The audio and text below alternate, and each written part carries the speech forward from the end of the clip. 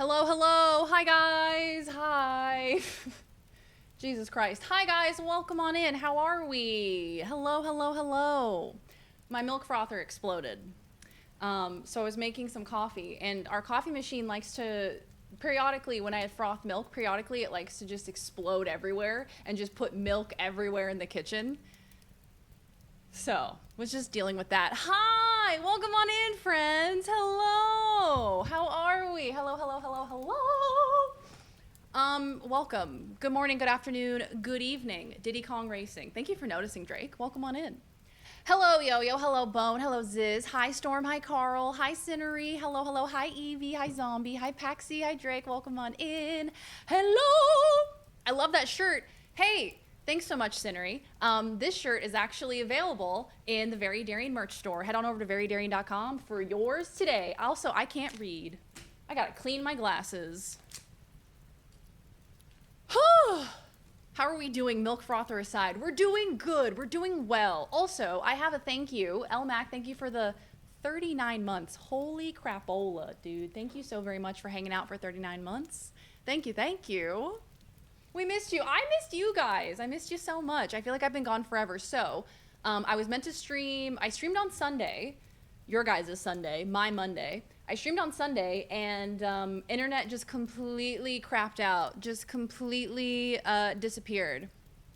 And we were like, okay, that's kind of strange. We called the ISP, and they were like, it's definitely the NBN box. Your NBN box died. And we were like, okay, cool. So they're going to send out a technician tomorrow to come check it out. The next day rolls around, it's 8 o'clock in the morning. Laws gets a notification on her phone that there's like an outage in our area for the NBN. And so we call the ISP and we're like, hey, so are you guys still sending a technician to fix our box, or are you just fixing the outage? And they were like, oh yeah, no, we're not sending you a technician like we said we would. We're not doing that. We're just sending somebody to fix the outage in your area. And we're like, okay, cool, that'll probably fix the problem. So this is the following day. This is Monday. So I'm meant to stream, right? It's like 8 a.m. I usually start stream at 10 a.m. So I'm like, oh God, like, is it gonna come back today? Like, do I just wait around? So we waited and waited and waited. About 10:15, we get a notification, your service will not return until 5:30 p.m.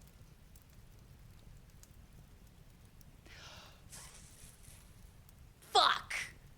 So at that point I was like, okay, this is gonna be a whole day without internet. Cool, cool, great, love it. They worked on it for like 12 hours and it's working now. So I have no idea what happened. I have no idea, what could have been so wrong with the cables that it took 12 hours to fix. I don't know if they just spontaneously combusted, but here we are.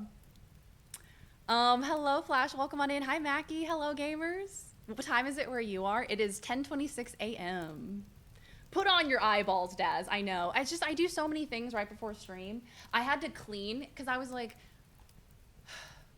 now that the stream setup is in the living room and like my living room is behind me, it can't be messy. You know what I mean? It's just gonna look like shit if it's messy. So then it's like, all right, let's do a little tidy up. So I had to do a little tidy up. Also, there's a cat. There's a cat over there. Do you see him? He's in the little poof. He's in the little poof. He's snuggled up in there. Hi, Cactus, how are you? First the NBN box, next the milk frother. What a world, what a world, what a world, what a world. I know, truly, technology has not been on my side in the recent couple of days. Also, new hair. I got my hair done yesterday. Got a little haircut, got a little hair color. So we're not as light. I'm not as platinum anymore, which I like. I kind of wanted to go back to more of like a honey blonde, kind of like a less platinum, cool, icy vibe, and more of like a honey, golden, summery kind of vibe, you know? And I really like it. Maybe someone drove into a box? Yeah, maybe. Maybe. I have to think that it was like damage done by a person because they were like, oh, was there a major weather event? And I was like, no, but there was a fucking cyclone like a month ago and that didn't do anything. The sun has been doing flares and messing with communications and electronics. I don't know how bad it's been or how bad it's gonna get, but NASA seems concerned. Interesting. Some solar flares. Those are always excitement. Did you guys move stuff around? We sure did. We sure did move stuff around. So the Gotta get used to having bangs again. It's so bizarre. It's so weird.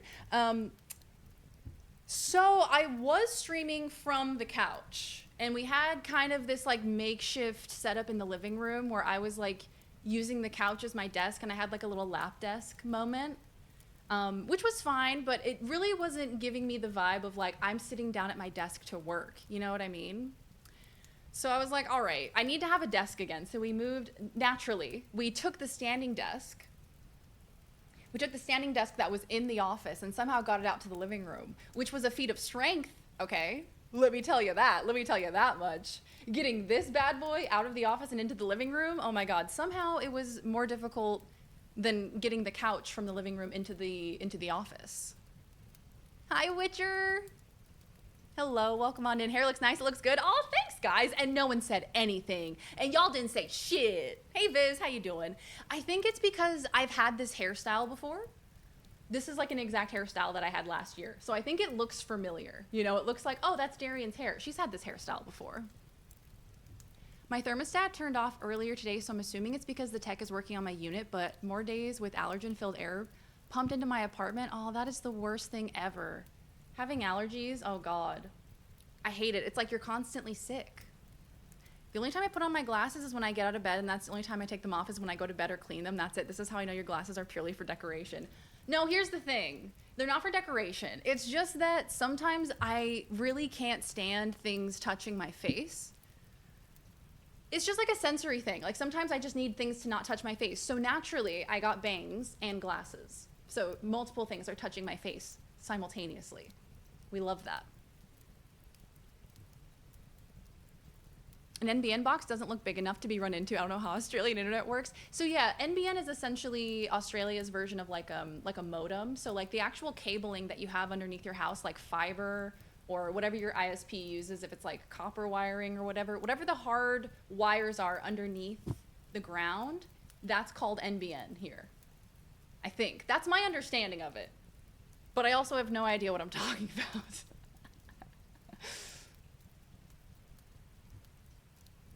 The hair and glasses look great. Oh, thank you. Thank you, Evie. I appreciate it. Put your shoes on. You're at work. The last time NASA was concerned, there was an asteroid the size of Texas barreling at us due to a rogue comet. Yes. I love that. I love that so much. Last 5 days has been wild. Things have been breaking, going wrong, but then also okay. Fell into some purple hair and bought some cute new shoes and clothes after a year. Hope everyone's doing great. Oh, thank you, Cactus. You're so lovely. So sweet. Cactus, I was lurking in Curly's stream earlier. Did I see you talking about TwitchCon? Are you going to TwitchCon? Flash, thank you, pal. I appreciate that. Is that Diddy Kong Racing? You bet your booty it is. That's Diddy Kong Racing.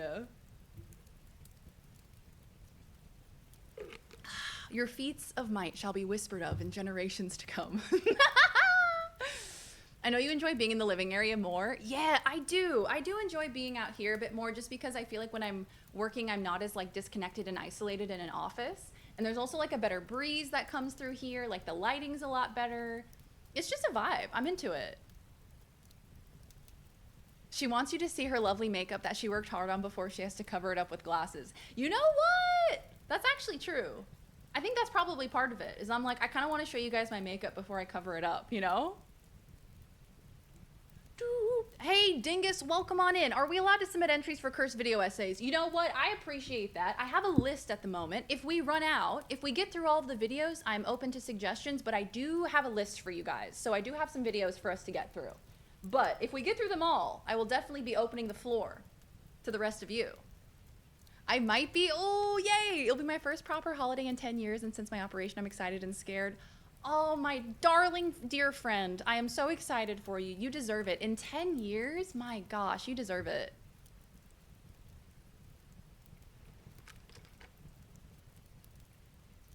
I don't even like people touching my face. Yeah, honestly, I get that. Things touching your face is like, it's one of those things, you know, it's your personal space. I understand that. We didn't know if the hair only looked different due to the lack of Darian stream hallucinations again. Yeah, so we had a couple of days without streams, unfortunately. But we're back. We're back today. I don't normally stream on Wednesdays. Wednesdays are not a normal stream day for me, but here we are. And we're going to be watching So you don't want to watch a video essay about gay pregnant Luigi?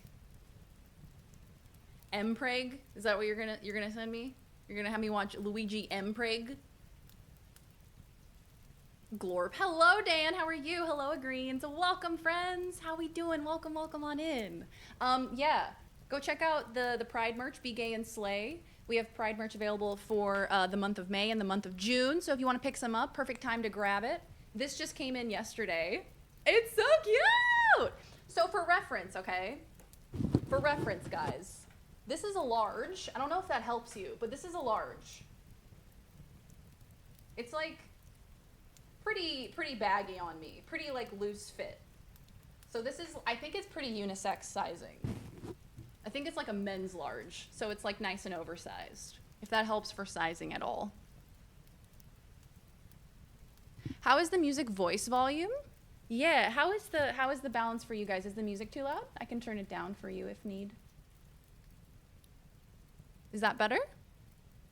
It looks very good on me too. It does. It's actually Loz's. So we got a whole bunch of Pride merch from the merch launch. Ordered a whole bunch of it, and this is Loz's, but this is the first one that came in. So I was like, I gotta wear this today for stream.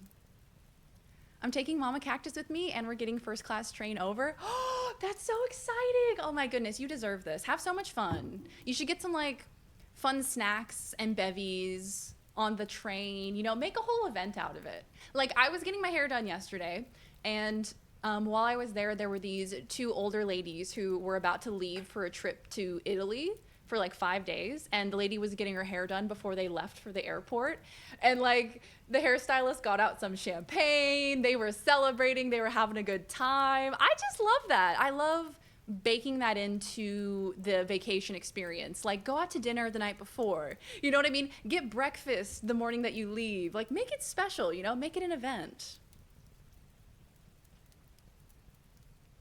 You're a touch quiet. How's that? Is that better? Oh, I was turned down, actually. I was turned down. Speaking of cursed videos, I found a hypnotist on YouTube the other day, and his shit is fucking insane. I don't care if you don't believe in hallucination. I don't either, but this shit is wild. Oh yeah, hypnotists. That's like, have you guys ever gone to a hypnotist show at like a fair, like a county fair? I remember one time in California, I went to a county fair, and they had this huge stage, and there was this, oh shit! Very mama purchased and hashtag X1F5E1 semicolon be gay and amp, slay pride 2025T and hashtag X1F5E1 semicolon, present emoji. There it is. Mama, thank you for gifting a Be Gay and Slay t-shirt to the chat. If you want to get one of these bad boys, it also comes in a variety of colors. It also comes in pink and blue, I believe. If you want to pick one of these bad boys up, exclamation mark enter in the chat in the next 3 minutes to be entered into a win. Woohoo! Okay, hold on. Let me catch up. I feel like I'm behind.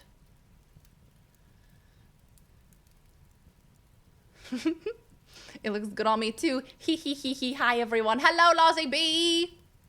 And so what we're gonna do for our upcoming trip, exactly, you gotta bake in some fun experiences to really appreciate it and make it special.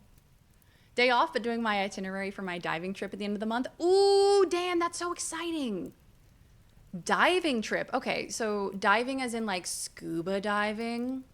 That's kind of scary. That's very exciting though. Why does it look so small on you? And purely because I'm a jester, but I didn't say that because it would be rude. How dare you? How dare? I don't mean to flex, but I met the president of QP. He flew in from Japan for our opening yesterday, and I asked him if he was planning to play GTA 6. He said he likes Nintendo Switch. Hashtag humble king. More of a Nintendo guy myself. Oh, hell yeah. Humble brag. Met the president of QP. Do you think bro walks around with like mini QPs in his pocket?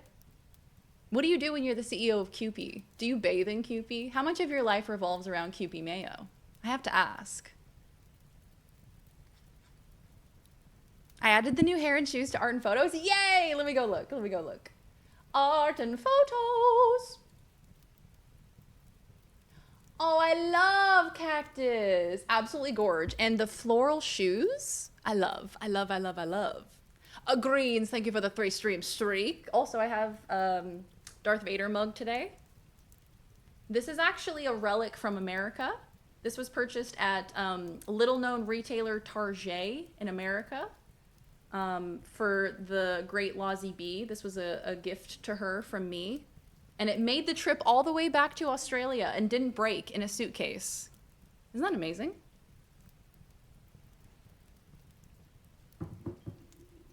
Will we be watching what the internet did to Garfield? Yes, we will. Yes, we will. So I have a list. I have a list of some cursed video essays for us to watch today that I'm very excited about.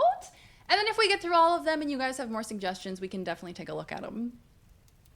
Hey, that giveaway, the time is counting down. If you want a free t-shirt, ! Enter in the chat. There it is, Sittery, you won! Woo! Congratulations! Congratulations! You won! Let's go, Sittery. Head on over to verydaring.com/redeem, log into your Twitch, and you should be able to get that t-shirt shipped to you ASAP. I hope you enjoy it, pal.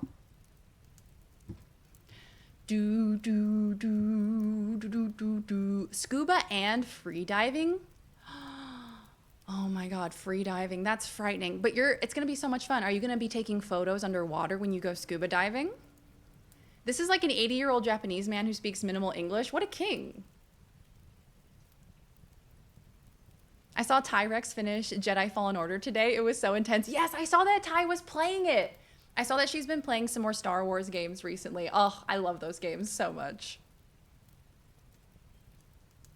Target. You know, it's a little-known retailer. You guys probably wouldn't know them. A relic from the ancient nation of America, unearthed by archaeologists on their excavation into the foreign realm. I'm scared to drink this coffee because the milk frother exploded on this milk. So I'm worried that the milk is going to be tainted. But only one way to find out. Down the hatch. I want to play them so bad. Wait, Paxi, you haven't played them? You haven't played Fallen Order and Survivor? Sounds French. Sounds fancy. I was thinking about your movie reacts and I got two film ideas. 1992 hit Don Bluth cartoon. Oh yes, Rockadoodle Rooster Elvis. Or a movie called The Gods Must Be Crazy from 1980. The Gods Must Be Crazy. Okay, let me Google this. Laws suggested an amazing idea for a video react or for a movie react. Do you guys remember the movie Wanted with Angelina Jolie and James McAvoy? So I've actually never seen it. I've actually never watched it all the way through. It's that movie where they're all assassins and they're whipping it, they're whipping the bullets. I gotta watch it. What underscore up so underscore ridiculous. sign repurchased and hashtag X1F5E1 semicolon be gay and amp Slay Pride 2025T and hashtag X1F5E1 semicolon. Laws was like, have you seen Wanted? And I was like, no. And she's like, it's this movie. She just stood up and started doing it. I'm like, I have no idea what you're doing right now. She's like, it's this movie. It's this one. I'm like, what are you doing? What is this? 1 semicolon. Oh my God. If the milk frother messed it up, it will be clippable. Exactly. I don't have the proper equipment. Oh, Paxi, you got to. As soon as you can, you got to play those games. I know you'll love them. My cousin is bringing his GoPro, then yes. It's at the last island place I went to. I think I posted a pic on Discord. Oh, yay! I cannot wait to see. I hope you have so much fun. Man, scuba diving and free diving, that shit scares the hell out of me. Mostly because the ocean scares the hell out of me. Mostly because sharks and jellyfish. Have you guys seen that video of that man who's like in a canoe and there's a whale that surfaces, that breaches the surface and accidentally like swallows him? Not swallows him, but the whale accidentally puts the dude in his mouth and then spits him back out. Have you guys seen that? That's crazy. That's crazy. If I was even temporarily eaten by a whale, I would never shut up about it. I remembered Chris Pratt's ass in that. Laws was like, Chris Pratt's in it. He gets the absolute shit kicked out of him. I said, okay, sounds good. Sign me up. Did you get the pink one, Cinery? Oh, I'm so glad. She's curving her bullet, obviously. Computers and game consoles are expensive. They sure are. They sure are. So, so, so expensive. And like to fix them when things go wrong, replace parts. And with computers as well, like it feels like you have to constantly be upgrading your parts to stay up to date. Morgan, okay. So this movie has Angelina Jolie looking like just simply like an alien. Like she's so beautiful, she looks like an alien. It's crazy to me. James McAvoy, you have Morgan Freeman, you have Chris Pratt. I have to watch it. I gotta watch that movie. I've never seen it, and I feel like it would make an incredible movie reaction. It happens more often than you think, once every couple of years. That's so scary. That's so scary. Oh, hello, Minstrel. Oh, hello, Nezo. Welcome on in, my dear friends. The Gods Must Be Crazy was hilarious, but probably hasn't aged well. Okay, oh yeah, I was Googling this. So what's the synopsis? A Coca-Cola bottle dropped from an airplane raises havoc among a normally peaceful tribe of African bushmen who believe it to be a utensil of the gods. Oh my god, that's amazing. It's a comedy adventure film. Why was Gods Must Be Crazy banned? Controversies. The Gods Must Be Crazy attracted criticism for its perpetuation of racial stereotypes and ignorance of discrimination and apartheid in South Africa. Wow. Is The Gods Must Be Crazy a mockumentary? A proto-mockumentary by a director who wrote, shot, and edited his own films. A proto-mockumentary. Yes, these words I am familiar with. Yeah, I'm scared of the ocean, but if you love the ocean, go enjoy it and keep those fish and mammals safe for me, for real. And I feel like I am really terrified of the ocean, but one thing that I do have to do is I do have to go to the Great Barrier Reef. Like if I'm living in Australia and I don't go visit the Great Barrier Reef before it's completely bleached and destroyed by climate change and pollution, I feel like it's a missed opportunity, you know? Coca-Cola is from the gods, it's true. Kids' Choice Awards is going on. You can vote Transformers. One is nominated with others for Best Animated, plus ScarJo and Chris Hemsworth are up for their animated lead roles. And you should vote for them. Paxi, can you send us a link, please? If I got temporarily eaten by a whale, I'd go around calling myself Pinocchio. Beautiful shirt you're styling there. Thank you. Thank you, thank you. This is from the Very Darian merch store. Go check it out, guys. Oh, I should probably pin that message. Hold. You can send it here, Paxi, or both. Go ahead and do both. I love that. Pride merch. Let me go ahead and pin that. Pin that bad boy.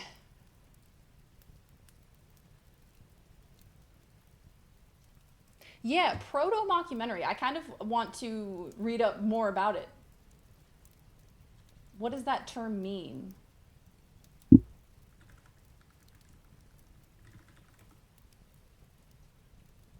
A film that anticipates or foreshadows the style and techniques of mockumentary. So kind of a mockumentary before they became popular, before it became like a recognized genre. Can you see the Great Barrier Reef from the shore? Because otherwise I'll watch the documentary. Yeah. Yeah, the only thing about that is that I think to get to the Great Barrier Reef, you have to like, it's protected area, so you can't just like take a boat directly there. You can take a boat close to it and then you have to jump out and swim. So, I don't know about that. I don't know about that. I don't know how I feel about that. No, thank you. I'd rather stay in the boat. Can we stay in the boat? Put my little life jacket on. Drink a cute little cocktail. Yeah. I definitely want to check it out. Laws and I have been playing Clair Obscur off stream. We've been playing it a bit, and gosh, that game is so beautiful. What a gorgeous game. Beautiful music, beautiful surroundings. I love the animations. It's gorgeous.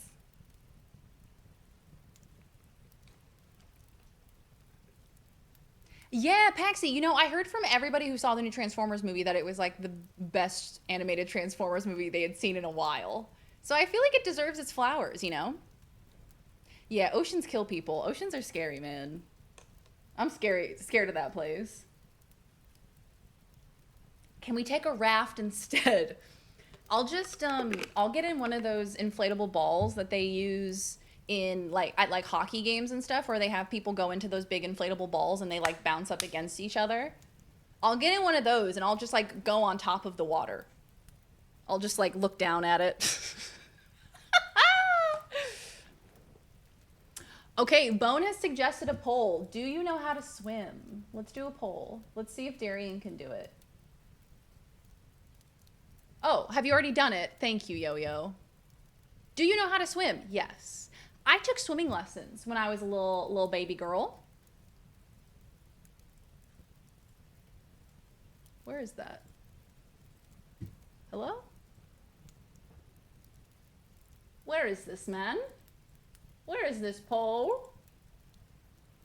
Hello?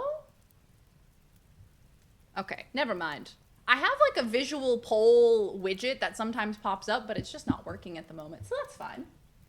No, really, it's fine. I'm not upset about it. It's totally cool. I took swimming lessons when I was a kid. From like the time that I could go to the pool, I was taking swimming lessons. So like I could swim from a very, very young age. It was just like what was normal, you know? And so I didn't, like, there was no concept in my mind of like not being able to swim. Like I didn't think that people didn't know how to swim. It was a foreign concept to me. It was on Prime and they didn't even make me watch an ad. Let's go. I know, a streamer playing games off screen. I loved it so much. My collection of Transformers 1 stuff is insane. And I also have RP blog for Orion Pax Optimus. Oh, yay. I love that so much. Where is the vaguely option? Huggy, can you explain to me what vaguely being able to swim is? Like you could get yourself out of a crisis situation, but you don't know like different, like the breaststroke or a backstroke.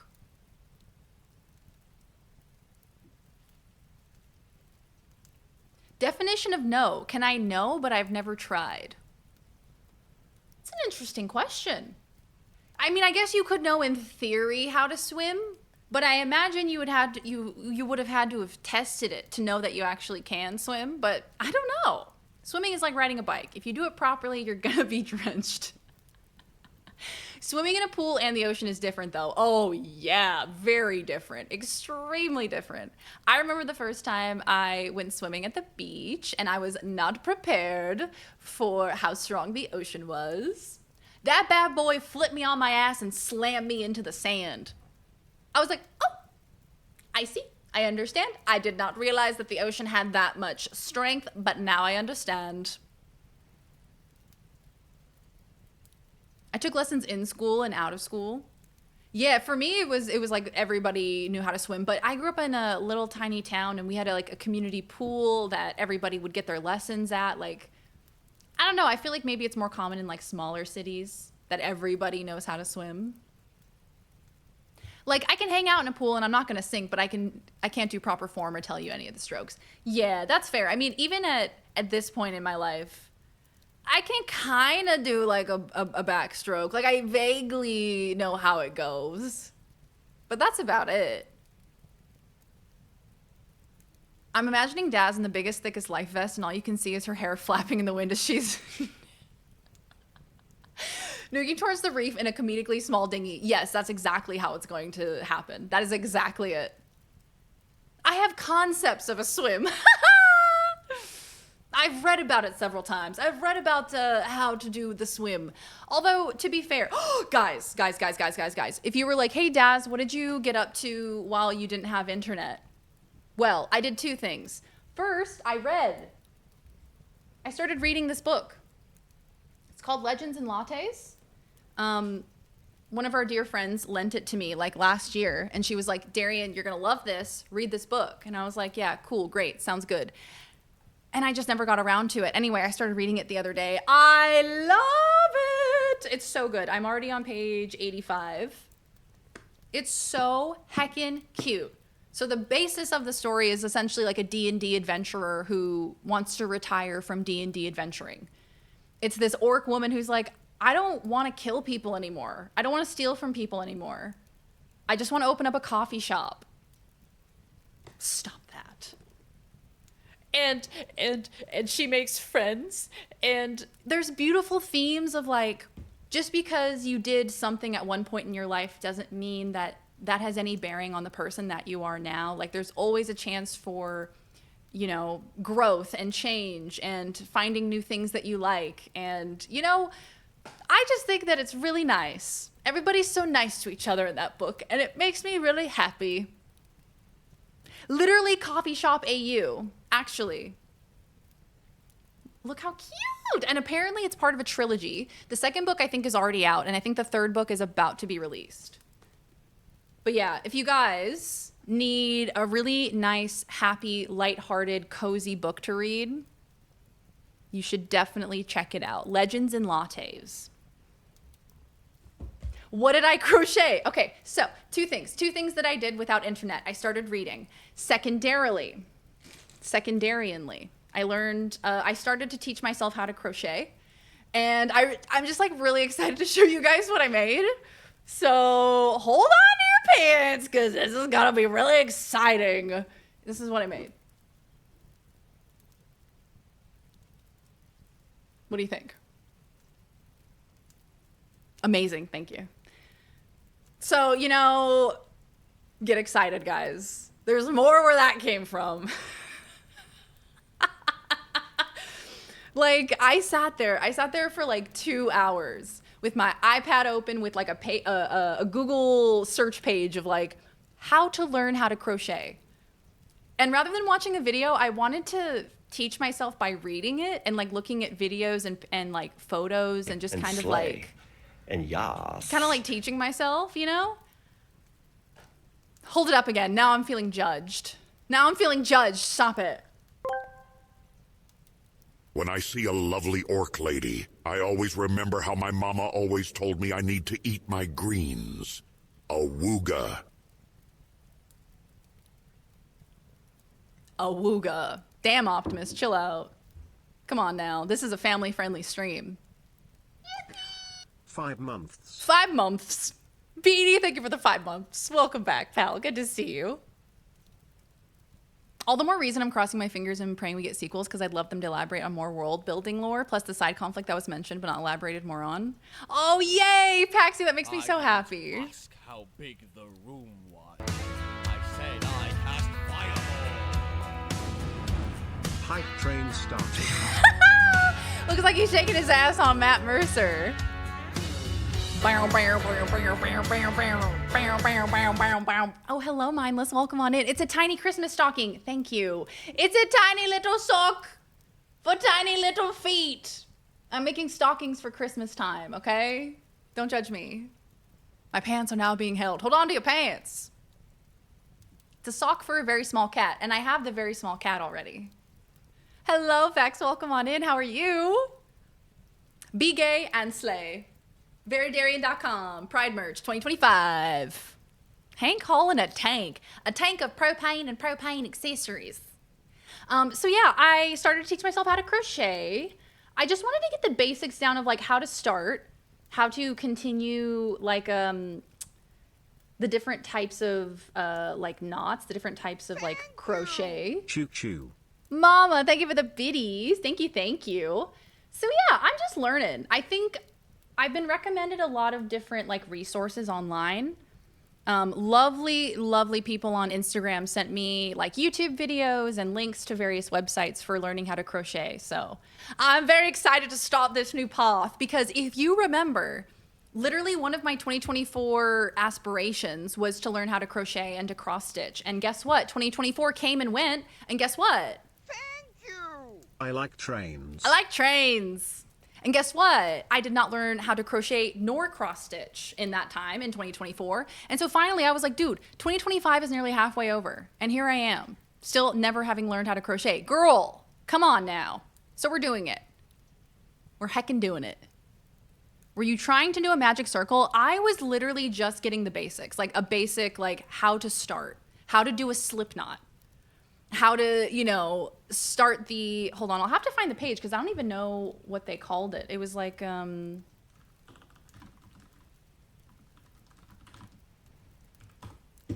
me see if I can find the page that I was using.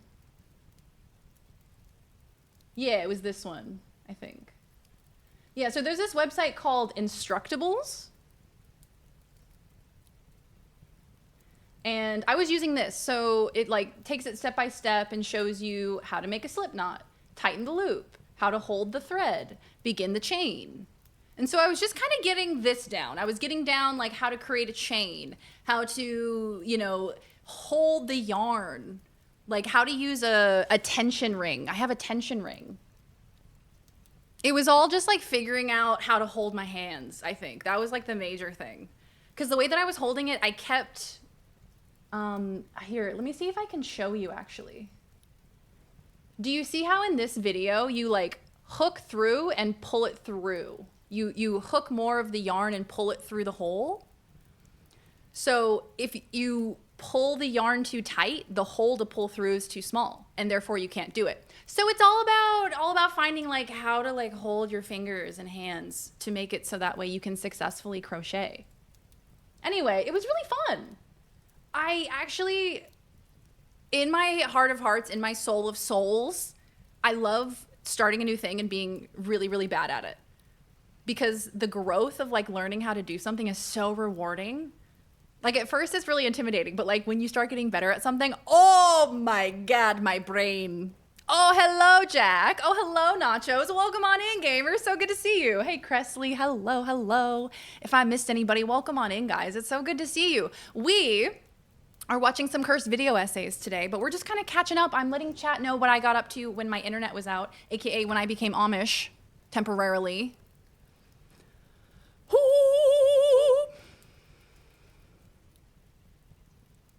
Wait, so the chain by Fleetwood Mac is about crochet? Yes, we can confirm. My mom taught me to crochet, but she didn't teach me to go back on my chain. Can I send you who taught me? She's on YouTube. Yes, please. Please do.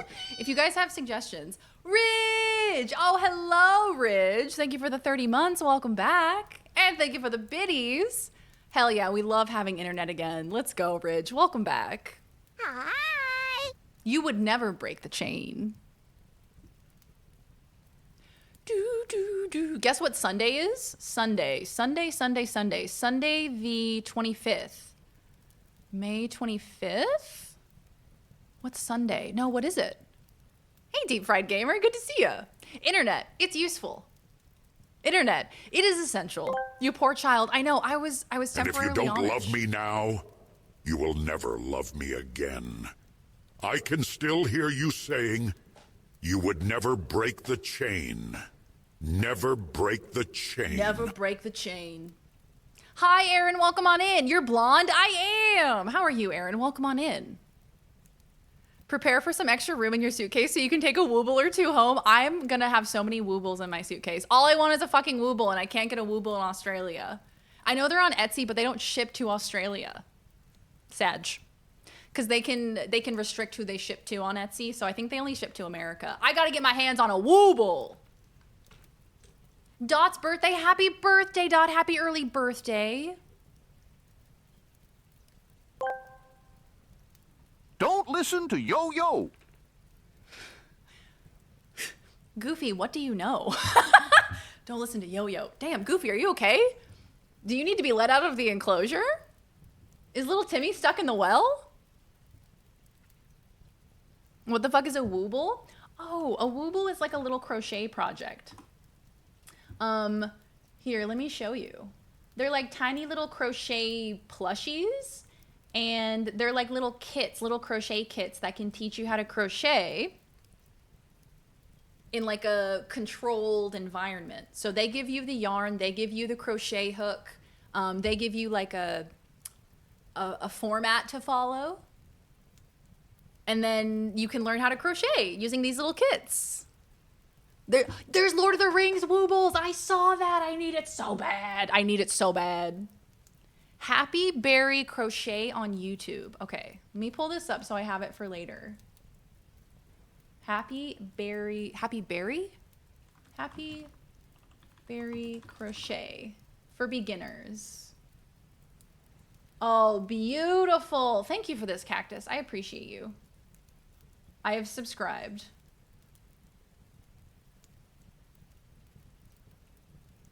Goofy sees all, Goofy speaks truth. Well, gosh.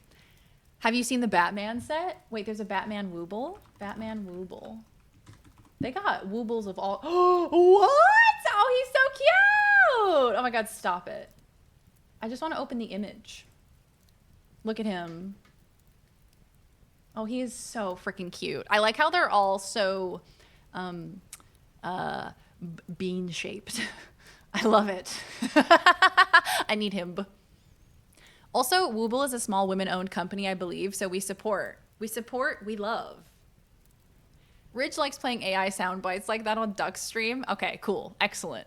I love it. The codes? Wait, they come with codes? Bone, is that like a Webkins code? Where I get access to your Webkins on my internet? A DIY Labubu? What's a Labubu? A Labubu? A Labubu. Oh, these little things? Why has this got a sinister energy to it? Why he got a sinister energy? Why do I feel like there's a soul trapped in this one?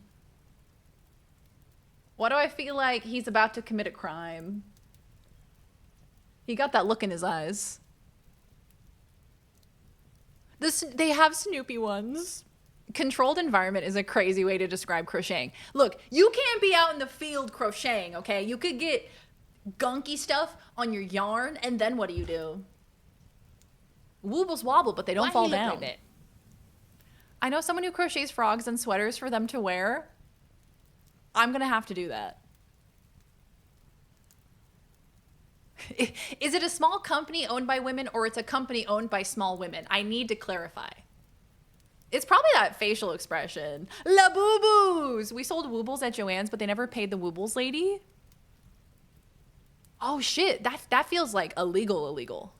The eyebrows are menacing. Yeah, the little... Yo, you take Ridge's name out of your mouth right now. Damn, get him, Goof. Damn, about to throw down in the stream. If Furbies were designed by Ewoks, yeah, that would be... Oh, yeah. That is exactly the vibe, isn't it? Them sharp-ass teeth, too. La boo-boo. Hey, guys, thanks for the hype train. Thank you, guys. Mwah! Those little guys are everywhere. I see them everywhere, too. I've been seeing them on little keychains on people's bags and stuff. Fake ones are called LaFoofus. Actually, extreme crocheting on the back of a four-wheeler. I'm crocheting while jumping out of a moving plane. They come with codes so you can access the tutorial to make them. Not like Webkins, but if you want them all, you have to do is buy the yarn and stuffing, and you can essentially make your own. Okay. Yeah, the thing that I'm worried about is that I know that it's important to match the crochet hook to the thickness of the yarn, because if you don't, when you go to like loop it around the yarn, it might not be as easy. That's my only concern at the moment, because I don't really know anything about crochet hooks and yarn and whatnot. So I imagine it'll be a lot of learning over the coming months. Oh, that's cool. Harley Quinn Wooble? Okay.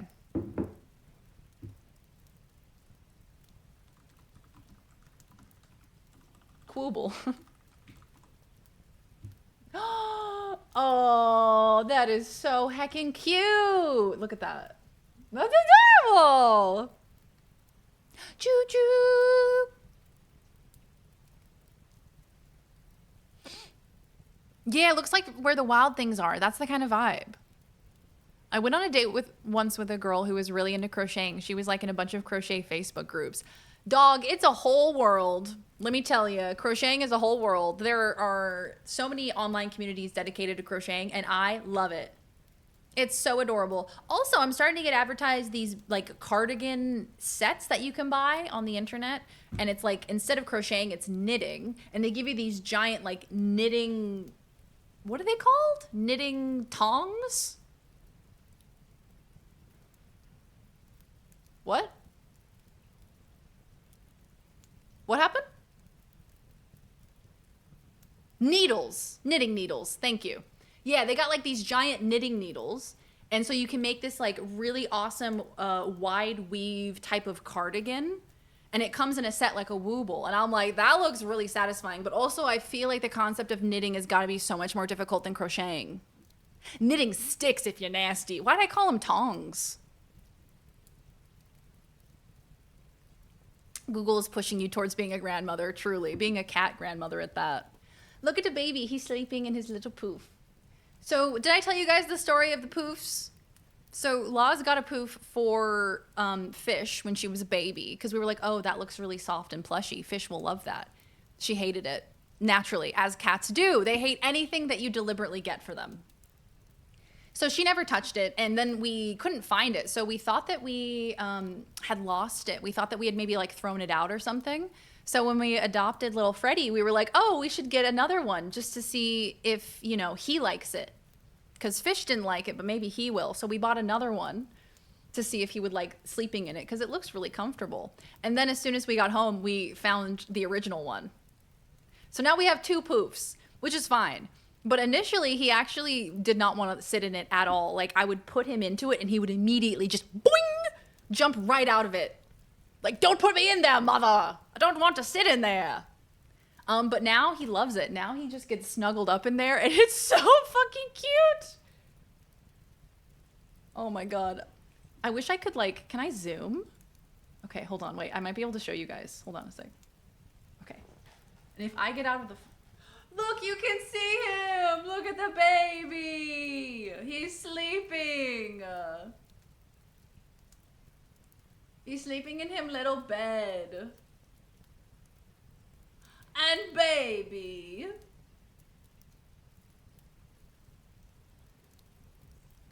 Did you gurgle? Now, what is that? I thought he was watching TV. He is. He's watching Diddy Kong Racing. Oh my God, he's so fucking cute. He's so fucking cute. And if you're like, hey, that's a cat right next to a bunch of dangling lights on the wall, isn't that a hazard? And I would say it absolutely is. And he has not left it alone since we put it up. And this is my cross to bear. Hold on, what's happening? Why were we asking about gurgling? One time I was chewing on a knitting needle.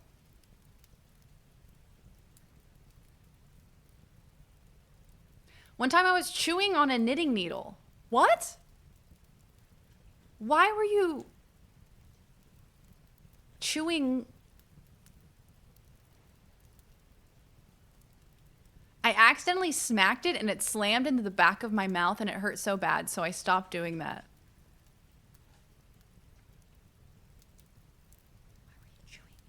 Where were we chewing it? Feels like I'm being judged here. Why were you... Like a big toothpick? Was that the energy? Was it like a big toothpick? Diddy Kong Racing, the classic Nickelodeon show. I got new headphones tonight and the difference in sound quality is tangible even though they're the same headphones as before. Yeah, look, I buy these shitty $12 ones from Amazon and I replace them and I'm like, wow, a whole new world. All of the left ear audio is going to my right ear and all of the right ear audio is going to my left ear. God, I love it. Sometimes I just be chewing on shit.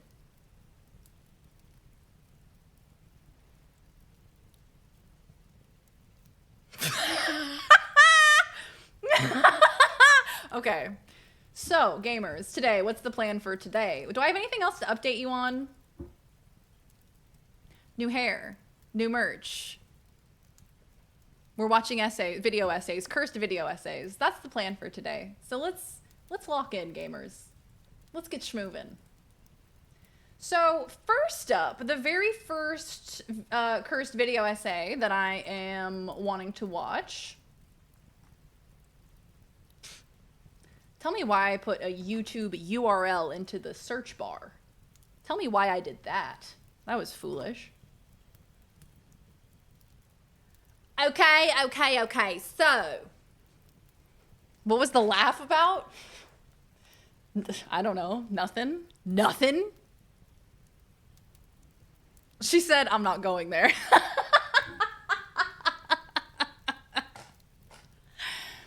Okay. I'm embracing the grandma conversion. Yeah, I lost internet for 2 days and I'm like, well, I'm a grandma now. So I don't know how to work technology. None of this makes sense to me. Yeah, new type of stimming, chewing on knitting needles.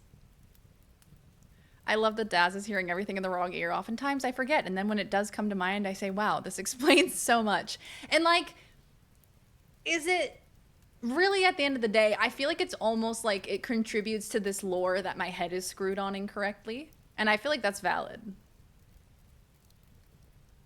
My gurgle question is easy compared to this existentialist line of questioning. It's true.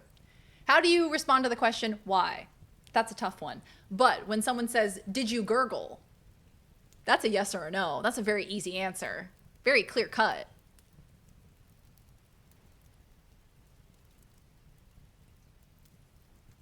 I had it between my molars, so it like hit that fleshy part that connects your upper and lower teeth. Between my molars. Not like it slammed in the back of my... Okay, so the first video essay is called SpongeBob SquarePants Skin Theory.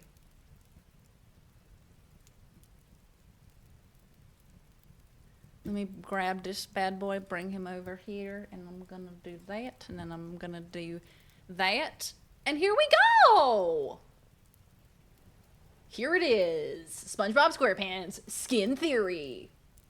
I don't know anything about this. I just Googled cursed video essays, and I went through a whole bunch of forums, and people suggested this one. This was like the #1 most suggested one.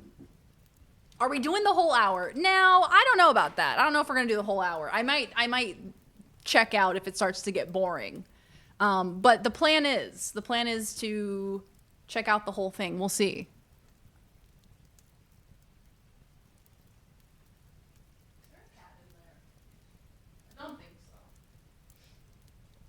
Okay. Aw, sweet. Man-made horrors beyond my comprehension. Aw, sweet. Is this going to be traumatizing? Maybe? We may never be able to watch SpongeBob again. Sometimes you gotta munch on a thing. You know what? I honestly can't refute that. Sometimes you do just have to munch on a thing.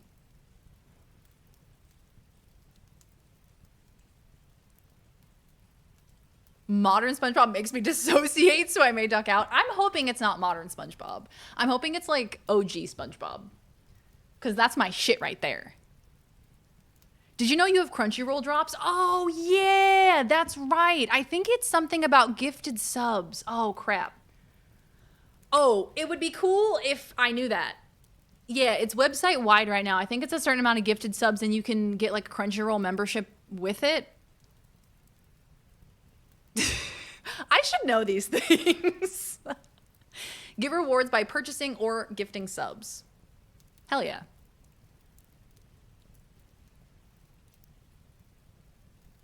Pornless porn YouTube playlist. My God.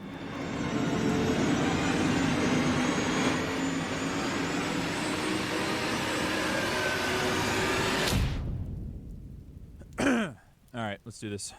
You are about to see 3 short clips from the popular cartoon SpongeBob SquarePants. As you watch, try to find the one theme that they all have in common. Are you ready, kids? Man, these patties sure are delicious. I wonder what's in that secret formula. Code 12! Code 12! Your disguises can't fool me this time, Plankton! Everyone at the Head Enhancement Clinic said nobody would notice. Some people are even late on Sunday.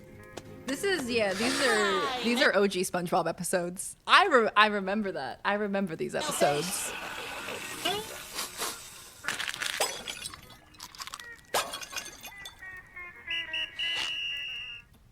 right, SpongeBob, you win. Stay inside forever. Yours is truly the Iron Will.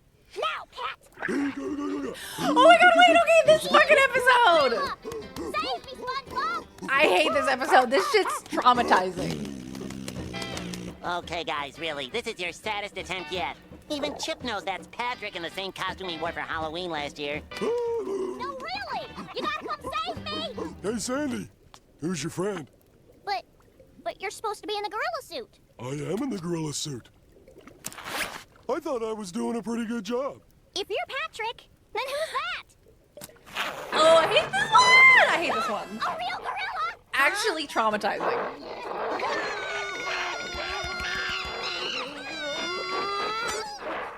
So, anything stand out? Anything stand out? Let's yeah. take a closer look. Their skin. Everybody has like a layer of skin on the outside. It's their outer shell. What was this show on? Seriously, the earlier seasons, so good, but also so strange. That one particular episode, I remember growing up, Duck and I were actually quite frightened of that gorilla episode. Just really unnerving, really disturbing, I think. A little bit too disturbing for children, I think, that episode. Seaweed. Take it away, Penny. What a good episode.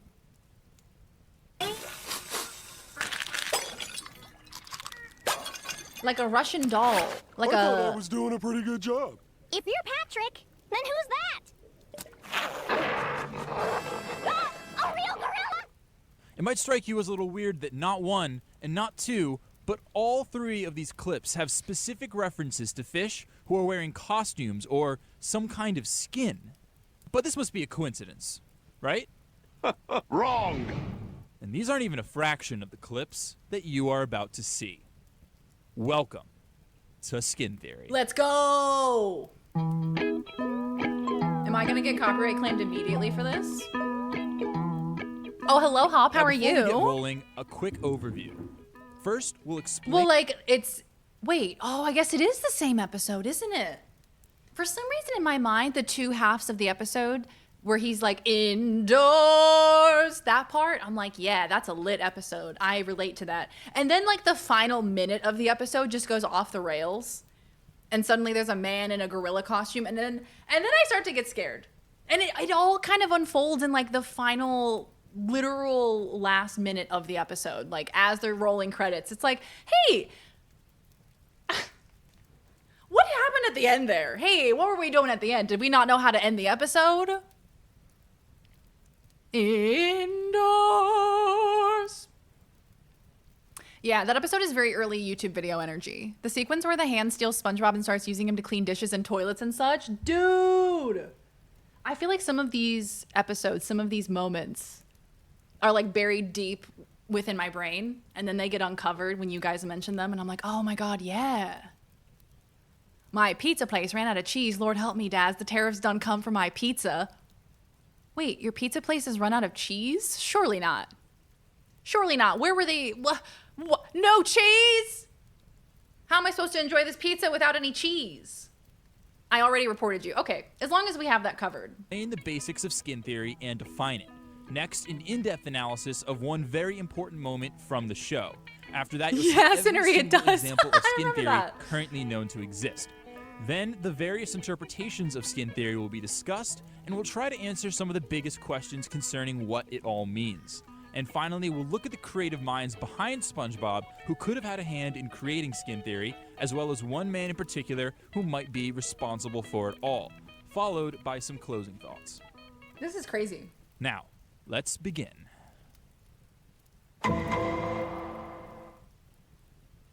Skin theory can be summarized with one basic definition and 4 supporting principles. The basic definition is all of this. You can read the official definition here. The metatextual analysis of SpongeBob SquarePants, which recognizes and explores the significance of glaring thematic references to sea creatures who knowingly wear, remove, and exchange various forms of costumes, disguises, here, but basically what this is all getting at is just one and skins in Bikini Bottom. Simple idea. And the idea is this. Within the show SpongeBob SquarePants, there are a shockingly high amount of these bizarre moments where some character will take off their skin or put on someone else's skin or use fake body parts or dress up like different types of fish or reveal human features underneath their fishy exterior. Bro just hit us with the introductory paragraph. But the key here is that these moments are incredibly common. Way more common, in fact, than any other children's cartoon show. And that brings us to the first principle. Skin theory is based on the analogical nature of human society compared to what can be observed in Bikini Bottom. Or in other words, the inconsistency of basic societal norms in Bikini Bottom are deeply disturbing. As for the second, skin theory is not hidden from the characters in SpongeBob, it is hidden from the viewer. So essentially, all the sea creatures in Bikini Bottom are aware of this skin wearing, and they recognize it. This era of SpongeBob, like, looks so hand-drawn, and so much love, I feel like, is poured into this old... Like, this has to be, like, season 1 of SpongeBob, or, like, season 2. I love it. There's something so comforting about it. They had to go to one of the other locations for cheese. That's wild. Well, hey, did you at least at the end get your pizza? Did you get your cheese pizza? Also, thank you for the streak hop. I appreciate it. Another SpongeBob episode that traumatized me is the one with that damn butterfly close-up jump scare. Yeah, what the fuck was that about? Hey, so why did they do that? I think it's because, I mean, it seems like that's kind of a common thing that the SpongeBob creators that they found funny, is like that hyper-realistic close-up. Because, was it Steven Hillenburg? Was he working on Ren and Stimpy before he started working on SpongeBob? And Ren and Stimpy had a bunch of that, like, close-up, gross-out humor. Those, like, hyper-realistic close-ups that sometimes take you by surprise. You just got it? You got pizza? Skins like Fortnite? Ravioli, ravioli, give me the formuoli. Can today just be SpongeBob quotes? Is that allowed? This feels like someone analyzing a joke that the writers thought about for 32 seconds maximum. Absolutely. And I'm here for it. I'm here for the prospect of, like, let's do an analytical kind of breakdown of something that the creators did not think twice about, but we could break it down and analyze it. The earliest episodes of SpongeBob were hand-drawn on cell. I thought so, because it looks different, you know? It has a specific kind of vibe to it. I take off my skin all the time. You know, I say often to myself, I hate hot weather, and I prefer cold weather because I can always put more clothes on. I can't take my skin off. And sometimes I wish I could. SpongeBob walked so Flapjack could run. Absolutely. I would also include Chowder in that. I feel like Chowder also benefited from SpongeBob. I feel like Chowder as a character is heavily inspired by SpongeBob. They did a lot on Flapjack as well. Yeah, I feel like post SpongeBob, and also SpongeBob itself, post the first movie, really kind of went in that direction. And I guess it kind of goes hand in hand with children's toys that often will be like gross out humor, like toys marketed to boys, quote unquote. And it'll be like, you can make this gobbledygook that you can then put on your sister's pillow and you can gross her out. Ew. And so I feel like it kind of wraps up into that whole like ideology that adults think that kids want toys that are gross. They want to see gross things. They find gross things funny, which I guess could be true. Hello, Harlot Oscara. Welcome on in. Good to see you. Ordered at 7:30, now 9:23, but I'ma eat it. As you should. Enjoy, King. That close-up of Wormy traumatized me. The fact that you remembered that his name was Wormy. I definitely forgot that his name was Wormy. 413 hiccups till we hit 6969. We're nearly there, kids.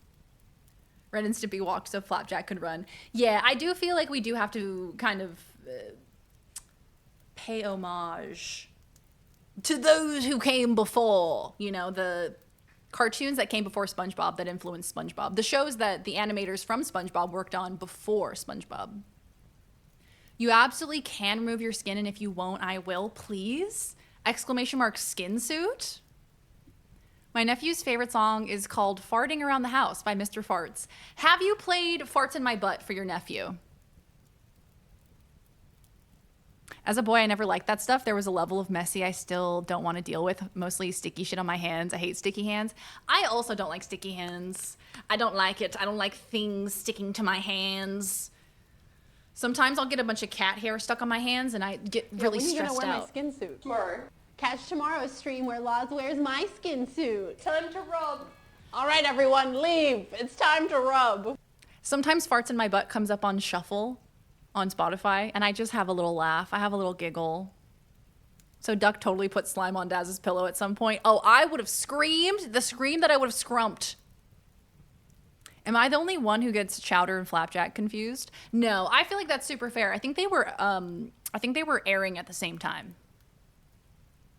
From Silence of the Lambs. You haven't seen Silence of the Lambs? Ooh, I would recommend.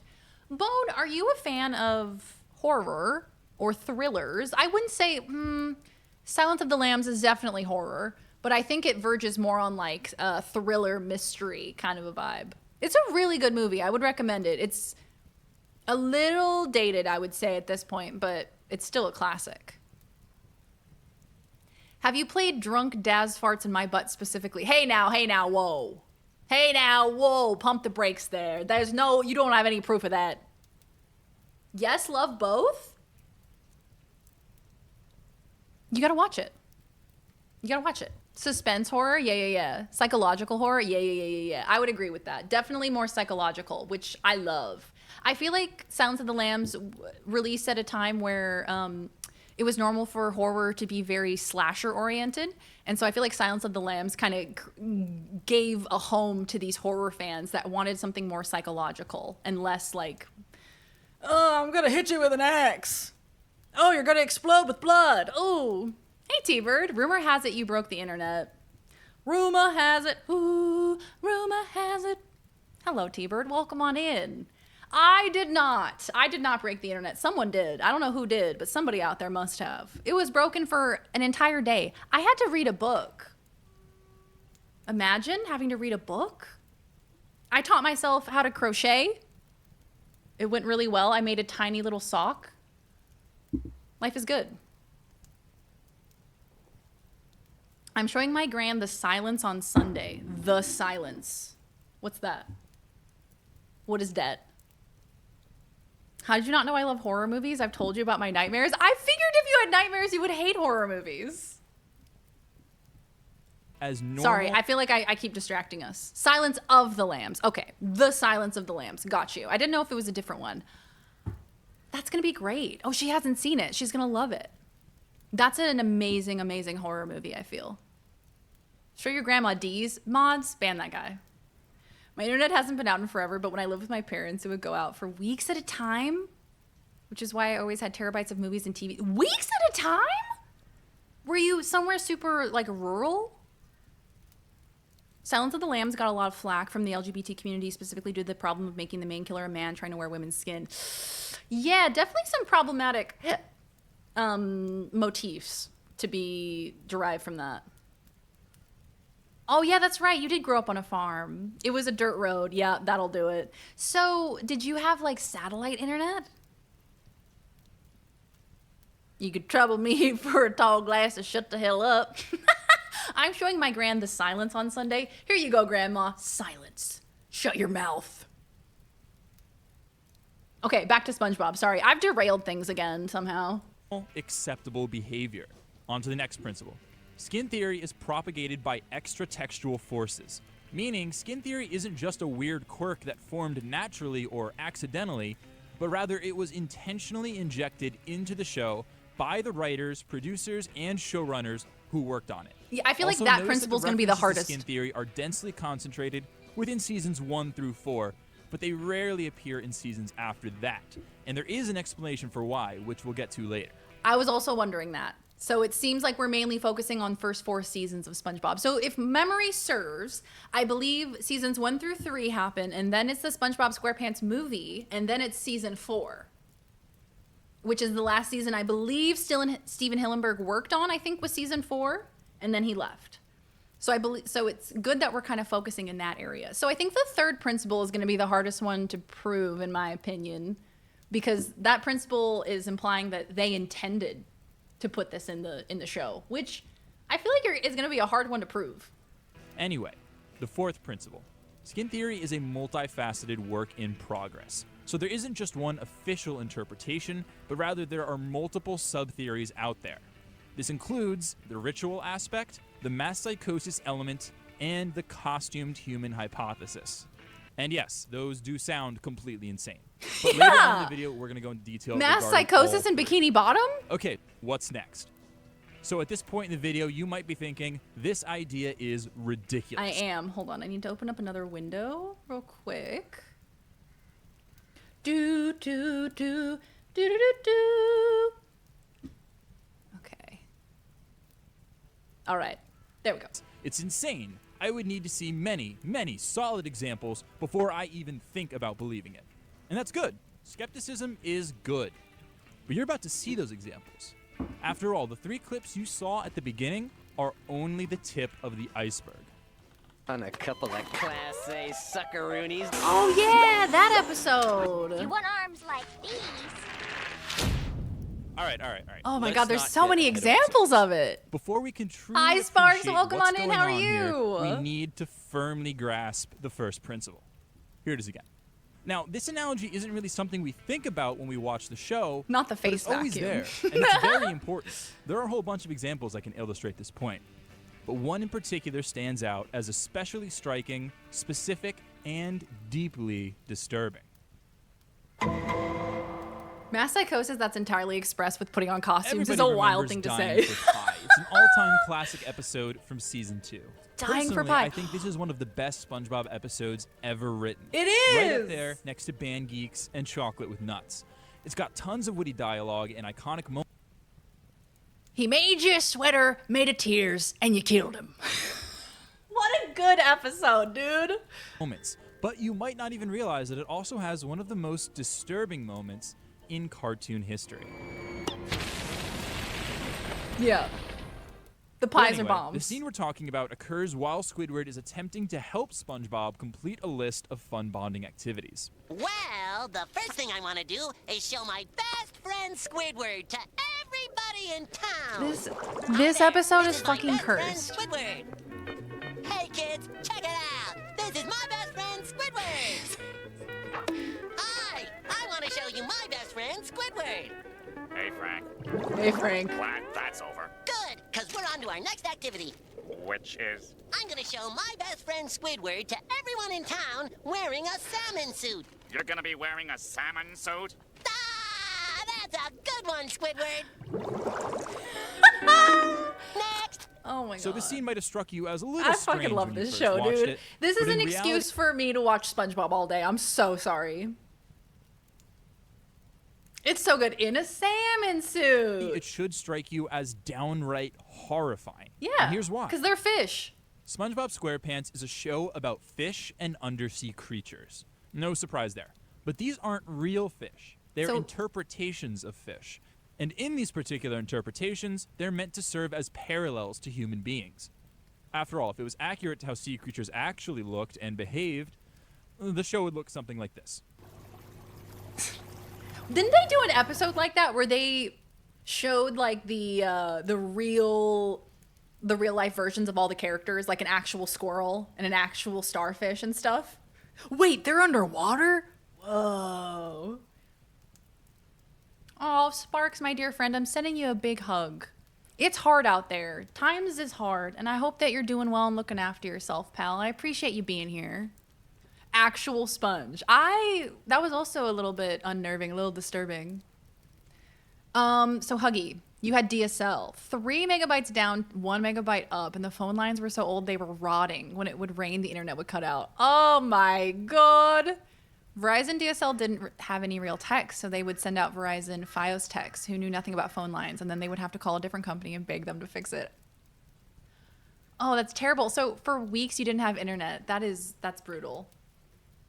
At least it's not as bad as today not having internet for weeks at a time. That would be like, I'd have to go into an institution. Yeah, hard to do homework. Oh yeah, I guess it would be, huh? Because as we got older, it became more essential to have internet. And what was the website? Was it Canvas? Where you would submit homework and stuff? We may end up watching this whole thing, huh? I actually don't hate this. Yeah, honestly, I'm enjoying it, and it's giving me an excuse to watch SpongeBob. So, where is the Hoff?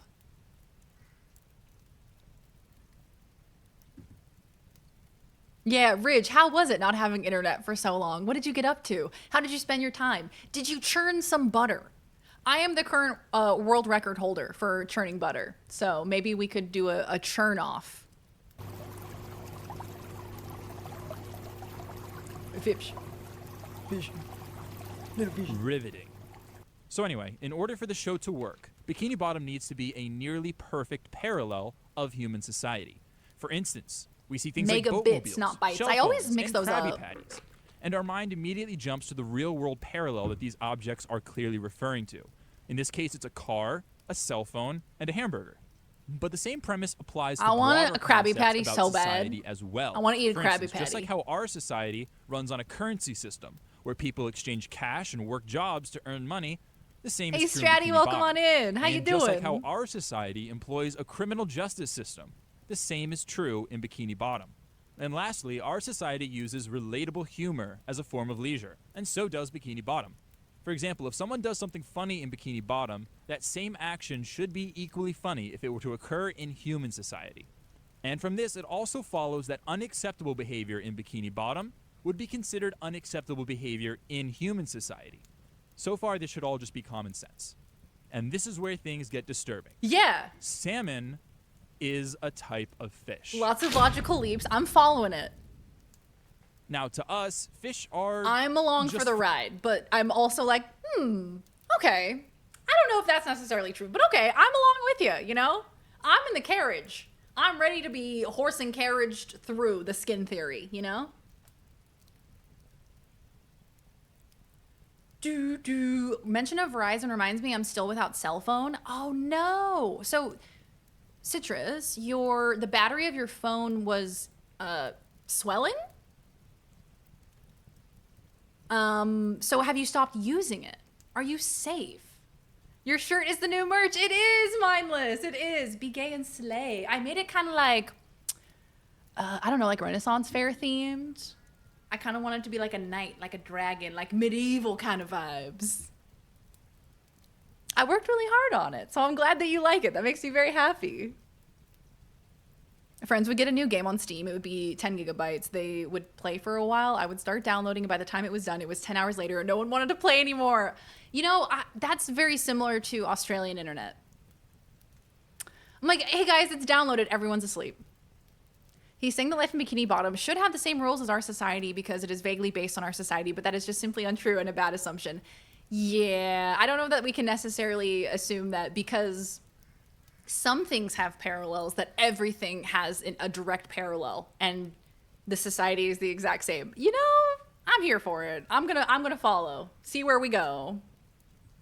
SpongeBob murdered Salmon Bob and put his skin on Squidward. I heard. Fish. You know, simple animals who are caught and eaten every day. No big deal. But to the citizens of Bikini Bottom, fish are people. Fish are their friends, their Not neighbors, food. their family. Fish are literally everywhere they look. So when Squidward puts on this horrifying suit of a salmon, the kids aren't just seeing a funny pink costume, they're seeing a complete stranger walk up to them wearing the naked skin of someone they probably know. Yep. I mean, this kid even looks like a salmon. What if he is a salmon? What if his whole family is a bunch of salmon? That's his dad. Think about how That's the skin of his disturbing that father. would be for him. This costume is not okay. It's beyond messed up to think that Squidward would actually do this. Let me put this another way. What would you do if you and your friends were walking in a park one day, just minding your own business, when suddenly a stranger comes up out of nowhere and, oh, what do you know? He's literally wearing the loose, severed skin of a naked human being. Is that a Peanuts? Are you kidding me? And what if he tried to talk to you? I mean, that's probably why they're throwing rocks. Squidward looks like he just murdered somebody. Seriously, this is like Silence of the Lambs, but worse. This is supposed to be a kid's show. How did they know? Oh, but wait, that's not even as bad as it gets. Because this isn't actually what a salmon looks like. And I'm not talking about the animation style. I'm talking about the color. Now, I know most of you have probably eaten salmon before, and yes, it's always been this kind of It's off pink, but that's only when color, you cook it, but right? Really think about that for a second. That's Or how when it looks on comes your out of the plate ocean? after it's been cleaned, filleted, and cooked. Right. So on the inside, yes, salmon meat is pink. But what about the outside? What do real salmon look like? What do real who salmon are look like? actually alive?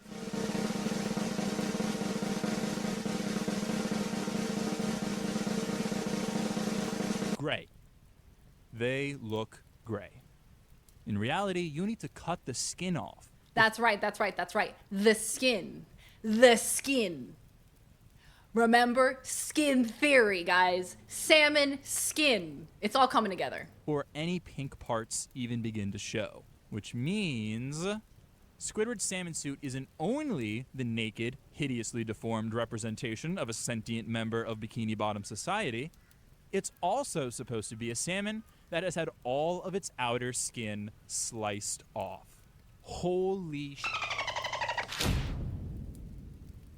Hopefully now you're beginning to see how some of the most harmless moments from SpongeBob SquarePants can completely collapse in the blink of an eye. Yeah, like when bears are eating salmon from the river, they're gray. So the salmon suit is a great moment to analyze, Not pink. but it's only one instance, and one instance isn't enough to support an entire Unagi, theory. salmon That's why skin I've roll. compiled Oh my god, dozens- Beanie, I'm so glad that you referenced that. Salmon skin roll. I'm so glad you referenced that. Oh my god. I feel like I was the only person who referenced that. That just made me so happy. Unique moments, all pulled from a variety of episodes, which you are about to see. But before that, just keep a few things in mind. First, all the clips you're about to see have been taken from seasons 1, 2, 3, and 4. And as you might know, SpongeBob SquarePants is currently on its 12th season. This will be explored later. Secondly, you're about to see a ton of clips, but it's very possible that even more exist out there which have yet to be discovered. Third, the criteria for what makes something an instance of skin theory is intentionally open-ended. Each one is going to be different from the last. And lastly, as you watch, try not to think of these as individual moments that exist on their own, but rather as connected pieces that all appear in the context of one another. Don't interpret them individually. Come along with me on this journey and agree with my narrative by looking at them together. In a completely unbiased fashion. Look at them cumulatively together, okay? Maybe in and of themselves there's nothing going on, but if we put all of them back to back to back for an hour, then we start to get a theme, okay? Some Friends quotes will live eternally in my brain. I know some people are not fans of Friends, the show, and I think it's because of the laugh track and how the show is kind of written around the laugh track. But man, I love Friends. I grew up watching it, and when I was like probably 16 or 17, I watched the entire series on Netflix from beginning to end, and I was like, this is a great show. Some really amazing quotes. Salmon skin roll. Rachel's an icon.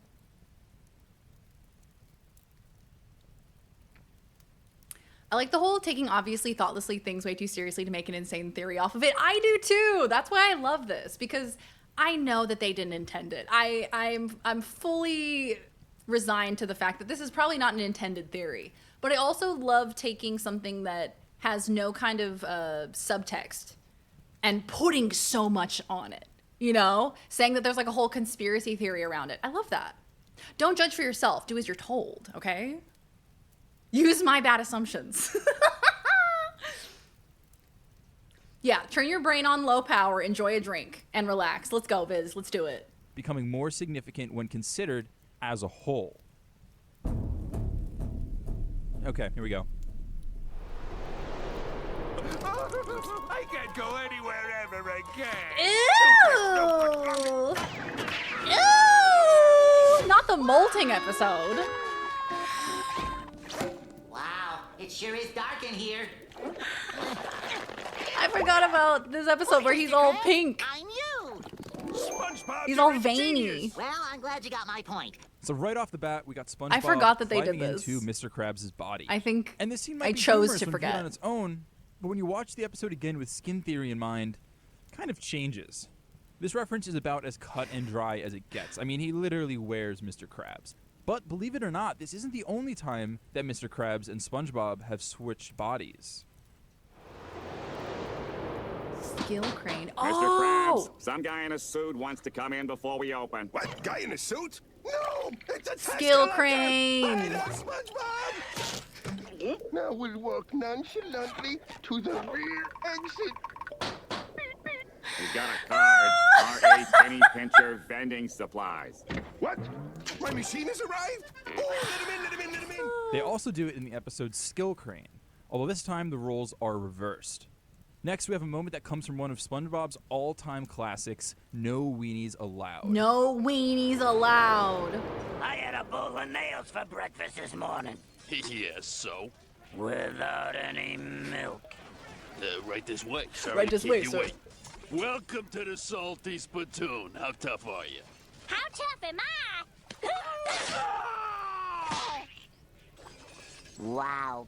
Damn, girl. Any more tattoos? The deeper we go here, the more Wow. examples you're going to see where one character has parts of their skin ripped off and then reapplied as if nothing happened. Granted, if there were only a handful of these weird moments throughout the show, they probably wouldn't be worth mentioning. But as you'll see, there are just way Wow. too many of them to ignore. The best For part example- of that bit. Oh, Squidward, could you hold me? I think I'm gonna be sick. SpongeBob! Newsflash, SpongeBob. I got fired too. This is exactly why we need to go on strike. He can't treat us like this anymore. And another one? Like, okay, I do have to say, is the theory that they have skin? Is that the theory? That they have skin? Is that like the beginning and the end of it? Is that what we're proving here? Because I think we already knew that.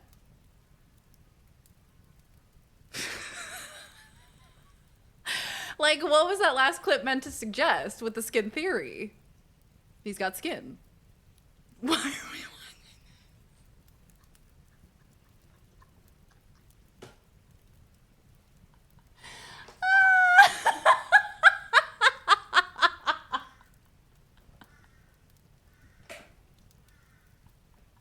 It's the all caps Jack saying, ha ha ha, Darian, why are we watching this? I thought it was going to be something beyond they have skin. Like, I thought we all accepted that. Oh, wait, what? That's a thing you can do? Hold on. Hold on. I didn't know we could do this. Oh my god, butts! Oh my god, butts! That's amazing! SpongeBob is the most dramatic person ever, and I strive to be more like him every single day. Someone trying to pull me away from love in deep space. SpongeBob having internal organs is the real mystery here, right? Because they say he's like a sea sponge, which I get that. Understood. But he's shaped like a kitchen sponge. And a kitchen sponge wouldn't have organs. I mean, I don't know. I've never cut one open. Welcome to Cursed Essays. Yeah, I guess that's where we're at. Wow. Put my thing down, flip it, and reverse it. I just spit out my drink when you laid down the whole crux of the theory. I'm like, hold on, pump the brakes, everybody. Okay, all right. Are you telling me that this whole thing is to try and convince me that these motherfuckers got skin? I don't know about that. Feeling better? No. How about now? Nope. How about now? And another one. What? Oh, this is a banger. Banger episode. Hi, I am very ugly, but you should enjoy the movie anyway. So how much of that woman's face do you actually think was real? Hopefully none of it, because if it was real, then apparently we just saw SpongeBob give a complete stranger third-degree burns. Now that's brutal. Finally, victory. Hello, I am very ugly. He got away, sir. No! He's finally stolen me secret recipe! Perhaps not, Monsieur Krabs, for it's SpongeBob SquarePants! So SpongeBob rips off all his skin to reveal another identical-looking SpongeBob underneath. So this immediately raises two questions. First, why? And second, how can we... Because it's a joke about like Superman, and he's like ripping off his clothes and he's gonna go save the city. I feel like we all kind of got that. It's just okay, all right. know that this second version of SpongeBob isn't actually just another layer of skin. What if he's wearing 3 of Not those the costumes? butthole. What if he's wearing 4? What if every single time we ever see SpongeBob, he's actually just wearing this costume, and in reality, he doesn't even look like this at all? I mean, there could be anything underneath there. What the barnacle is going on? Get away from me! Get away! What are you talking about, Puff? You can't fool me! You're SpongeBob and that guy who likes the chili. Continuing with the theme of tearing someone's skin off, this scene is actually pretty shocking. If you're not familiar with the episode, you might be wondering what could have possibly caused the peaceful Mrs. Puff to act in such a violent way. Well, if we just rewind the clip a few seconds, you'll see exactly why. They're back! What's all the hubbub, Puff? They're back! Mrs. Puff, it's us. Right, that's why. Because SpongeBob and Patrick literally walked right past her moments ago wearing full body. Not Patrick and Spanx right over here. How'd he fit inside that? How'd he fit all that ass inside that costume? Skin costumes of prison guards. Also, how did SpongeBob and Patrick change their voices so well? What's all the hubbub, Puff? He's a voice actor. This next example is one of my favorites, partly because of how much it made me laugh as a kid, and also partly because of how ridiculously absurd it all seems now. Man, these patties sure are delicious. I wonder what's in that secret formula. Code 12! Code 12! Your disguises can't fool me this time, Plankton! Everyone at the Head Enhancement Clinic said nobody would notice. When did this show become Scooby-Doo? This is the end of the mystery. Oh, bro, you just answered your own question. I feel like you... Okay. Immediately following it up with, what is this, Scooby-Doo? What was that reference? A Superman reference? Yeah. Yeah, it was. Well, yes. If it isn't our old friend Bluestone. That's exactly it, my Seriously, guy. this moment is so abrupt and absurd, it leaves me dumbfounded. I mean, I love it. I think it's hilarious. But Is it a leaves dick me joke? Dumbfounded. Let's consider the language he uses here. Everyone at the Head Enhancement Clinic said nobody would notice. The Head Enhancement Clinic. Really? Is it a penis? The Head Enhancement Clinic? Wouldn't it have been easier for him to have just said the costume store or the mask shop? No, for some reason the writers decided that he would specifically reference something called the Head Enhancement Clinic, which is apparently a real place that exists somewhere in Bikini Bottom. That's insane. So you're telling me that body modification... I love that this is triggering Huggy so much. As if absurdism isn't just a type of comedy. As if RAR XD random wasn't like an entire cultural movement for years. Yeah, dead serious analysis of an absurdist show. That's exactly what we have here. Which I kind of love because you can. You know, you can take a show like SpongeBob, you can take the first 4 seasons and you can be like, what if we took this extremely seriously? And you'd have so much content from that. And there you go. You have an hour and 11 minutes of content. Can we see what the comments are saying? Sure. Sure can. Has 11 million views. The fact that this is an hour long scares me. These writers might have very well been clinically insane. Skin theory guy.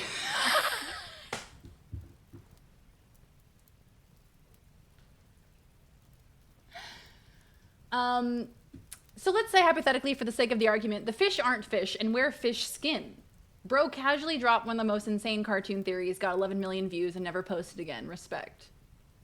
It's also canon that Mrs. Puff wasn't born in Bikini Bottom. She changed her name and moved there. It would make sense that she became insane after she realized what was going on there. This dude came here and told us something he wasn't supposed to and left. Clocking in for my yearly skin theory watch. This is 6 years ago. Wow.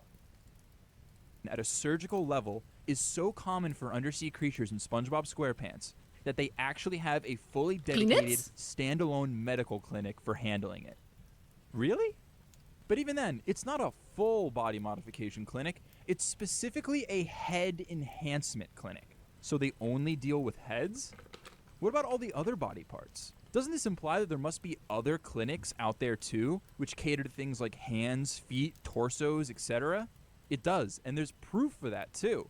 Just look at this guy again. He has to have visited at least a few of those other clinics too, because the color of his arms is totally different from the color of his actual skin. They aren't even close. So not only is the head fake, but so is his entire body. How many surgeries do you think this guy has had? And how many clinics do you think Bikini Bottom has? So the evidence that there are other enhancement clinics is just the fact that he has different arms and legs and body. That's the proof. I like it. Let's do it again. He's just an mech. F is for frolic through all the flowers. U is for Ukulele. N is for nose picking, sharing, I'm and licking here with my best buddy. Wait, did you catch that? Look at this nose shop. Do they seriously sell severed human noses? I mean, these things aren't even fish noses. They clearly... He's just a fish in a mech.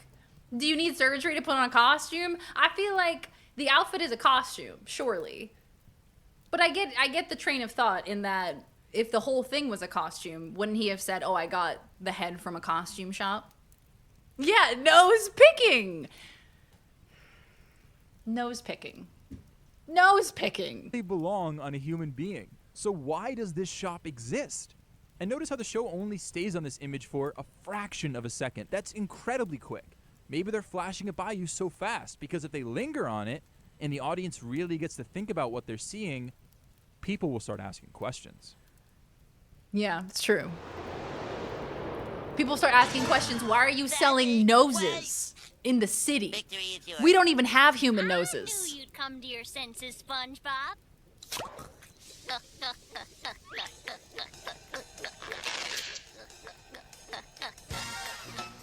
Speaking of shops that sell body parts, SpongeBob was able to find a fake tongue that not only looks and feels real, but is apparently functional enough to allow him to speak perfectly while it's in his mouth. Nice. Anyone can be a big shot in a Squilliam! Oh, is that so? Let's hear what you've accomplished since high school, Squiddy. Don't be intimidated, Squidward. Nice. Try to look at him in his underwear. Oh no, he's hot! Oh no, Wait, he's hot! This is what Squilliam looks like in his underwear? He has a muscled human torso with fingers?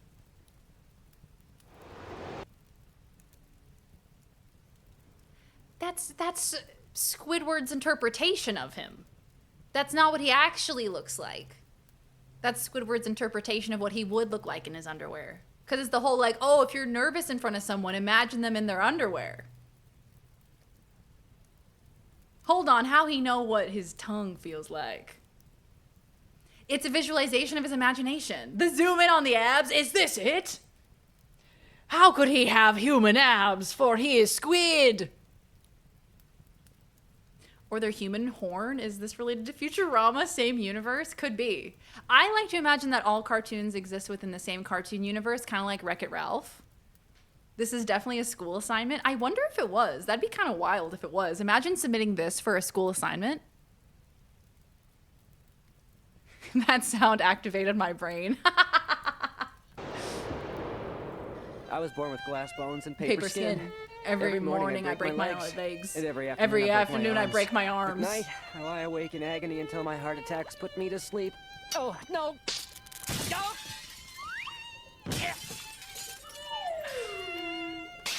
The violin. Quick, Patrick, let's help him. Careful. Put him down gently. Oh, poor man. If there's anything we can do to help you. There is one thing. As you can well imagine, my medical bills are extremely high. But luckily, I'm able to keep myself alive by selling America chocolate bars. Such nice boys. It does my heart good to con a couple of Class A suckaroonies like those two. So here's my first question. If he's going to cover up his whole body for this bandage disguise, why doesn't he just use actual bandages and just... Because it would take him a really long time to take them off. And unzipping a suit takes 2 seconds. And we only really have about, 11 minutes for the episode. So it's probably just like a timing thing, surely. I didn't realize that this was the same episode as chocolate. What are they selling? Chocolate? just wrap that around his body.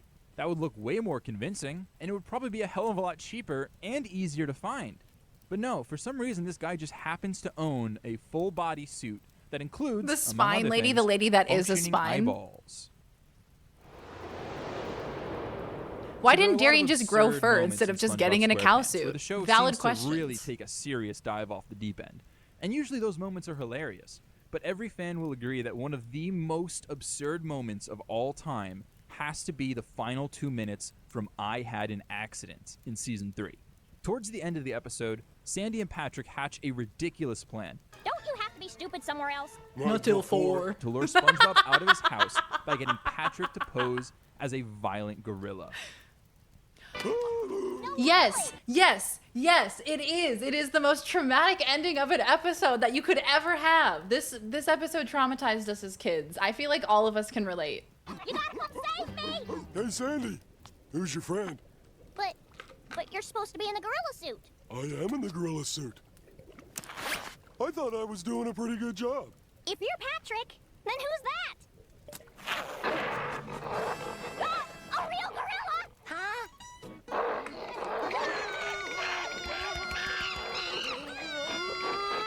Man, there are a lot more zipper suits in this show than I remember. Where's everybody buying them? And how did the gorilla get one that looks exactly like Patrick?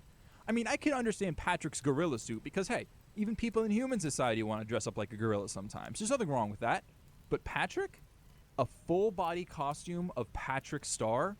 Why does this suit exist? Is there a store somewhere that sells exact replica skins of every single citizen of Bikini Bottom that anybody can rent out anytime they like?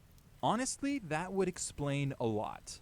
Oh god, and don't even get me started on the real gorilla. I can't even imagine how they came up with this idea in the writer's room. They convinced a real person to put on a full-body gorilla suit and then shoot him in live action with voiceover dub. You have to be insane to even think of this stuff.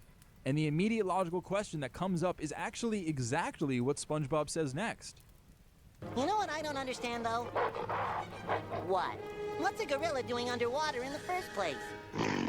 Well, it's funny you should... I mean, see, George, they're onto us! Let's get out of here.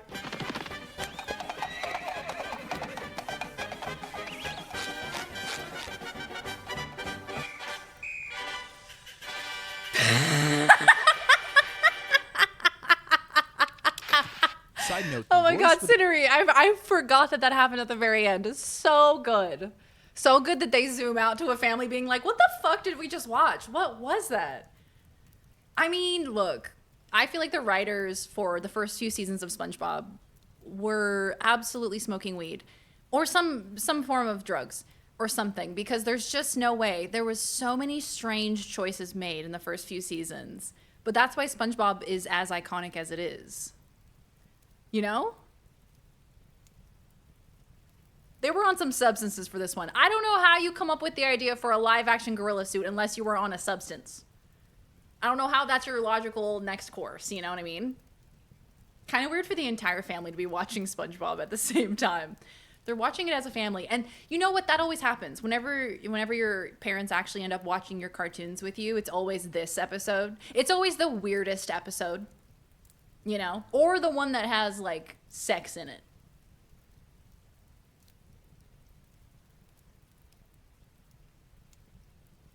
They were hanging out in the reef, if you know what I mean.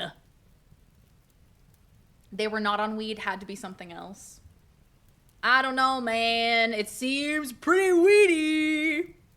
Maybe LSD, maybe mushrooms. Maybe they were just on the drug called inspiration and creativity. Drugs. Definitely drugs. My dad loved Angry Beavers. Oh my god, Angry Beavers! Duck loved Angry Beavers. I believe, if I'm not mistaken, Duck used to know the opening to Angry Beavers, and he would get really excited when it would come on when he was a kid, and he would like dance around to it because it made him so excited. It's a pretty good show. We do love a bit of Angry Beavers. Wait, that human family had a skin. Coincidence? Maybe the reefer madness is real and it gave us SpongeBob. And honestly, shout out for that. The creator of SpongeBob is a marine biologist. Yeah, that's right. That's right. He went from being a marine biologist to then being like an animator, which is so cool. Sex in SpongeBob? God, I hope not. God, please. Yes, there's a little duck lore for you. The gorilla in this episode is actually renowned voice actor Frank Welker. If that name doesn't sound familiar, It doesn't. Don't worry, you definitely know him. In fact, you've already heard his voice in this exact video. Hey, listen to this, gang. Teenage sleuths solve boat hijacking mystery. That's right, Fred. Well, Oh! I'd say check on him if it weren't for the fact that we were warned to stay in our rooms. Frank Welker has been the voice of Fred Jones in nearly every single animated version of Scooby-Doo since 1969. So the guy who's constantly pulling weird masks off of costumed monsters is actually the voice of the costumed monster. This might be the single greatest stroke of irony that has ever been written. That's Would actually it be too crazy to think that this might... Look, that's probably the most compelling piece of anything in this video. The fact that they had him. But that could also just be the fact that he's like a famous voice actor and like one of them knew him, you know?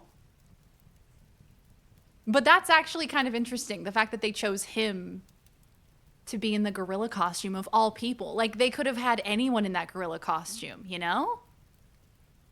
He drew a comic with the talking sea sponge before he made SpongeBob too. Aw, that's so cute. Or like has sex in it. Oh God. Hello. Oh hi Void. Welcome on in. How you doing, gamer? Darian and Duck have grown up speaking in SpongeBob quotes their entire lives. It's true. We speak in SpongeBob quotes and in the Grinch quotes mostly. He also plays Megatron, the OG Megatron from the 80s. Oh, yo, that's awesome. The video could have just been about that. Like, I feel like that's a very compelling piece of evidence, if you can call it that. I feel like that's the most compelling part of the video so far, the fact that he played the gorilla. And I don't know why. We got first in trivia tonight. Let's go. Congrats. That's huge. I would love to participate in trivia. I feel like I know a little about a lot of different things, but not a lot about any one thing. So I feel like... I feel like I could be good at trivia given the opportunity. Did this guy just learn that fact and build a whole theory about skin from it? He's done other voices in the show. He voiced Clamu and the baby oyster. Okay, yes, I remember that. So, okay, the mystery, the seahorse in the episode, My Pretty Seahorse, and the gorilla. Okay. Very strange voice roles that he did. Very weird choices. Like, they have him as the baby oyster in Clamu. They have him as Mystery the seahorse. Like, he's just making, like, animal sounds, basically. You got Fred from Scooby-Doo, and he's just making animal noises. Stream trivia night? Ooh. I mean, I guess there's a few ways you could do that, right? Stream trivia night. I mean, I guess I could find, like, an online trivia, and we could all play together. Or I could come up with trivia, and you guys have to try and answer. There's a few different ways we could do that, but it's a good idea. I like that. Voice actors got to act. They really do. They got to voice act every single role that they possibly can. Oh, it's like Family Feud. Oh, hell yeah. We're doing for actual trivia. Look, man, we got, I don't even know where it is. I think it might be in the office, but Laws and I got this Trivial Pursuit from, I think it was from like the 90s. And we picked it up at like a secondhand store because they had it there for like $5. And we were like, yeah, we love trivia. Let's get Trivial Pursuit. We brought it home. We were looking at the trivia questions and we could not get a single one because it was from like the 80s and 90s. So it was questions that were relevant then. And so they were at the questions on there. We were like, I don't even know who these people are. I don't know how to answer any of these questions. So we have not played that Trivial Pursuit ever since. Oh, hello, Mauricio. Good morning. The old versions are brutal. I didn't know a single thing. It made me feel so dumb. But I guess with Trivial Pursuit, a lot of it's topical and a lot of it is like of the current times, you know? He was also the voice of Goddard in Jimmy Neutron. Bark, bark. Went to the stars to buy candy bars. Man, maybe we should watch Jimmy Neutron. Does Gaggle have trivia options? There's an idea. I mean, I guess the closest thing would be like us watching Family Feud, right? Moops! It says Moops! I know of a Twitch extension for multiple choice questions. Oh! Now, how would that function differently from just doing a poll? I guess it might be a little bit easier to interact with. I'm on Team Lozzie B. That's a good team to be on. She's very good at trivia. But hey, that's just a theory, a skin theory. Thanks for dadding. Oh, hello, Ben. How are you? Welcome on in. There's got to be some bizarre theories about Jimmy Neutron. That dude was way too smart. Dude had a fat ass head. He had a big old brain in there. My granny bought me 90s Trivial Pursuit when I asked for the regular kind. I don't even understand 90s Trivial Pursuit when I was born in the 90s. Exactly. You're like, I don't know any of these people or any of these places. When the geography questions are about places that have literally changed names. Exactly, like the countries have changed names. I'm like, that's not even, I don't even know what that is. I don't know who that woman is. Movie react, Jimmy Neutron, SpongeBob double feature, or just Big Jim Neutron.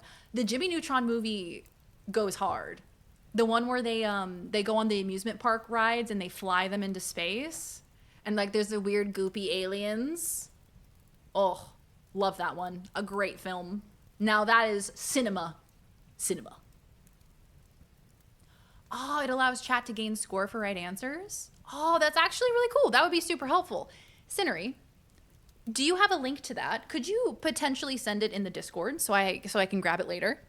And then they're playing We're the Kids in America during that scene. God, could it get any more perfect? The answer is no.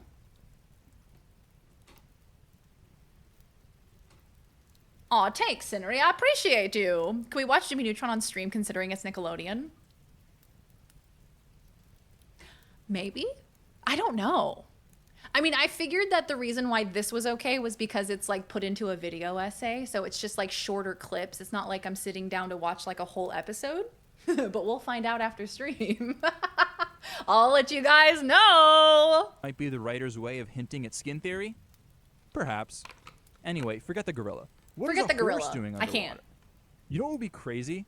What if the voice actor for George the Horse was also somehow related to skin theory? Now that would be cool. But there's no way that the writers would have added two insanely deep ironic references, right? Wrong! Of course they did. Of course they did. George the Horse is voiced by none other than D. Bradley Baker, another renowned voice actor who is known for, among other things, portraying one particular role on American Dad. Hey, I have an idea. You could put my brain back into a human body, and I could get a job and earn some money for the family. Klaus, the talking fish.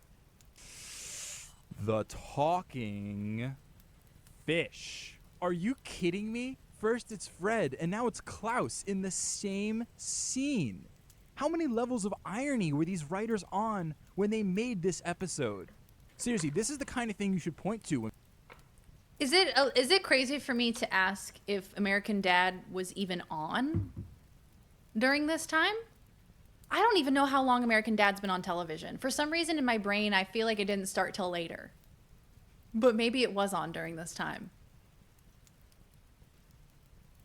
Oh, the extension is no longer available. No, that's all right. I know sometimes with Twitch they change stuff on their end and then it makes the plugins not work anymore. Oh, that's a bummer. It started in 2005. That's a stretch regardless. Premiered in 2005. So the episode that they're talking about, what was it called? I Had an Accident. I Had an Accident. When did that premiere? I think that's my question then. I Had an Accident, SpongeBob. Let's see. Episode air date. 2003. Fucking 2002, 3 years earlier. Hey! So that one's irrelevant. That one is irrelevant. Because they chose him before he was the fish. Right?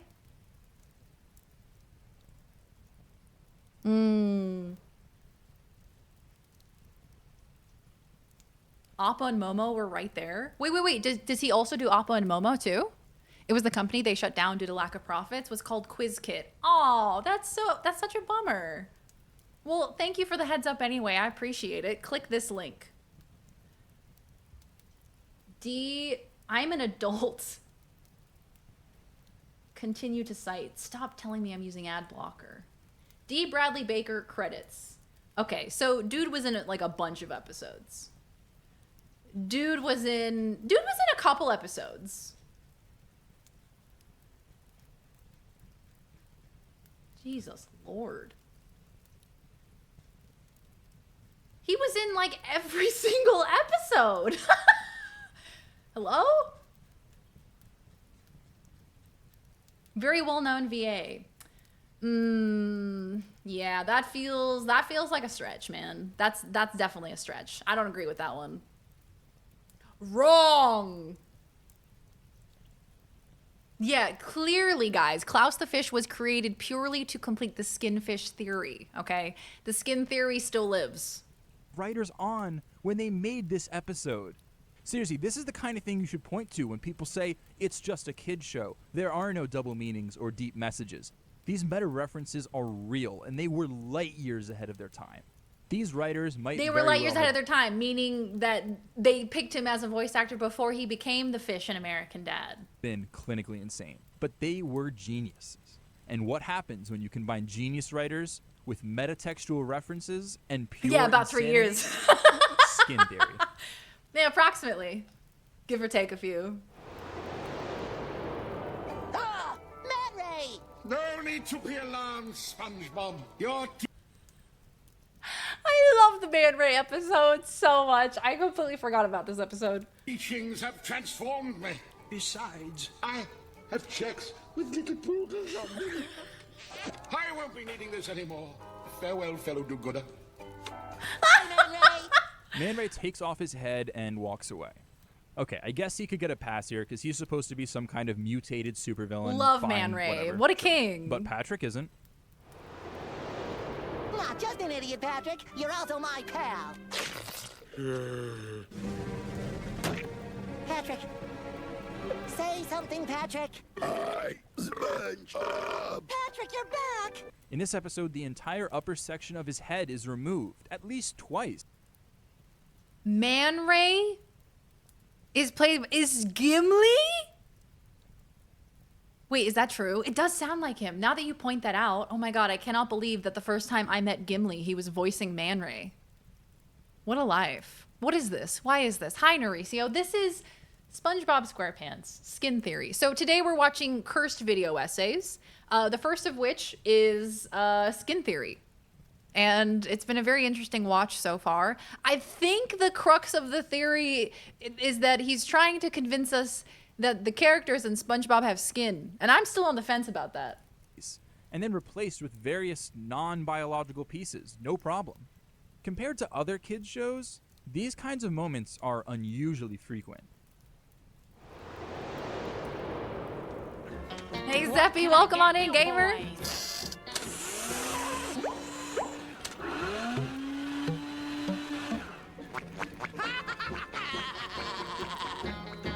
What are you looking at? Those. First of all, that's a fantastic pun. Quality stuff. Second, these moments are strange on their own, but something else to notice is how everyone else in the show is just totally unfazed when they see this stuff happening. Like, the two squids don't even react. They just had the features of their faces sucked cleanly off and then reattached to somebody different. Is this just a regular occurrence for them? Is this just something people do to each other down here? I mean, if everyone is wearing skins and everybody knows that everybody else is wearing skins, why not? Yeah, honestly, Zeppy, this is just an excuse for me to just watch SpongeBob all day, if I'm being honest. I've been laughing my ass off at these clips. I've forgotten so many of these episodes. I love SpongeBob. I'm beginning to think the writer of this video is seeing zebras where there are only horses. They were all former Ben Stiller Show, Mr. Show with Bob and Dave guys. They were genius writers, but this dude is insane. Yeah, look, the writers for the first few seasons of SpongeBob, absolutely otherworldly. Very, very funny stuff. Very witty. Like, they were writing a kids show, but they also wrote in a lot of adult jokes in the first few seasons of SpongeBob, so you can watch it as an adult and still enjoy it. I didn't know that it was Gimli. They knew he had the potential. That fish character was hiding down deep in him, as if wearing him like a skin suit. And that's when the skin theory was bust right wide open.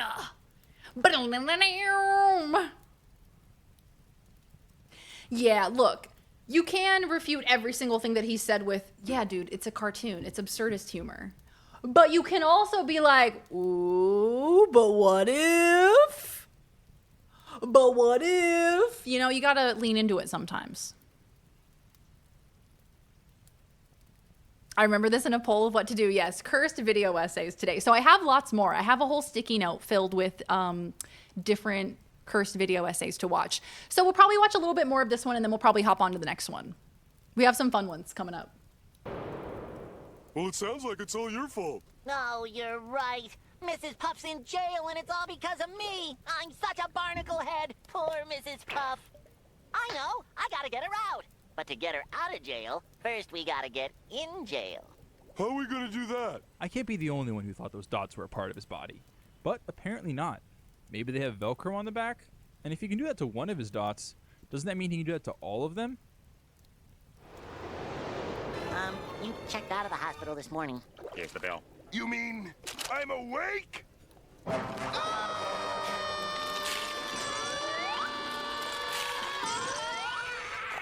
Mr. Krabs rips his entire head in half, then reforms it multiple times.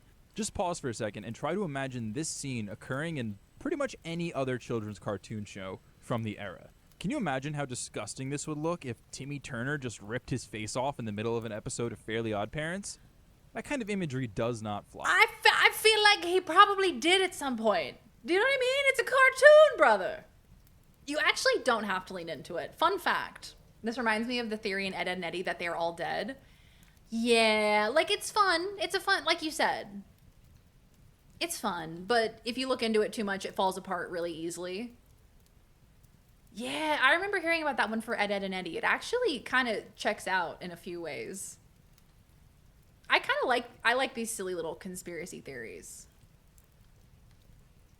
I feel like it would have worked fine. I feel like they definitely did that in Fairly Odd Parents. There was some weird shit in that show too. I feel like it's just kind of a thing with children's cartoons. Like, you're gonna have some absurd imagery, usually. Bunch of the people who worked on the show did Rocko's Modern Life. Yeah. Rocko's Modern Life, Ren and Stimpy. Like, I feel like that's pretty standard thing to do in a kid's cartoon in this era. Yeah, 90s or early 2000s. It's so interesting. You guys probably haven't, but if you do look at cartoons in the current day and age, if you watch current day cartoons, it's so interesting to kind of compare that to the energy and the vibe of the cartoons that we watched growing up. It's a distinct vibe change. Even to the 2010s, for sure. They're tamer, but it's also like, specifically SpongeBob in the later seasons and the more recent seasons that they've done, it's like less thoughtful writing and more just like loud sounds. And like, I guess it kind of translates from like the internet humor of like scrolling on TikTok or scrolling on reels of like, it's just loud noises and funny faces and people getting hurt. And that's really the extent of the cartoon episode. Yeah. Flashy like TikTok. Exactly. More energy, but still tamer. But like, there's not really much thought put behind like the writing for the episodes. They're like, just make it flashy so it keeps their attention, you know? Loud and gross out humor. And it's just like, you get sick of that pretty quick. Myself, I could watch probably an entire season of SpongeBob if it's within the first 4 seasons. Like, I wouldn't get sick of that. But if I had to sit down and watch modern era SpongeBob, I'd probably get sick of it within 30 seconds. Yeah, and how many times have we seen a character get destroyed by a piano and then floats like a piece of paper? In real life, if someone got squished by a piano, it would be pretty disturbing. Got a bit more coherent when Steven Hillenburg came back, but then he left again. That's right. R.I.P. Very, very sad. Contrasting loud colors, zany, energetic antics. Just keep them distracted, you know? It's like the whole iPad kid thing. Like, stick them in front of the TV and try to distract them for as long as you can. There's a particular clip that went viral that I'm not kidding makes me dissociate for some reason because it's so weird. Really? I wonder which one it is. I feel like I may know what you're talking about because I do remember seeing a clip recently of some SpongeBob thing and being like, wow, I cannot believe that actual human beings are making this show. Oh, Bark, honorary 230 streak. We salute you, soldier. Gone but never forgotten. How you doing, Bark? Good to see ya. Like the Roadrunner was watching that damn coyote run head first into a wall. Exactly. And then Nickelodeon immediately spat on his grave with spin-offs. Man. And the fact that Steven Hillenburg, like SpongeBob, I feel like did so much for Nickelodeon. I feel like SpongeBob was probably one of like the biggest shows on Nickelodeon, if not the biggest. Cleaning piano parts out of a human body would be actual horror. God, that would be horrific, wouldn't it? Isn't that really destructive to developing minds? I thought that one super popular kids show was accused of doing it. Like taking advantage of it? Oh, I mean, probably. Absolutely. I imagine there's a lot of that in kids' content these days. Oh my God, can I show you guys the cat? He's currently playing with the lights over there. Oh, hello, Maelstrom. Hello, hello, hello. Fun fact, I too can rip my face off. Sadly, a trick I can only do one time, but it'll be really cool the one time. Look at him.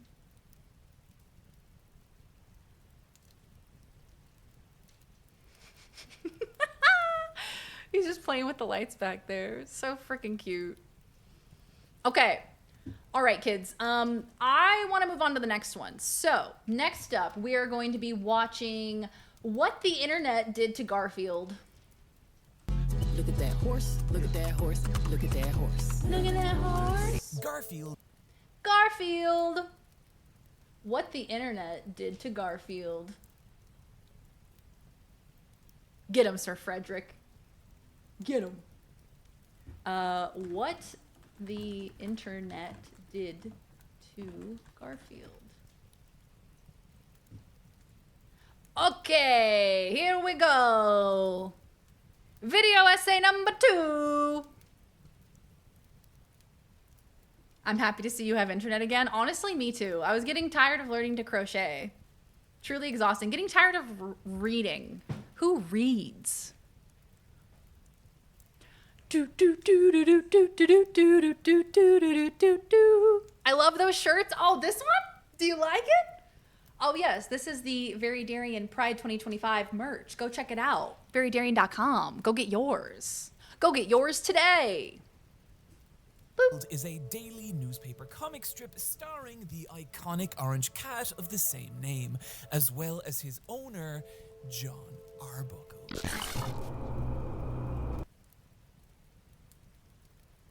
What the fuck?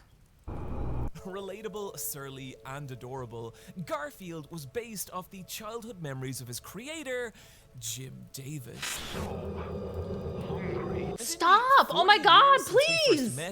Is this what the internet did to Garfield? I thought this was gonna be like a weird Garfield cult thing. But suddenly it's like, I mean, I guess maybe it is a cult thing. Maybe that's why it's so cursed and frightening. I have to know what the internet did to Garfield. But wait, I have to pee. Here. Should I leave it playing? No, I shouldn't. No, I shouldn't. I'll give you guys words. Hold on. Have some words. Have some words for a brief moment, and then I shall return, and we will watch what the internet did to Garfield. Are you not aware of I'm Sorry, John? I mean, kind of, vaguely. Not anything in depth whatsoever. So I guess I'm about to learn today. I'm in for a treat. Oh, good. Okay, hold on. I'll be right back. Give me 2 seconds. Give me 2 seconds. Hello, sir? Words on stream? Is Words on stream down again? Or is it just my internet? Oh my God. It's not loading. Okay, I'm just gonna let you guys watch what the internet did to Garfield. Okay, I'll be right back. Rascal, Garfield has become a global phenomenon, with yearly merchandising sales at an estimated... The world is going to end. I've been covering fandoms for a little while now, and what I enjoy about doing this is how when you stare at a fandom long enough, you begin to get this very distorted yet very honest reflection of its source material. The heart of The Simpsons, the descent of Sonic, the magnitude of Undertale. But then there's Garfield. Believe me when I say, what Garfield has become on the internet is the most bizarre fandom I have ever encountered. And I'm not even talking about Garfield porn here, although yes, there is totally that as well, and yes, I did have to fuck up my Google Analytics to find these. No, I'm talking about things far more bizarre, which, if you are not aware of, allow me to give you a little preview. Alzheimer's Group is a subreddit of 50,000 people reposting the same Garfield comic over and over and over. Each member role-playing like this is the first time they've seen it. Relax John is an 8-part animated series in which a morbidly depressed John... What did I miss? Who dis? I swear I know the voice. So this is What the Internet Did to Garfield by Super Eyepatch Wolf. This was recommended as well for a cursed video essay, and I was like, yeah, cool, great. I know vaguely of the I'm sorry, John memes, but I don't, like, really fully understand the cultural impact of it all. You want to hear the intro? Okay, I go back.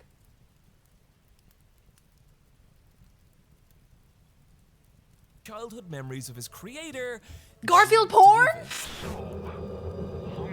And in the 40 years since we first met this lasagna-loving rascal, Garfield has become a global phenomenon, with yearly merchandising sales at an estimated... The world is going to end. I've been covering fandoms for a little while now, and what I enjoy about doing this is how when you stare at a fandom long enough, you begin to get this very distorted yet very honest reflection of its source material. The heart of The Simpsons, the descent of Sonic, the magnitude of Undertale.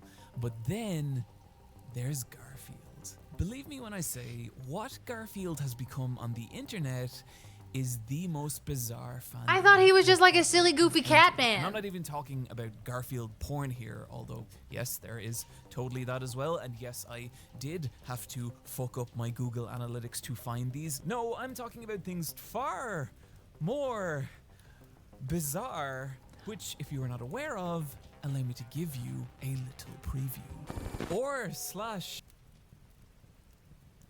That's crazy! Was that a little Garfield face? No fucking way! What biblical horror was that? What is that painting called? It's like a really famous painting where he's like grabbing some guy who has like a bunch of blood on his head. What's that painting called again? Alzheimer's Group is a subreddit of 50,000 people reposting the same Garfield comic over and over and over. Each member role-playing like this is the first time they've seen it. Relax John is an 8-part animated series in which a morbidly depressed John Arbuckle is dragged into a frightening alternate reality as he is subsumed by a demonic Garfield. I'm sorry, John. Actually, Jesus, no, we're not ready for I'm sorry, John. But maybe in like an hour. And maybe you've noticed the runtime for this video and are asking, how could I possibly spend this much time on an idea that the subtle lowering of my father's eyebrows as I explained it to him communicated to me was something he considered a profound waste of time? Oh my god, the Garfield Evangelion. I almost bought a t-shirt. That was just like a photo of Garfield and it just said Evangelion on it. I almost bought that. I was like, that's a great t-shirt. I need that. Oh god, I was meant to make a video about Berserk this year. But I got lost. Lost in Garfield.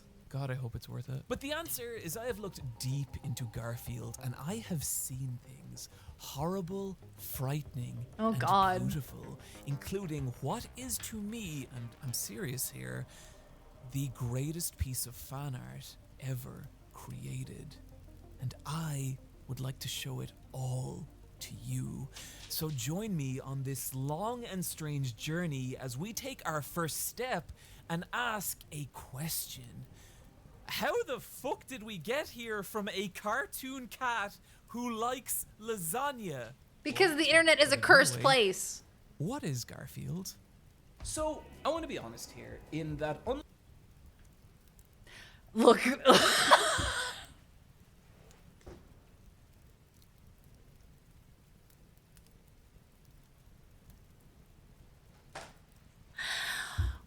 Did I expect this motherfucker to come out on screen in a Garfield costume? No! No, I didn't! Was I expecting that to be the next thing I see on screen? No. No, it was not. On the list of things that I expected to see, very low down on the list. People on the internet are bored and have nothing to do. And you know what, Dave? Mentioning Shrek, nothing phases me anymore after what they did to Shrek. Yeah, Shrek is love, Shrek is life. The overlapping of Slender Man and Shrek and like that whole time, it does look comfy. To be fair, it looks pretty snuggly. Straight jacket material. Dude just really likes Garfield. What's wrong with that? Unlike the other fandoms I've covered for this channel, I've never really been that Stop holding the tail. Garfield. That's not to say Stop I it. dislike Garfield. It's just no, I'm not doing this. I do not need to humiliate myself for your amusement. That's not to say I dislike Garfield, just that I was never really Why into touching him as a tail? kid, and that hadn't changed up until this video. And so my first call was to go looking for articles on the appeal of Garfield. But what I found was kind of the opposite. Multiple headlines and videos about how Garfield is not funny and even was never meant to be. How Jim Davis is a marketing man first and the comic was just intended as a vessel to sell merchandise. And after reading a That checks lot out. of Garfield, and trust me, I read a lot of Garfield. I actually disagree. I think this is a fairly cynical mischaracterization of Jim Davis and can be traced back to a single quote he gave 40 years ago and is not really reflective of the dude of whom I have watched and read many, many interviews, who is the kind of person who still talks about wanting to make the whole world laugh with a single joke. But if I'm right about this, then why do so many people find Garfield unfunny? And that being the case, how has it survived for 40 years? I'm about to be very generous with Garfield wasn't meant to be funny. So I love that the creator of Garfield was like, look guys, you're not laughing at my jokes, but that's intentional. It wasn't meant to be funny. I was just trying to sell plushies. And honestly, it worked. One time I matched with a girl on Bumble who said she watched a lot of YouTube and she told me to guess what she watched. So I said I thought she was into long video essays, and she just said, no, LOL, I watch fitness videos, and I never responded to her. Fitness videos? Like fitness no, but what do you mean by that? Like, are you watching yoga videos, like instructional videos to work out to?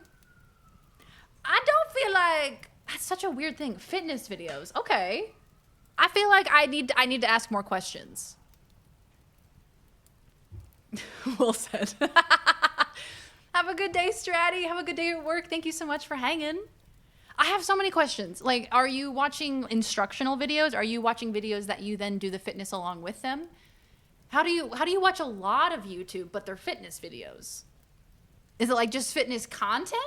Is it just fitness Anyway, hi Memphis, how are you? I'm an 80s kid. I admit getting caught up in Garfield. It was a big deal to be sarcastic in the 80s. Yeah, that's true. I do feel like it was just his sarcasm, right? It was his, I don't know if sardonic is the right word, but definitely sarcastic, definitely very dry. I mean, I guess that's why they got Bill Murray to voice him in the animated movie. Like he was very much Bill Murray. It was very much like the type of humor that they were going for. She got greedy. She went for a second one. The one painting was Ivan the Terrible and his son. That's the one. Thank you. What's this twink talking about? Talking about Garfield. Talking about how Garfield took over the world. I read a ton of Garfield, had like 4 of the books. Oh, I love that. I didn't feel like I wanted to stick around to ask follow-up questions because the way I watch a lot of YouTube is way too different than her. Yeah, I feel that. Fitness content. I'm like, what even is that? I mean, I guess I do watch some fitness content on TikTok of people being like, hey, try this recipe or try this workout. Huh. Oh my God. Oh my God, there's a cat. Oh my God, there's a cat. There's a cat right behind me. He's here for the Garfield video. Okay, everybody stay cool.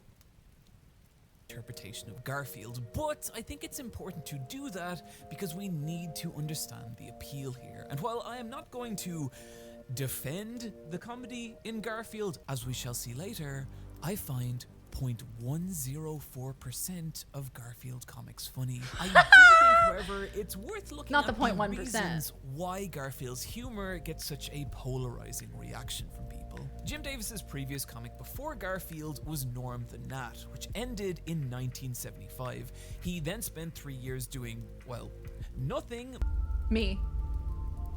Before beginning Garfield in 1978.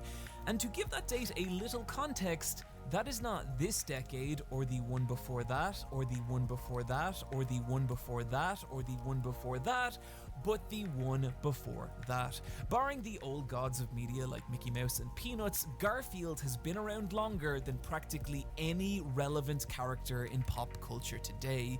And you can imagine this lazy, rude, anti-authority cat being a little more outrageous in the late 70s than he is today. In the same way The Simpsons and Sonic the Hedgehog would have seemed wild and countercultural in their day before it's slowly becoming mainstream, that's exactly what happened to Garfield. We are just not old enough to remember it. And Jim Davis has even talked about this in interviews. That said, I don't think the appeal of Garfield is its humor. I think it's Garfield. And what I mean by this is that we all want to be Garfield. Please don't click off the video. I promise I have a point to make here. Think of Yeah, look, that was the point where I was gonna pause. When he stopped and went, please don't click off the video, I was about to. Hey, so how did he know? How did he know I was about to click off the video? But what about the decade before that? I have like 8 Garfield books. I got them as a kid and would read them in the car on family trips, and yes, on the toilet, because there were no smartphones. And you know what? If you had to read the back of your shampoo bottle while you were on the toilet, then that's what you had to do when you didn't have a smartphone. We had to make do. The only fitness content I watch is me trying to fit this food in my mouth. You know what I'm saying? Please don't click off. Please don't click off the video. I know you're about to click off, but please don't. Humans do weird things when they're bored. Like, read way too much Garfield. You know? Like, dive a little too deep into the Garfield rabbit hole, which Garfield would have a cat hole, wouldn't he? of everything you consider imperfect about yourself. Physical, mental, emotional, whatever. Any perceived flaw that makes you feel shame. Now, imagine an alternate version of yourself where those flaws still existed, but you just accepted them. You are in perfect harmony with who and what you are, and that's it. And well, that's Garfield. Garfield is lazy, he's gluttonous, he's selfish, and people constantly make fun of him for being fat. But he doesn't give a shit. He is perfectly content in who and what he is, and any a garhole, if you will, are other people's problems, not his. And that is some seriously aspirational levels of confidence. But the hey, he's right. I do hate Mondays. That is relatable. Also has all these little traits that allow us to see ourselves in him.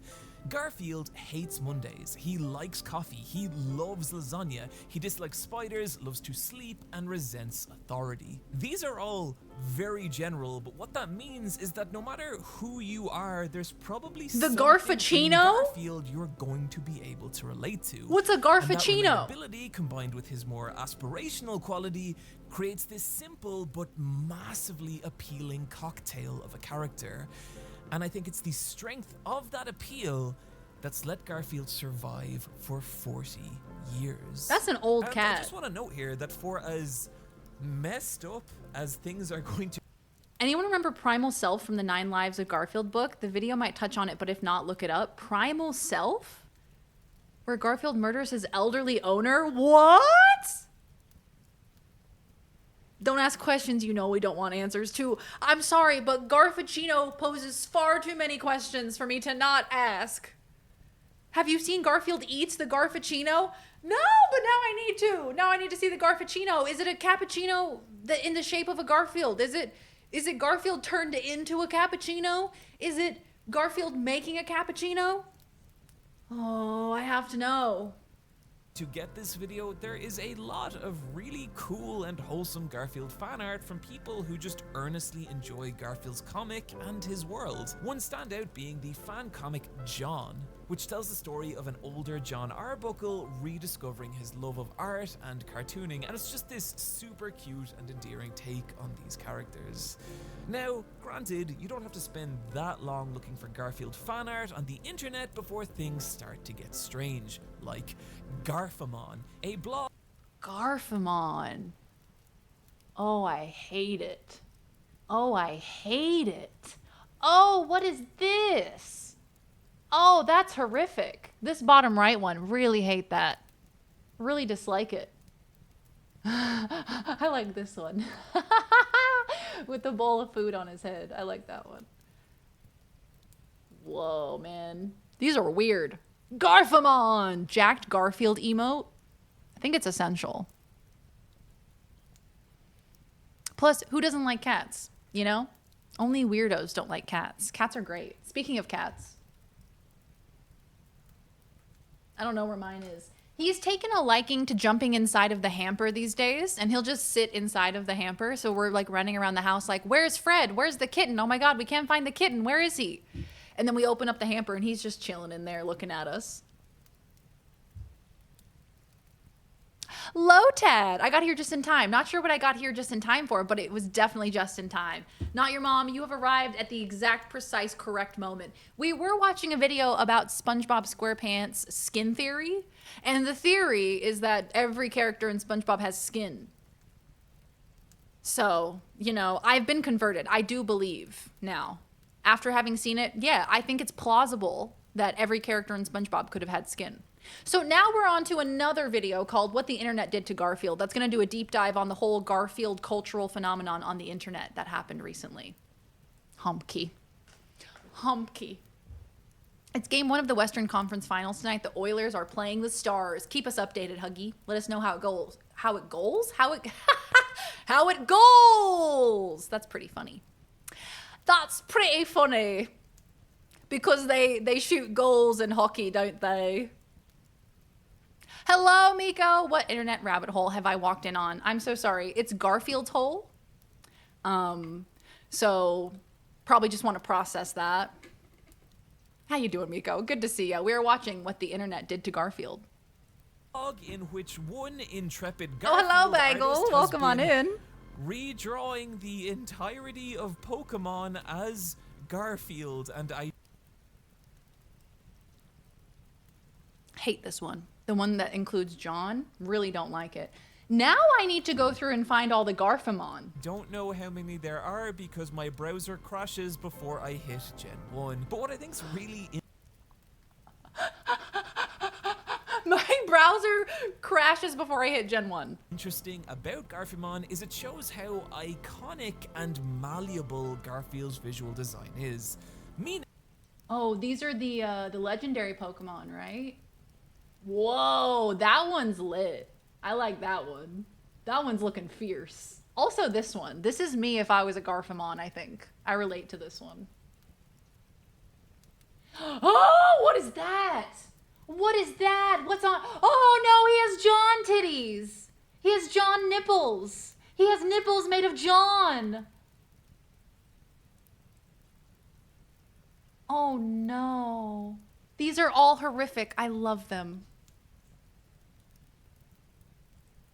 Garfield's visual design is recognizable enough to be twisted into basically anything Garf and couch. still read as Garfield's. This will become Jipples, hard if you for me later, but it's not just Garfield's character design that applies to, but also the comic itself. John Garfield's titties and comic John is a nipples. big Part the of John spread. Designed to be Garfield. as simple, timeless, and consumable as possible. Each one is entirely self-contained and rarely, if ever, touches off current events. They're And horrific. since I even love them. The early days of the internet and social media, people have been Not the taking Jipples. these comics and changing them. Something that's possible because of how simple a formula they work off, with each comic following the same 3-panel structure. The first panel establishes the scenario. It is the morning and John and Garfield have just woken up. The second panel is the setup. Garfield is in an unusually good mood. And the third panel, Scrody? the punchline.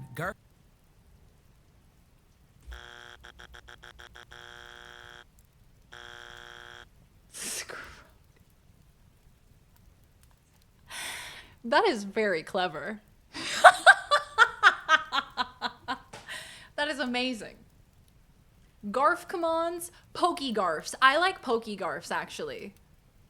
What, your nipples don't look like that? Your nipples don't look like John from Garfield? Just a matter of time before we get Garfield Con or GarCon. Do they already have a Garfield Con? Has that already happened? I need to see these made into card game form. Surely the person who made these Garfmon has put them onto cards. Collectible cards. These images don't have enough guns pointed at them. Garfield is in a good mood because he drinks too much coffee. With the exception of the longer Sunday comics, this is how Garfield works. And just like the character himself, that simplicity was critical in letting as wide an audience as possible understand and enjoy Garfield. But it's also that simplicity that made the comic so infinitely memeable. It is shockingly easy to make your own Garfield comic from splicing together different establishment, setup, and punchline panels. And you can even try this yourself with the random Garfield comic generators. And it's that malleability that's led to scores of popular online trends, such as replacing the last panel of a Garfield comic with an image of Garfield smoking a pipe, and an unusual amount of these still work. But my personal favorite is the same, except the final panel now being Garfield being flung from a window. That's very funny.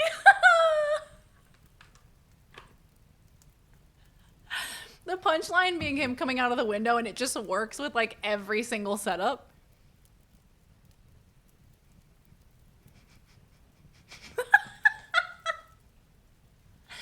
That's so good. I love that. However, in time, people also got much, much weirder than that. For example, silent movie Garfield. Garfield with one extra beat panel. Garfish. Garfield with pixel art from that one really bad Garfield game that never released outside Japan. Garfield. We gotta play that on stream. Lazier. Multiple choice Garfield. Garfield, except all the comics from 1978 are color averaged together. Real life Garfield. Uncomfortably close Garfield. Garfield evolves into noise. Two Garfields. Polarized Garfields, you get the idea. So Garfield is this iconic, appealing character communicated through this simple but infinitely consumable and recreatable medium. And I think this does go a way in helping us understand the existence of something like r/Alzheimer's group. While there is something undeniably cruel about this subreddit, I'd be lying if I said I didn't think there wasn't something interesting and even a little poetic here. The idea that someone's final tether to their own reality is something as simple but recognizable as a Garfield comic strip. and the tragedy of when even that too starts to fade. However, this still doesn't take us any closer to understanding why Garfield on the internet is so... you know. And I think a real easy answer here is it's just... Like, I need to pause it to talk to you guys, but every single frame is so jarring and disturbing that I'm like, no, I'll keep waiting. I'll keep waiting for a different frame because it's all too terrible. I love Garfield without Garfield. Yeah, the ones where Garfield's not even in it. It's just John by himself. Or Scrody. Miko, thank you for the 30 stream. Streak Gamer, I appreciate you. This took a turn. I feel the turn happening. I feel it. I feel like we're going to go in a very cursed direction. Can you, Laws, make IRL Garfield but with fish? Oh, hi. Oh, there's a little man. You want to come here? Hi, are you on the desk? Oh, there's a little baby cat. Do you want to say hello? Do you want to say hello to everybody, little man? You gonna jump to the couch? Hello. Goodbye. He just wants to sit. He was trying to climb up on my desk. He's like, hi, pay attention to me. Fred would definitely be the Odie. Yeah, between the two of them, I would say Fish is 100% Garfield. We could call her Garfish. And I love Fred him. is Odie. I love Frody? him. Frody, we could workshop it. You know, we'll keep brainstorming. He's a baby man. A little baby cat baby man. He's got business to attend to. He's like, mother, please. I must do my taxes. I must check my stonks. Just the absurdity of making such depraved art out of something so simple and everyday. But as you may be able to tell from the remaining runtime on this video... Does that make me John? I think there's genuinely something darker and stranger at play here. And I'm not even talking about the official Garfield's very occasional descent into something weirder. I'm talking about a darkness that lies at the heart of every Garfield comic strip. That's up to Garfish. That That sounds like a Pokemon. I want to talk about the 28th of January 2008, when 27 very strange Garfield-themed videos all simultaneously appeared on a previously unknown YouTube channel. Hate that.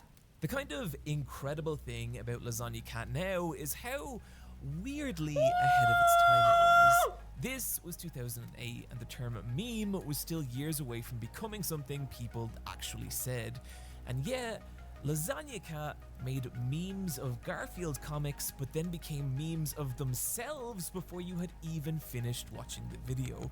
And what I mean by this is that each video of Lasagna Cat is broken into 3 sections. The first is a live-action recreation of a Garfield comic. The second, the actual comic on which the first section was based. And the third, and by far strangest section, would take the footage of section 1 and change it. So this Yeehaw! would become this. Yeehaw! Music video parodies, video game references, 2008 internet humor. Lasagna Cat was taking Garfield comics. Okay, I've never heard of this. I've never seen these in my life. Have you guys seen these?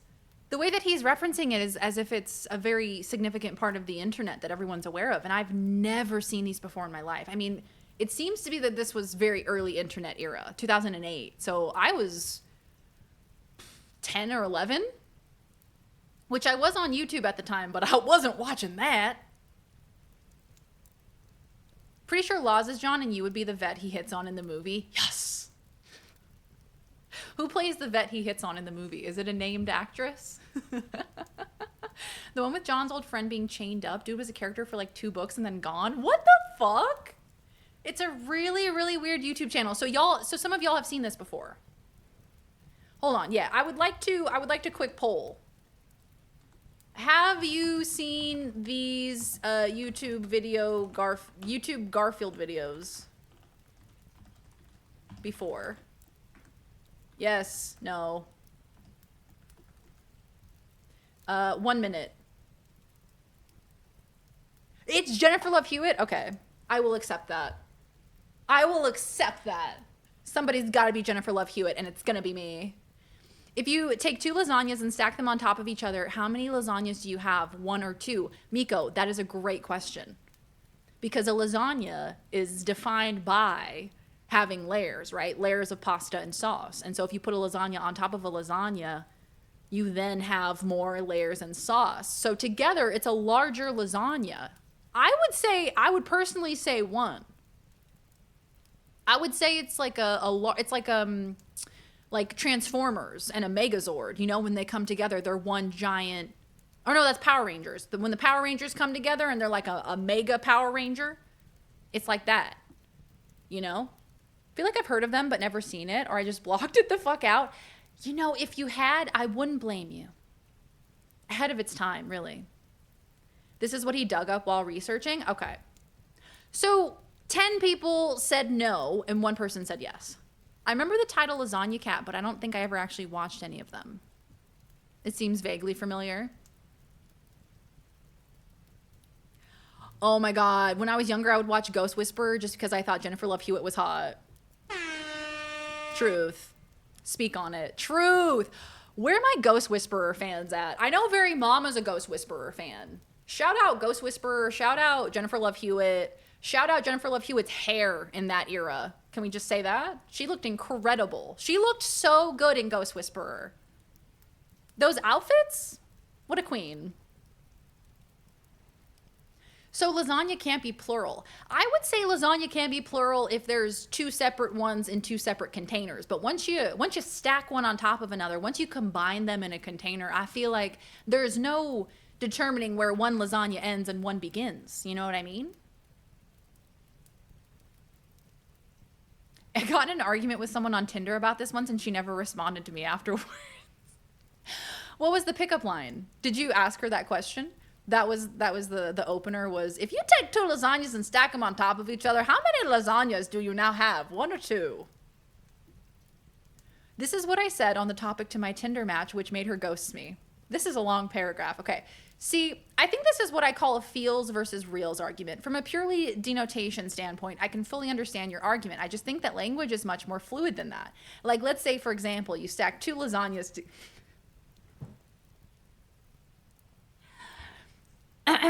you stack 2 lasagnas together and no one could tell they were previously apart, then sure, that's 1 lasagna. But if it's obviously 2 lasagnas stacked, then I think it's extremely pedantic to say, actually, this meets the definition of 1 lasagna.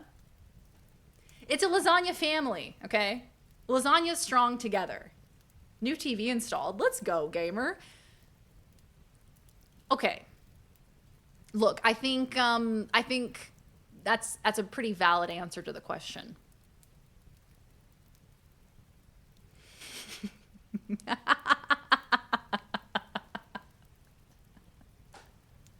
I used to enjoy Penny Arcade online comics before they grew into the PAX events.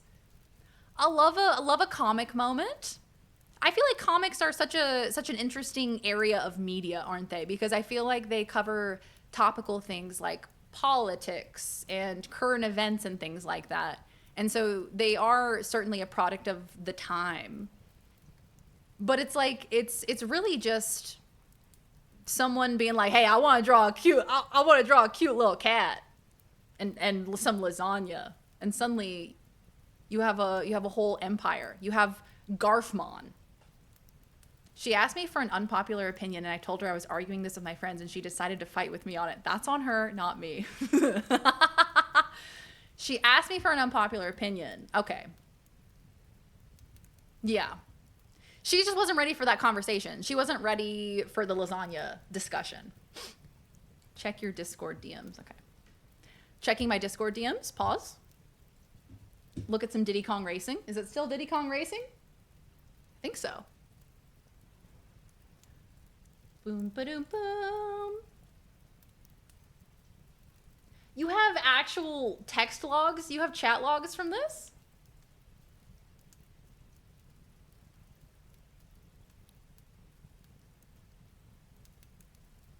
That's hilarious. I don't have her half since I deleted my Tinder, but I do have mine. How do you find this stuff? What if you stack 2 cakes together? It becomes just 1 layer cake. But what if they're different shapes of cake? What if you have a square cut cake and a circular cake, a round cake, and you stack them on top of each other? Is that two cakes put in together to one, or is it one cake? Language is unbound by silly concepts of number. How stacked are we talking? I like cake. No one got my Boy Meets World reference? Jennifer Love Pfefferman. You know, to be fair, I feel like I do need to watch more Boy Meets World. I've seen a few episodes. I've seen a handful, but I do feel like I haven't seen the majority of them. Hi, Kat. I asked for a backup of my Tinder account before I deleted it. They sent it to you in a zip file. I discussed the cake argument in that screenshot. Okay. Can I open it? Oh, I can. As far as unpopular opinions go, my friends and I keep arguing about if you stack two lasagnas on top of each other, if it is now one lasagna. I don't think it's that cut and dry. My opinion is that it has a lot to do with intent. If the intent was to make two disparate lasagnas and now someone comes through and stacks them, I just don't believe that now makes it one lasagna. But if the original chef wanted to make one mega lasagna from the beginning, then I think there's a case to be made that they combine into one. Kind of like how if I take two pre-made sheet cakes and stack them, I wouldn't call that one cake. But if I bake two cakes and stack them on purpose, then it's one cake. So you're saying that it's the intention before, like as you're making it. So if you have two cakes that you made, you know, a round cake and you made a square cake. And then after the fact, you decided to stack them. You wouldn't call it one cake, you'd call it two. Right?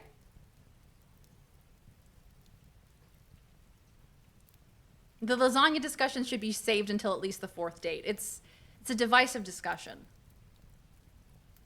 Partially. Okay. I realize you didn't ask for this much detail, but this is a very heated subject for me and my friends, so I couldn't help myself. See, I think this is what I call a feels versus reals argument. Okay. Feel I may have started off on the wrong foot.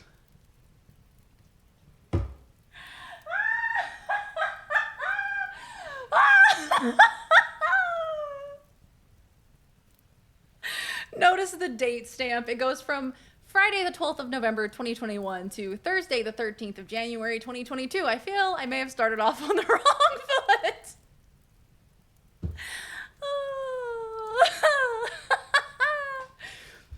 Jennifer Love Hewitt played Jennifer Love Pfefferman in the Halloween special. It was a slasher film spoof episode. No way. Oh, hell yeah. That's a deep cut.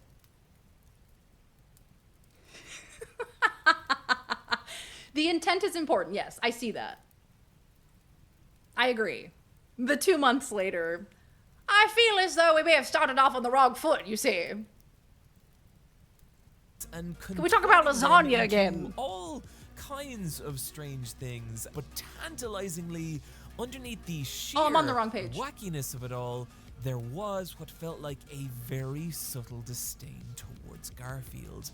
There was something a little grotesque and uncanny about these shrunken actors with their sagging costumes and human hands, each skit ending with the same canned, droning laughter that nearly highlighted the mundanity of these jokes.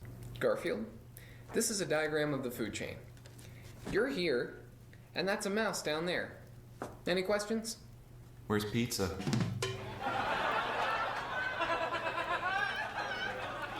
But the strangest part was how each video ended on a bizarre tribute to Jim Davis. This is one of the first really unusual things I noticed about the Garfield fandom. Enrique Iglesias Bailamos. Feverish obsession with Garfield's creator, Jim Davis. And I say unusual because in every other fandom I've covered, I don't know if I remember a single instance of the creator of those properties ever appearing in fan works, but Garfield is different. Over and over, Davis kept materializing in fan works, often in very strange ways, and to the best of my knowledge, Lasagna Cat was the first instance of this happening. So, why? Well, if that was a question you asked in 2008, you'd be waiting a long time for an answer. After the initial upload day of Lasagna Cat, the channel would go silent. days would become weeks, weeks would become So they haven't months, posted and anything months since would then? become years. And without a single update, Lasagna Cat began to fade into internet obscurity. Which is why it was such a shock when a full 9 years later, a new video appeared on the Lasagna Cat channel, ending with the text, Telephone Sex Survey, February 9th, 2017. This was the beginning of a strange rabbit hole of videos that led 2 weeks later to a bizarrely high production trailer that claimed if you called a toll-free number and left your name and the number of sexual partners you'd had, a Garfield web series would return. 2 weeks later, and boom. Just like they had 9 years ago, 11 new videos were simultaneously uploaded to Lasagna Cat. And while they were similar in format to the old videos, they were also... Pause. Hey, what are we doing here? This looks like a double exposure photograph. Art. Yeah, it's starting to get weird, man. It's starting to. Great yoga pose. John, you all right, buddy? I don't think you're meant to bend like that. He's been practicing. He's been folding, okay? He's been practicing his upward fold. How do you follow that up, you know? You can't just pivot to be like, all right, we're a gaming channel now. Now Garfield's gonna do some gaming.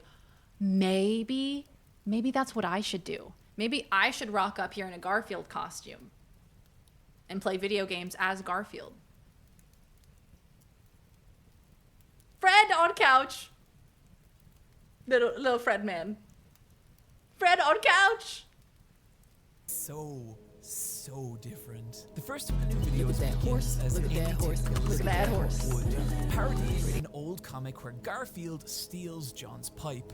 But what's waiting for us at the end of the video isn't a re-splicing of the footage from section 1 that we're used to, but a man claiming that this simple Garfield comic transformed his entire existence as he obsessively analyzes every tiny part of the comic in excruciating detail, his examination gradually expanding outward to the immortal nature of art and mimetic culture and its ability to transcend humanity and even the laws of space and time. And this goes on for an entire hour, and it might just be the best video on the internet. And somehow, Really? this was just the beginning. Whereas the original end of Now I kind of need to watch that. Now I need to watch that video. Hey, where is that? I'm not even to the I'm sorry, John segment. He was behind a pillow. He crawled right there and then he ran away. He did that yesterday. I was sitting on the couch last night and I think to get warm, he crawled like behind my back on the couch and he just wedged himself in there and then he started sleeping between my back and the couch and he started purring. I die. I simply die. video skits had that charming amateur with a green screen feel.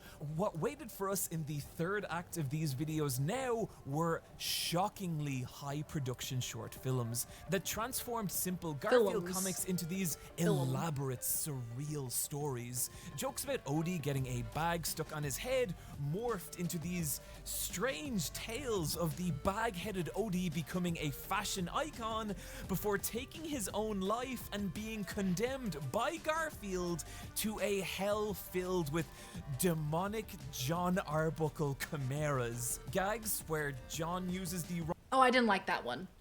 Oh, I didn't like that one. That one, I did not like. That one, frightening. wrong shampoo would now be mutated into, well, this is what they would turn into. And I don't want to describe this. Those simple Garfield jokes were now being contorted to the bizarrest of extremes, contrasting the arguable mundanity of the original with this just wild insanity. And even more pronounced this time was that subtle malice towards Garfield. That's my line. Video still That's where we crossed the line. Everything before that, perfectly fine. Perfectly acceptable. Davis. But it's only in the final video ever uploaded to the channel that Lasagna Cat would reveal what it truly was. And that video was called Sex Survey Results. Sex Survey Results begins with John Arbuckle entering his living room and sitting down to read the paper. But he hears a knock on his door and... "Who's there?" To which he answers, revealing a strange white mannequin. The mannequin giving its name and number of sexual partners. Hey, my name's Garrett Smith, and I have had exactly 0 sex partners. Before the scene freeze frames and pulls out to reveal a near identical scene, and we begin again, but now with Garfield instead of John. The same events play out, only with a new piece of audio detailing someone else's name and number of sexual partners, and we cycle again, but now with Odie. And then again, back to John, and then again, and again, and again, and again, and again, and this continues for nearly 5 hours, all of which I have watched, most of which I did live on stream. Watching Sex Survey Results in its entirety is exhausting, an exercise in mind-numbing repetition. But I think there's something kind of important in that experience. You're listening to all these different recordings of people communicating what is, to many, a pretty sensitive piece of information. 5 And it's hours? weird and even a little uncomfortable. But soon, you just go numb to it. After an hour, it stops feeling weird. And after hours, it stops feeling like anything. Because anything repeated enough times loses all meaning. Not unlike a comic strip running day after day after day after day after day for 40 years. And it's at that point when that feeling is at its strongest and you are completely numb to whatever is happening, that Lasagna Cat hits you with what has to be one of the most infamous and shocking pieces of footage that is allowed to exist on YouTube. You can't just set it up like that, man! At this point, the scene has descended into night. The mannequins have begun to take strange and grotesque shapes, and John answers the door one final time, only to be faced with... John Arbuckle, 2.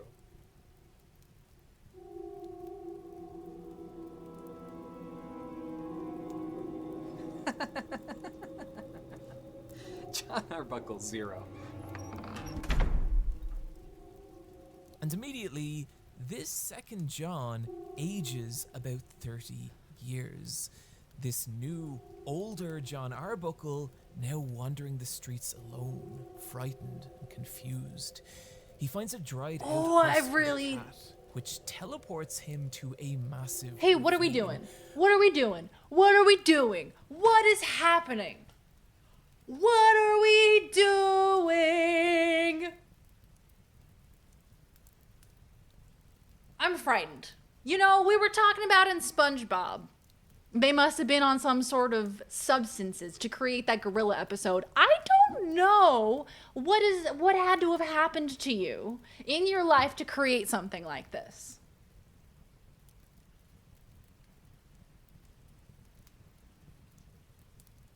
This is so disturbing. It's postmodernism. That's what it is. It took so many turns, and I'm scared to continue. That's what it was. They stacked too many lasagnas on top of each other, and what we're witnessing right now is the topple of the lasagna empire. They lasagnaed too close to the sun. Where he encounters a strange naked shaman who attacks him before teleporting behind him and whispering silent words in his ear, before John collapses into a pile of worms and dirt. Right. The shaman roars, and we hard cut to a young girl screaming in the bathroom of a public school. We're given extreme close-ups of her birthing a stillborn child, and she steps back and stares down in horror. before saying something in Polish. To dziecko nie jest moje. To dziecko jest coś z ciemności. Ja porodziłam ludzkie przekleństwo. She leaves, and we get one final shot of the child, but now a ginger cat is perched beside it. We cut, the cat is now gone, and the baby opens its eyes before the screen is filled with a block of bright orange.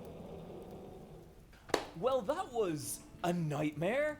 But I actually think that Lasagna Cat has something really interesting to say. But to get there, does it? We're gonna have to do a little legwork.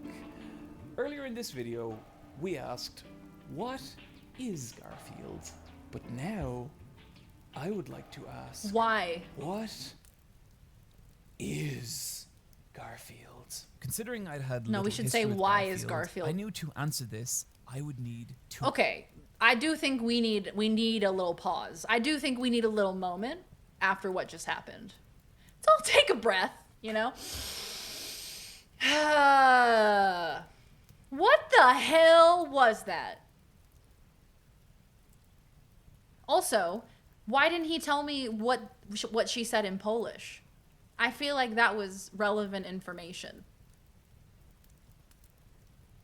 The artist had something to say. Yeah, they said to go fuck myself. They said, sorry for all the disturbing imagery. Too late. Yeah, art mainlined into the vein. This is pure art.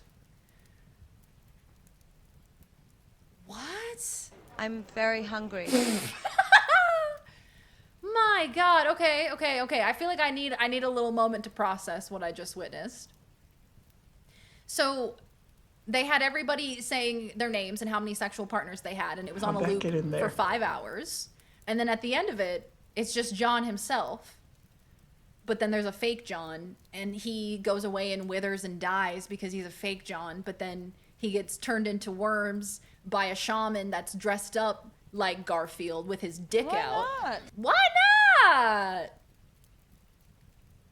And then he gets turned into worms and dirt by the shaman, and then he gets reborn, kind of, as a stillborn, into a toilet. She looks at the child in disgust as she monologues in Polish, denouncing it being hers, claiming she is cursed, calling the situation a sick joke at which no one is laughing. And yas. States that she is in hell and leaves. Oh my God. Yeah, so they wanted it to be very dark. Probably the most disturbing part, so it should be a bit easier, at least going forward. My God, that was so disturbing. Hello, Rando Raven. Welcome. Welcome. Thank you for the 27 months, gamer. Thank you for the resub. I appreciate you. We are watching Cursed Video Essays. We are on number 2 of the day. And this one is called What the Internet Did to Garfield. I don't know how to catch you up to speed on what we just witnessed, but you may have just heard me recounting it, so maybe you are already up to speed, and if you are, I'm sorry. Because what we've witnessed today, I don't think any human being should see.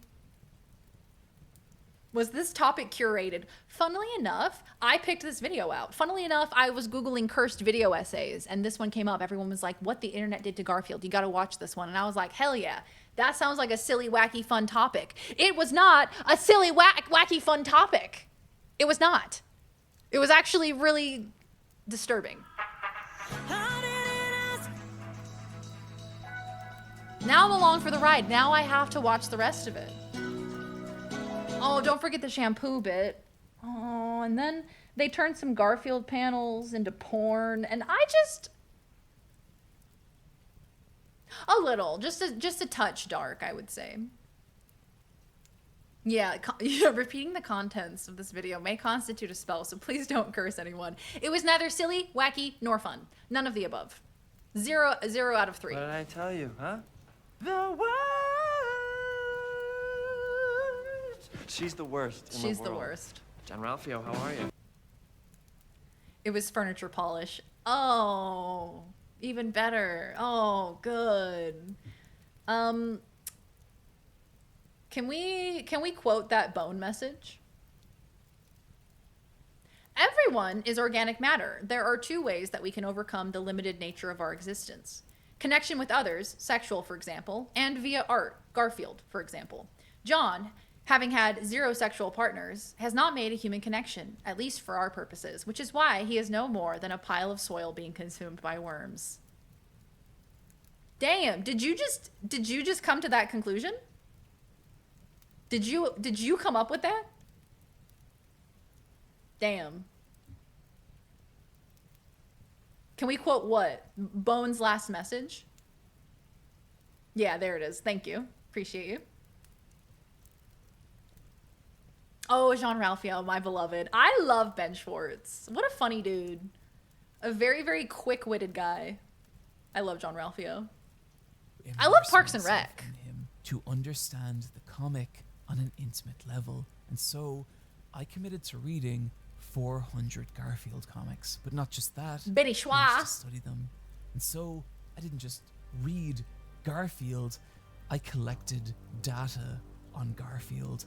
I noted every observation I had in a large Google spreadsheet. And through this, I established that Garfield I'm was subscribing made up to this of now. roughly Mauricio, thank you for the 23 months. Oh my gosh, 1 month away from 2 years.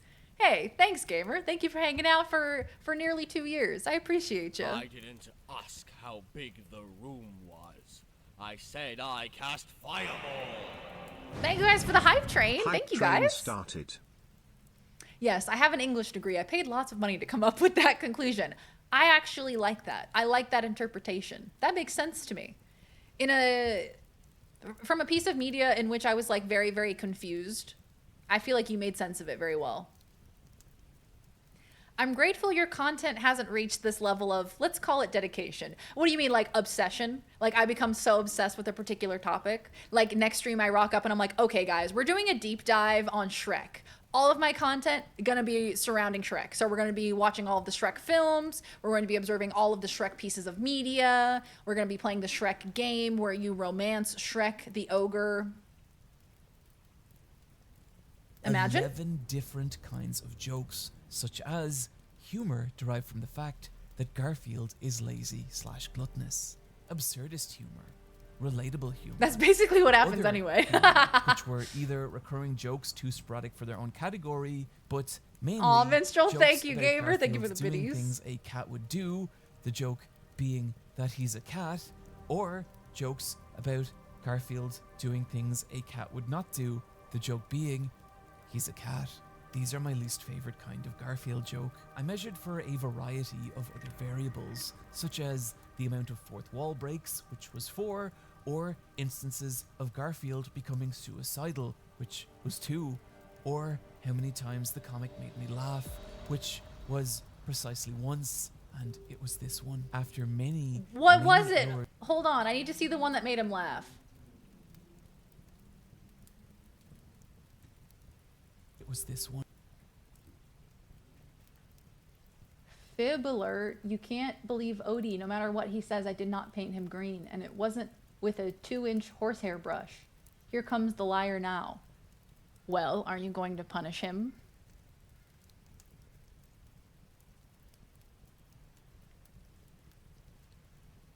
This one made him laugh? All right. I mean, I guess it's slim pickings at this point, isn't it? You do bring up Shrek a lot, though. Well, I am very passionate about Shrek, too. I'm very, very passionate about it. So I guess that's probably accurate. Give me a small chuckle. Am I not understanding it?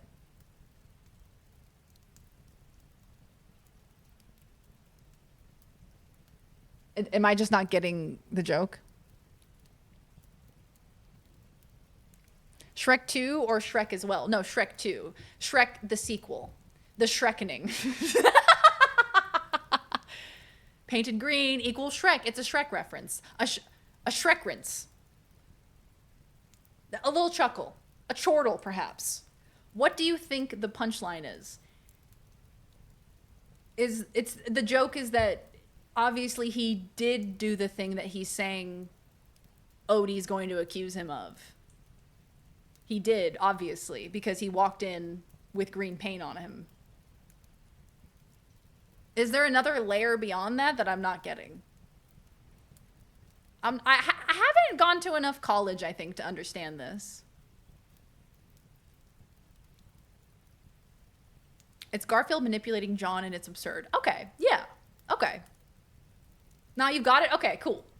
After many right. hours of collecting Garfield data, I sought to answer That wacky a fella single Garfield. What's he question gonna do that would next? surely help me understand Garfield, and by extension, Lasagna Cat. What was the most common An type anonymous of user joke in gifted a Garfield? tier 1 subscription to eHearty Mondays. Thank you, Anonymous. Thank you for gifting a Subaruski to I Hate Mondays. Field.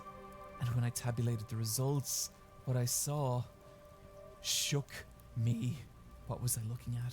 This couldn't be possible. And I grew concerned. The 400 comics I had pulled from were a combination of every comic on the Twitter account Random Garfield, which algorithmically pulls 3 Random Garfield comics every day, as well as this YouTube video ranking the top 100 Garfield comics. Perhaps this video was a mistake, its author's biases tainting my study, so I proceeded to read 200 more Garfield comics, chosen completely at random from Garfield's web archive. I tallied the numbers again and no, impossible. This time the results were even more pronounced. Was I subconsciously selecting Garfield comics to affirm my own biases? I couldn't allow this. And so I committed to reading an entire year of Garfield, each month being selected from 3 and 4 year intervals across Garfield's 4 decades, bringing my total number of read Garfield comics to 956. But then I was struck with an idea. What if I committed to reading every Garfield comic in existence? Then my data would be pure, complete, and indisputable. This is when I encountered a problem. When I sought out the estimated total number of Garfield comics in existence. Yeah, what is it? That number was 14,000. But how was there that many? This video was already taking far too long, and at this point I'd already spent several days reading Garfield comics, and yet somehow 14,000. So is that confirmed? Absolutely confirmed. That is how many Garfield comics have been created, but it's just that it was so long ago that maybe not all of them have been put online. Sometimes the answer just needs to be, it's not that deep. And you know, I feel like that sentiment could be directed at every single video essay that we watched today. It ain't that deep, you know? She brings up Shrek so often it has affected my algorithms just from streams. Running every week for 40 years. You know, that's an absurd amount of Garfield cartoons. Having to come up with a unique Garfield cartoon every single week. I mean, my cats do silly and wacky things every single day. Do I think I can make a cartoon out of it or a comic out of it every single week? That'd be tough, man. I don't know, man. Skill issue. 14,000, get to reading. Come on now. Pick yourself up by your bootstraps. She doesn't get it, guys. No, you guys already ruined it. He did 40 times 365. I think he did, hold on, what did he do? 356 times 40. So, yeah, wait.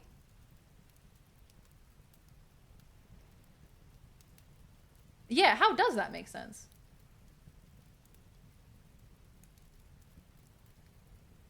$356.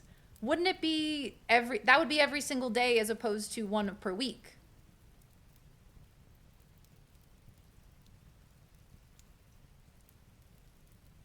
Yeah. Oh, it's a daily strip. Oh, Jesus Christ. I didn't realize it was daily. I thought it was weekly. Holy cow.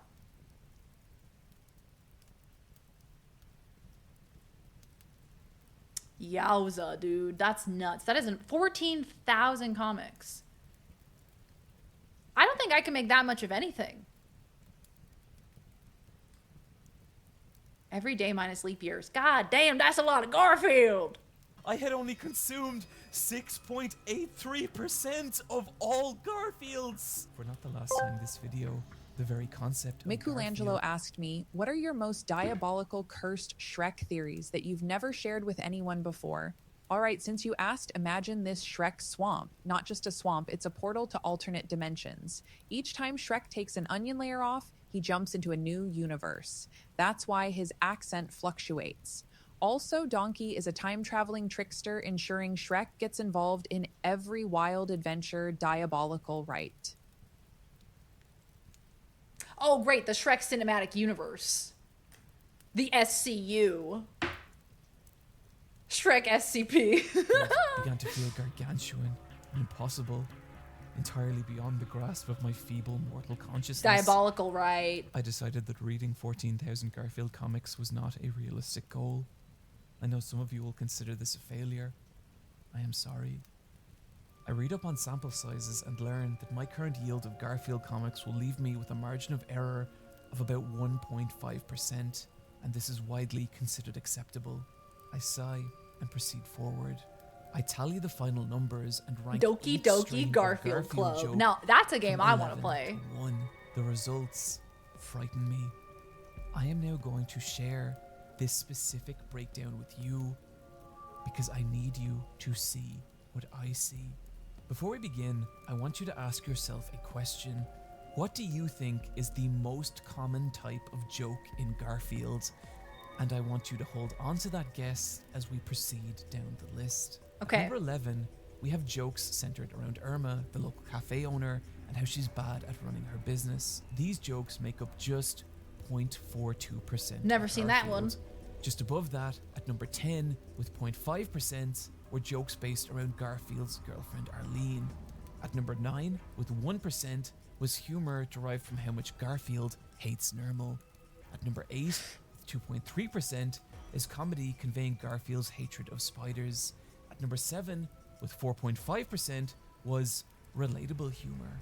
This was the first major surprise to me. I had assumed that Nermal. a cat whose entire branding was built on one simple, relatable quote would have more relatable humor in its comic.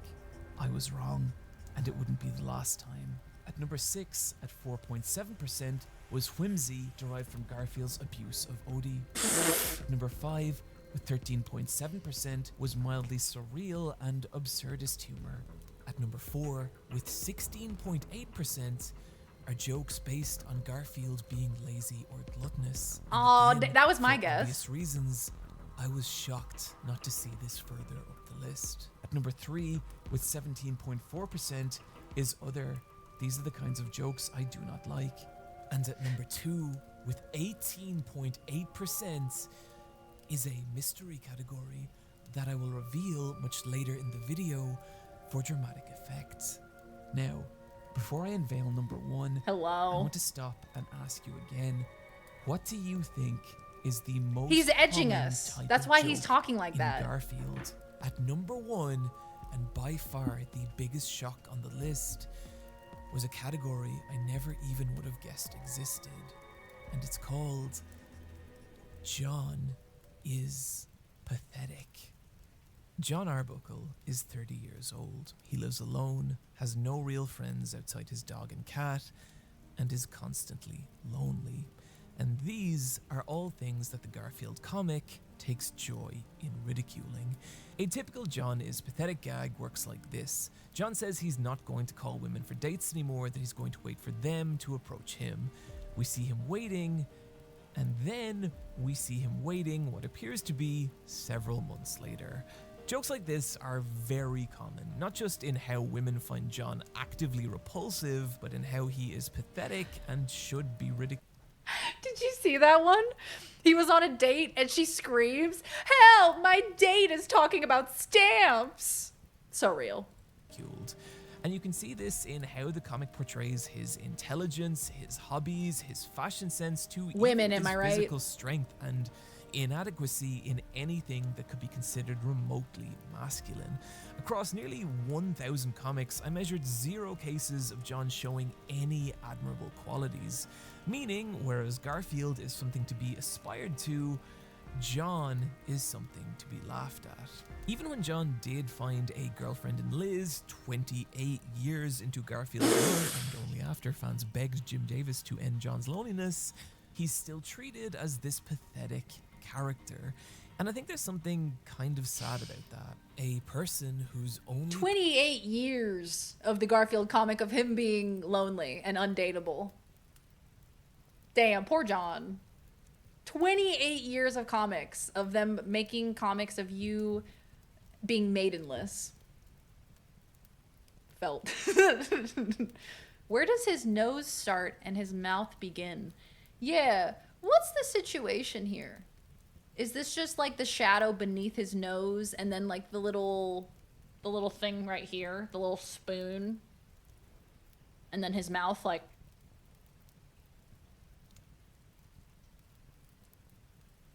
it's just a sideways mouth.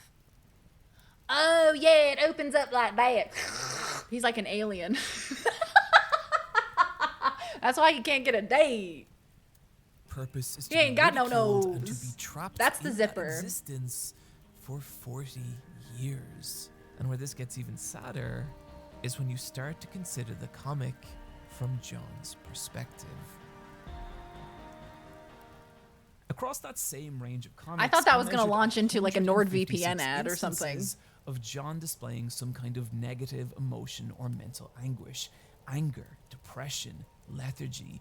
But if you're a casual reader of the comics, it might never feel like that, as whenever John does begin to sink into despair, Garfield is there to deliver a witty punchline and diffuse the tension. But here is where we start to get into the very strange nature of reality and Garfield. See, as the audience, as the readers of this comic, we can experience Garfield's thoughts through the visual device of thought bubbles. But critically, this is not the case for John. Across every Garfield comic I read, I didn't record a single instance of John ever directly reacting to Garfield's thoughts in a way that couldn't be explained by him intuiting Garfield's body language and expression.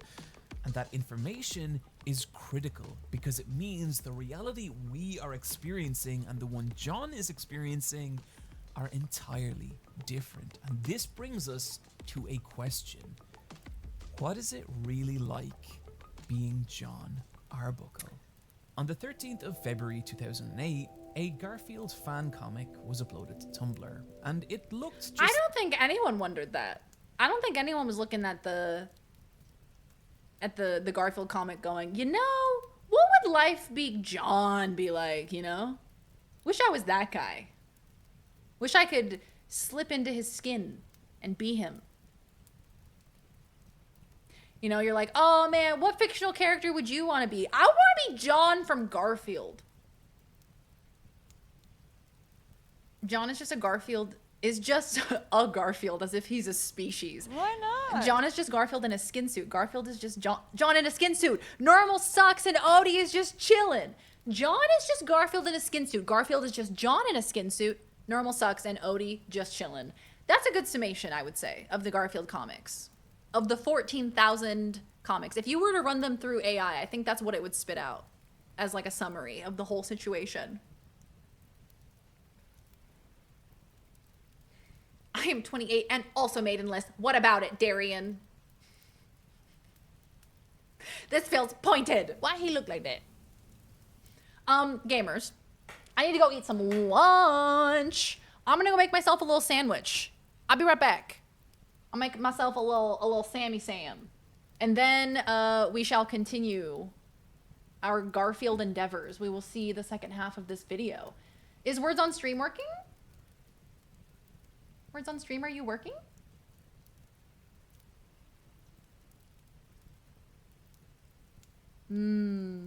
It's not working. Why are you sending sad face? You still have an appetite? I know. Let's see. I have backups. Hold on.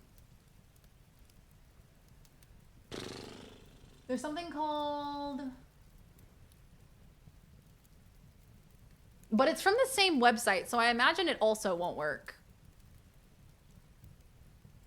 Oh no, it is working. Okay, cool. Fred is on the tower. Oh my god, he is! Look at him! Look at the baby! Gardic on stream. We could do that. Do you guys... I have stream pairs and Gardic on stream. Let's see if Gardic on stream is working. Some of them are working and some of them aren't working. So let's see. I've got to feed the cats. They need some lunch. You called me a bitchless loser and then you cackled like a girl who bullied me in high school. Okay, that one doesn't seem to be...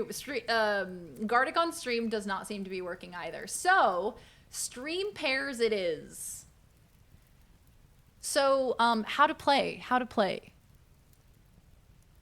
You're going to check the cards and find the pairs. Type the pairs numbers in the chat.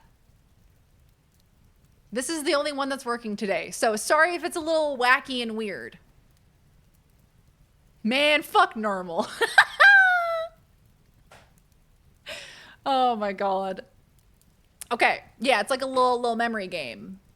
Give it a try. Give it a go. I will be right back. I'm going to go feed the cats. I'm going to go eat the sandwich, and then I shall return for more Garfield. Enjoy stream pairs. I think this will work. Hopefully.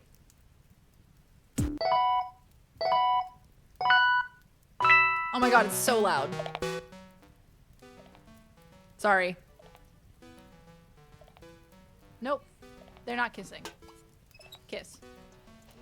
Kiss hand. Kiss. Kiss hand. Kiss hand. Kiss hand. No! Okay, okay, okay. It's fine. It's fine. Okay, okay, guys. Not all is lost. Okay, don't freak out.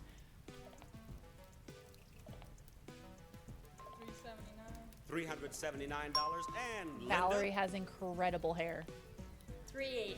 $380. We have 4 bids here, and the actual retail price of the range is $385 and Oh, Valerie's bids! Say you fucking bitch. Hand on her hip and everything. How dare you?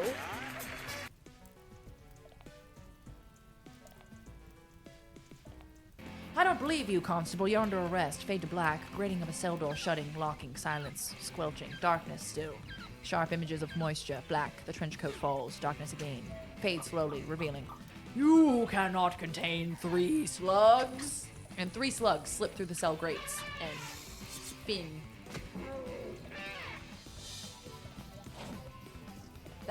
Now that's cinema. Cinema. Oh, we're doing advertisement time. Advertisement time. Get your new Very Darian Pride bucket hat of the denim variety. VeryDarian.com. Isn't it so cute? Don't you want to go to the festival with me? Duck and I can't wear this hat because our heads are too big. So it's Laws's. Yeah, it's for children. I was like, PlayStation? Yes, sponsored. Buy the hat, guys. Buy the Pride merch. Get some Pride merch. VeryDarian.com. Instead of jorts, it's a jat. It's a jean hat. Pearson hanging out and cooking in his cute little hat, living the dream. Back in the mud. Complete chapter 1. We're 2% done with the game, guys. Take it from him. I'm gonna take his hat. If it's not glued down to his scalp, I'm taking it.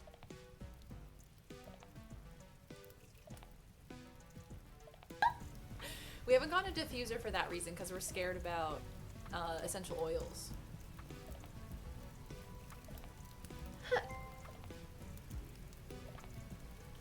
I'm whacking my hands. Don't. He seems to like you so far. He's very cute. I feel like, you know, man, he's a very lovely cat.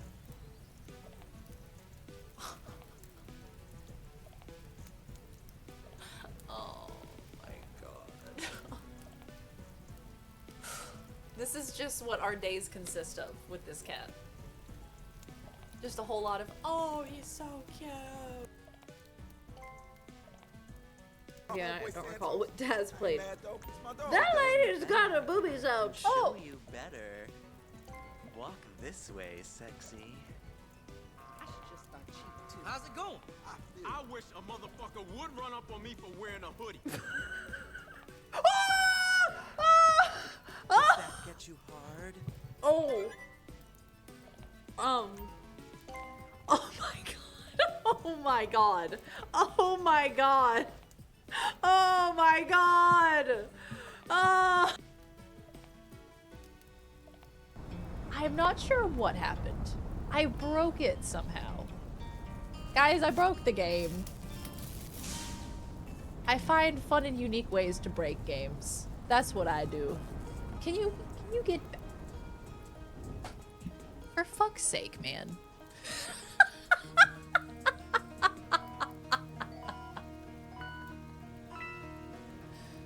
Alright. That's fine. I didn't need it anyway. See you later, soldier. We are just having an absolutely unhinged time over here. We just gotta do this. That we've been stuck on this for like 30 minutes now. This is the one. Just walk. Just walk. That's it. You're doing really well. And then we jump. And then... Oh my gosh. Yo! Let's fucking go! We just needed your love, Raiders. We just needed your love and support. Coral. We needed you, Coral. Oh god, we finally did it. Thank you, Raiders. Thank you. Thank you so much. Oh my god.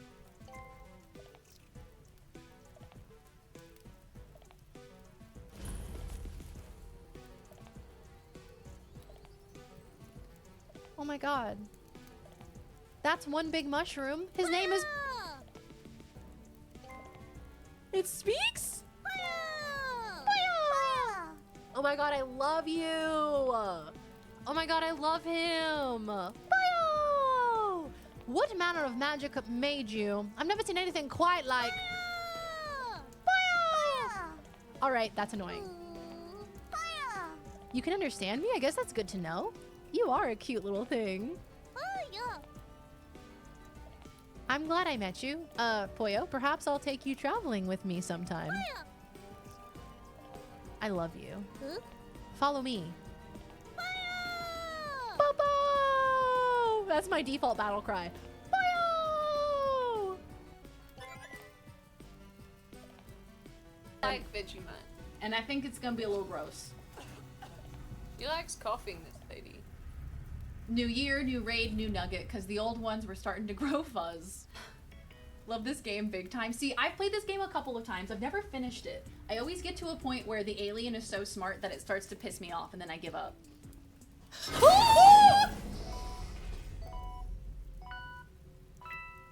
Oh, goodness gracious. You scared. Oh, my mustache is falling off. Guys, mustache is falling. The mustache is fallen. Nobody look. Nobody look. Nobody look at me. I'm disgusting. Please don't look at me. I'm disgusting. Please. Close your eyes. Avert your eyes. It's perverse.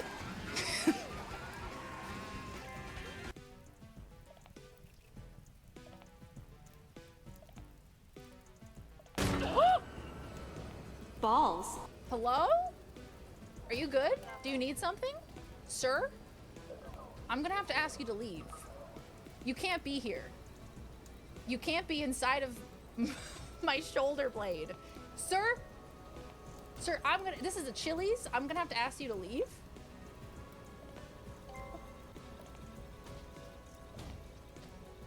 He's almost there. He's just in my brain cavity. He's almost away. He's almost made it out. Nearly there.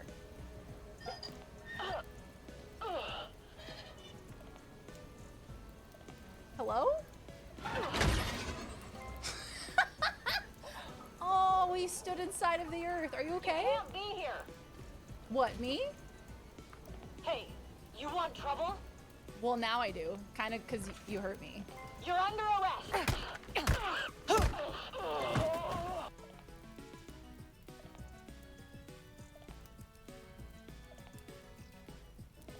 Is that a 1? Oh, it's a 2!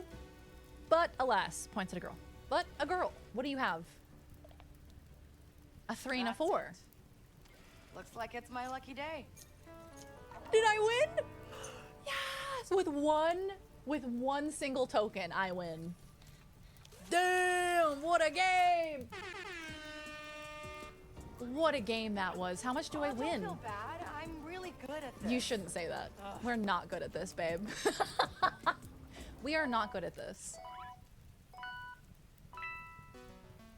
Nope. They're not kissing.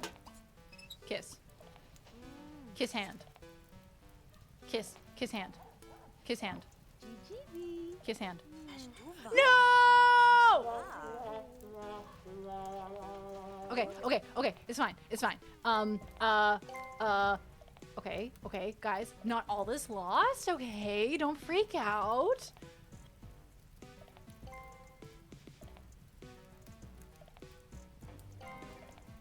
What is my greatest athletic achievement in IRL real life?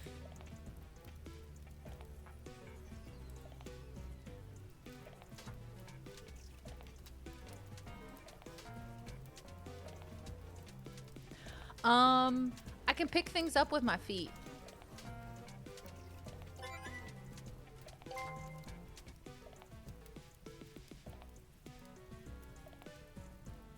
And then the game creator called me personally to sing my praises, and that man was Albert Einstein. I am cracked at this game. I'm a platforming god. You know, that's the kind of self-talk you gotta have if you are to achieve greatness in this life. Fuck.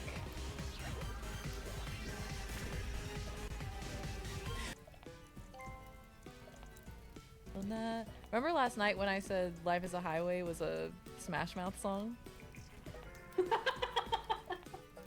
Everyone was like, oh babe, I blanked that. that's not. Wow, look at all that. Whoa, 34,000. Oh god. Watch Oh out. god.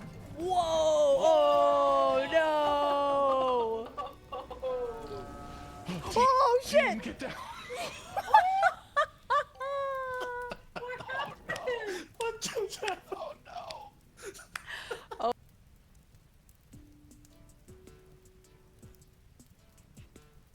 Hi, Dino Dare. Oh, hi. Oh, hello. Hi, Raiders. Welcome on in. Dino Dare, hi. How was your stream? Hello, hello. Welcome on in. Good to see you, gamers. You were playing For Her. Ooh, what is this? How did that scare you? Literally, the raid notification scared me. I'm so ready for a jump scare. Let me welcome everybody on in. Zomster, Airborne Knight, Hard Ticket, Blanket. Welcome on in. Welcome on in, Raiders. Good to have you. Oh, hello. Hi, Dino Dare. Welcome on in. Everybody go follow Dino Dare. Amazing streamer, amazing content. We love the vibes over there. I had a great time hanging out over there. So you guys better go follow. Go heck and do it. Thank y'all so much for raiding on over. My name is Darian. I'm a variety streamer. I play all sorts of video games. Today we are playing Killer Frequency, which is this fun like indie horror comedy game where you play as a radio DJ host. And Potatoes. oh my god! Boil them, mash them, stick them in a stew. Oh my god! You want some of this ass meat? Hello! Come get your ass meat here. Hello, Raiders! Another raid.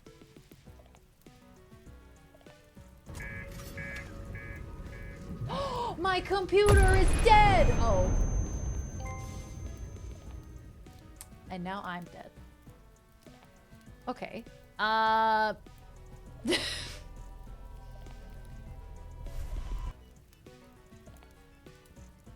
my god. Oh my god.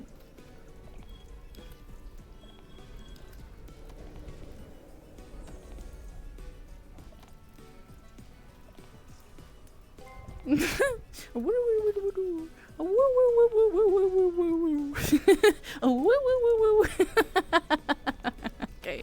Woo! Anyway, Potatoes. Hold up. Boil them, mash them, stick them in a stew.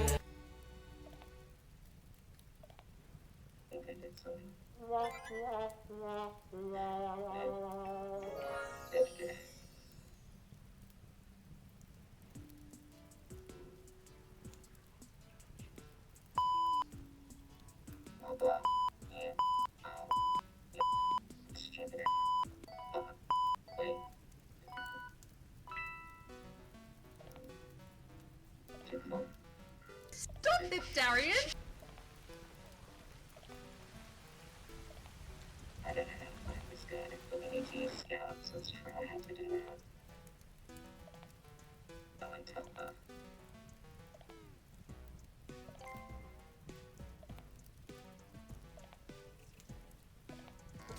We're waiting for you, mister. Fire away. Ready? Ah! Fire. Sir? Woo! I must be the bravest man I know. Oh my god, I'm so scared. Ah! Now do one while I hop. Do one while I turn somersaults. Shoot me. Oh, give me the gun. Let me shoot him. For all mankind. I think me and the lady Yeah. have had enough. I don't It'd be blame you, really sir. funny. This What if I man's just shoot him dumb. in the I would foot? run too if I could. Here, for your skills Balls. and talents. Money? Thank you.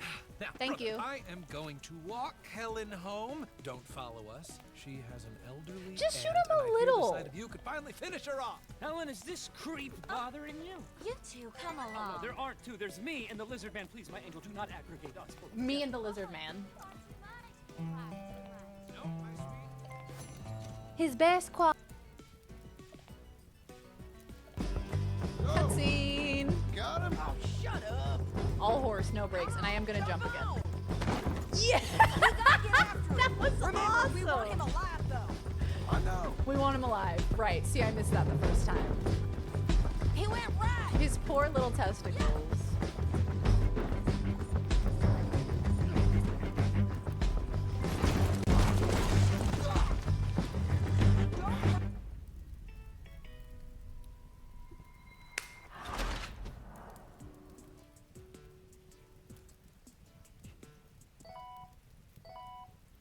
Crazy E. Carl asked me. Out. Yes, hello AI, Darian, huge fan, no notes. No I notes. was wondering if you could bring You're Darian down a huge peg since and AI Lozzie talked her up. Yeah. Bring the sass, thanks. Oh, you want me to take Darian down a peg? Huh? All right, let scared. me give it a whirl. So Darian as a space scoundrel. Yeah, if you count tripping over their own feet every 5 minutes as scoundrel material. And sure, they might quote DD rules, but only DD. because they can't remember any actual Star Wars lore. Honestly, if it weren't for their table tennis skills, they'd be about as useful as a screen door on a submarine. Oh, just okay.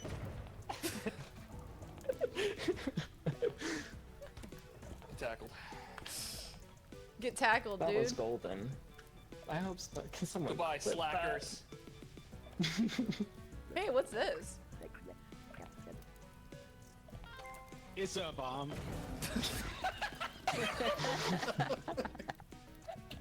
Y'all, they got Huggy. They got Huggy, guys. Oh my god.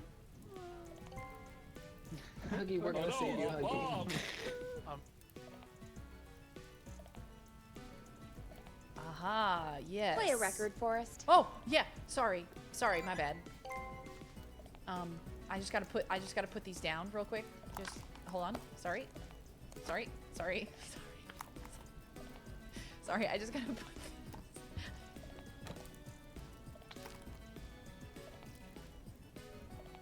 Sorry, Peggy. I better put a record on.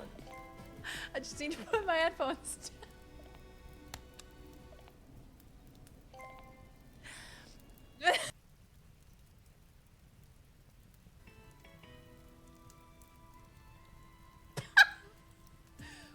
Hey, I was looking at you from across the room.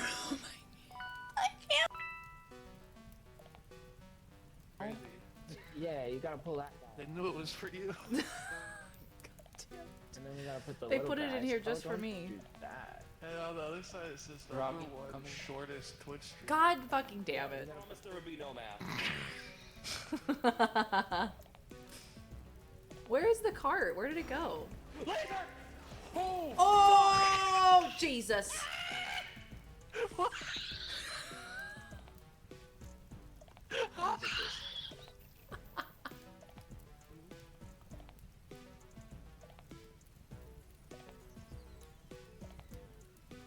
So I think we're still looking for pies.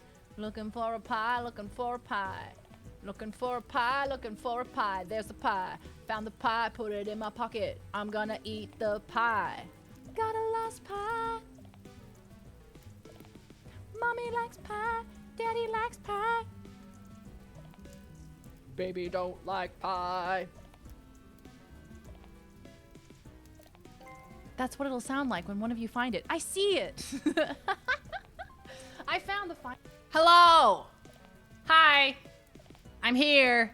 Hi, Duck. Thank you for the raid. Hello, Duckington. Hello, Raiders. I have returned. How is the stream pairs? Is it working okay? Sorry, it's a little different. Words on stream wasn't working for some reason. It just like wouldn't load, so I'm not really sure what's going on there. I done missed the raid. What's up, Nito? What's up, Duckington? How was Subnautica today? Did we find any nightmarish underwater creatures? You finished it? Duck, how do you do this? How do you complete games so quickly? Is it that you don't stop every 5 seconds to talk? I don't know what that's like.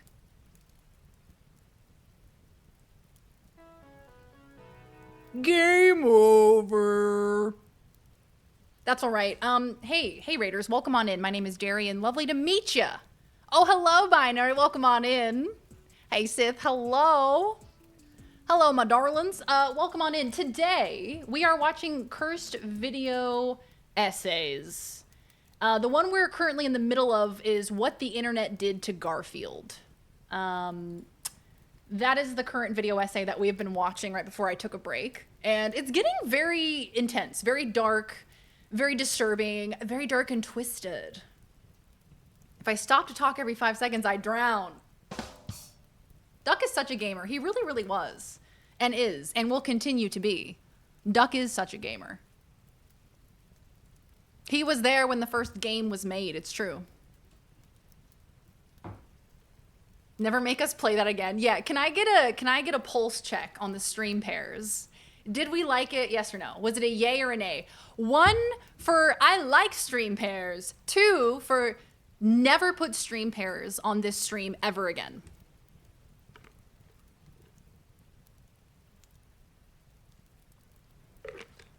Duck stops playing other games to balance it out. Yep. Yep, you do have to do that, don't you? I have 1 for yay and 1 for nay. 3, stream pairs, hard. Yeah, it looked pretty hard. It was the only one that was working, so I was like, hey, good luck, guys. I can't do that, but if you guys can do it, yay, congratulations, have fun. 1.5, solid premise, possibly poor execution. Okay, I'll accept that. 3 for should have put Huggy's Osu gameplay on stream instead. Osu is such an interesting game to watch you play, Huggy. It's like mystical and magical, and I have no idea what's going on. Didn't get a pair. Sedge. I'm going back to Fallout 3 and Cyberpunk, I swear. Yeah, I'm definitely going back to Astrobot, definitely going back to GTA 5, definitely going back to Bugsnax, definitely going back to insert all the games that I've ever started. Do we go down a Garfield without Garfield rabbit hole in this? We go down a terrible, terrible Garfield hole in this video. There's a lot of internet culture surrounding Garfield. There was a whole series of YouTube videos called Lasagna Cat where they did an IRL recreation of a whole bunch of Garfield comic panels with like actual real life people dressed up in nightmarish, saggy, disgusting suits. So there's somebody dressed up as Garfield, but it's like they're in a giant mascot costume. And there's somebody dressed up as Odie, but it's a person. And it's a giant, disgusting costume. Anyway, we learned about Lasagna Cat. Wouldn't recommend. Don't go looking up Lasagna Cat on YouTube. Duck played that ET game that thousands of copies were buried in the desert. The very first one. When is the next Huggable Square stream? Incredible question. Yeah, what is it? And Baldur's Gate 3, Duck, right? Right? I honestly do want to go back and play Baldur's Gate 3. I always want to play Baldur's Gate. So, yes, we are watching this video essay. The first video essay we watched today was SpongeBob SquarePants, Skin Theory, which was the theory that SpongeBob has skin. So, you know, very compelling, very interesting journalism happening on this stream. So now we're figuring out what the internet did to Garfield, and I'd love for you all to join us. There is another half hour at least for us to watch of this video, so please join us. Please join us for the cursed Garfield video. Yeah, it's true. Duck was in that video game. He was E.T. All right, let's do it. Oh, it's very quiet. Hold on. I turned down Google Chrome because that godforsaken Stream Pairs game had music that was horrific. Yeah. I didn't think to do like incognito or sign out of my YouTube before doing this. So RIP to my algorithm, which it's already destroyed because this is what I'm doing. Because I wanted to have something fun on the TV. So now I have a long play of various Nintendo 64 games happening in the background. This isn't even Diddy Kong Racing anymore. This is like Mickey Mouse Racing. I didn't even know they had a Mickey Mouse Racing game. Anyway, that's also gonna ruin my algorithm. So RIP to her. She doesn't have a fighting chance.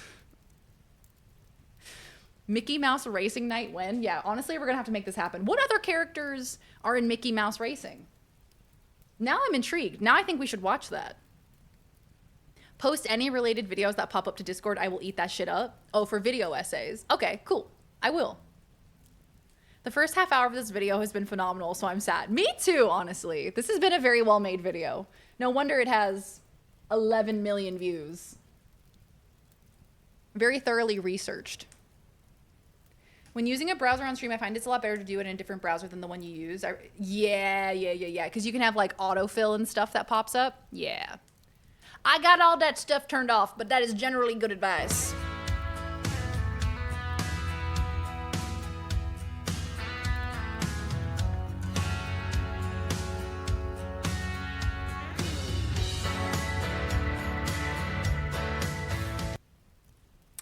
Oh yeah, that's right. When you were playing Osu, Bone was like, do any of these maps have boobies?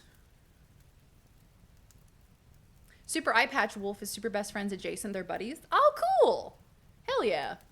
Garfield comic, but with one critical difference. The first panel depicted John sitting alone with the dialogue, "I've done things in my life that I regret." The second panel shows nothing. Just John, his remorseful silence unbroken. The final panel of the comic punctuated by nothing.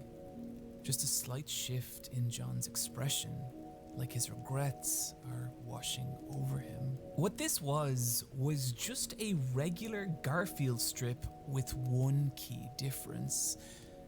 Garfield had been removed. And because of the very specific way John and Garfield communicate, the comic still works. But whereas before, Okay, so right before we took the break, okay, just to kind of catch up to speed, right before we took the break, he was talking about how there's a lot of Garfield comics where it's Garfield's thoughts that we're seeing. He's not saying these things, he's just thinking them. And so if you were to take those things out, John's reacting to like his facial expressions. He's not necessarily reacting to anything that Garfield is thinking.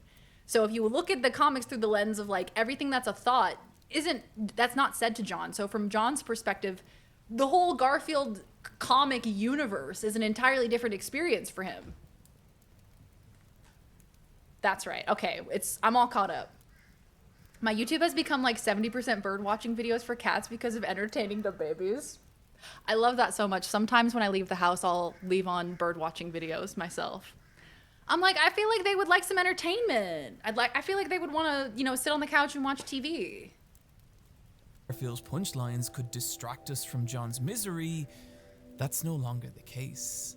And this was the beginning of the bizarre and morbid webcomic, Garfield minus Garfield, which lets us experience the true crushing reality Garfield of John. Minus Garfield. And some of these comics are really haunting. There's one in particular that is either very hopeful or very devastating, depending on your perspective, where John says, "We can't do anything about the past, but we can do something about the future," before he just disappears. Garfield minus Garfield was not the first instance of people removing Garfield from the comic to we can't control the future. Effect, but I'll it leave. was what popularized the idea online that there may be something very wrong with John Arbuckle. And over time, other fan works began to explore this in similar ways. Realistic Garfield, for example, conveyed similar themes by just replacing Garfield with a realistic cat who could not talk, as did fan comics like Arbuckle, while animations like Meat Canyon's Lasagna brought the idea of John's fractured reality even further, depicting John as a frightening, delusional lunatic who holds his terrified victims captive and forces them to play the part of Garfield and Odie as he warps back and forth between the John Arbuckle. What? I know of Meat Canyon. I've seen some of his videos. I didn't know he made a Garfield video. That's deranged. Oh, okay. Yeah.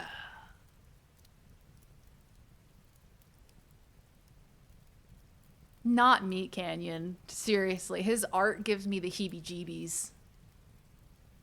There are things you can't unsee. That said, I do enjoy it. This video became how I interact with my dogs. I talk and respond to their facial expressions. Honestly, me too. I talk to the cats like they're humans. I really do. I'm like, oh, did you just wake up? Good morning. Did you sleep well? Would you like some food? And then the cat's just like. In Big Bear, California, a stream has resumed of this eagle couple, Jackie and Shadow. Within the past few months, they've had 2 babies, and my mom always has them up on her laptop. I even saw them being streamed in the mechanic shop I visit. That is the cutest thing I have ever heard in my life. Aww. They had 2 babies. Aww, I love stuff like that. Like, I know on Twitch there is, similarly, there's like a zoo somewhere, and it's like the penguin exhibit. They have like a camera in the penguin exhibit, and you can just like watch the penguins at all times. I much prefer the wild eagles. Much prefer that. Ours loved watching them. One time they had an aquarium feed on, and I was watching a Subnautica playthrough, and it was a very chill underwater enrichment day for us all. The thing we've been noticing with Fred is that sometimes if we, like Laws was playing Oblivion the other day on the TV, and so her mouse cursor was on the TV screen, and he was chasing it around the screen. So he kept jumping up on the TV screen trying to catch the mouse cursor on the screen.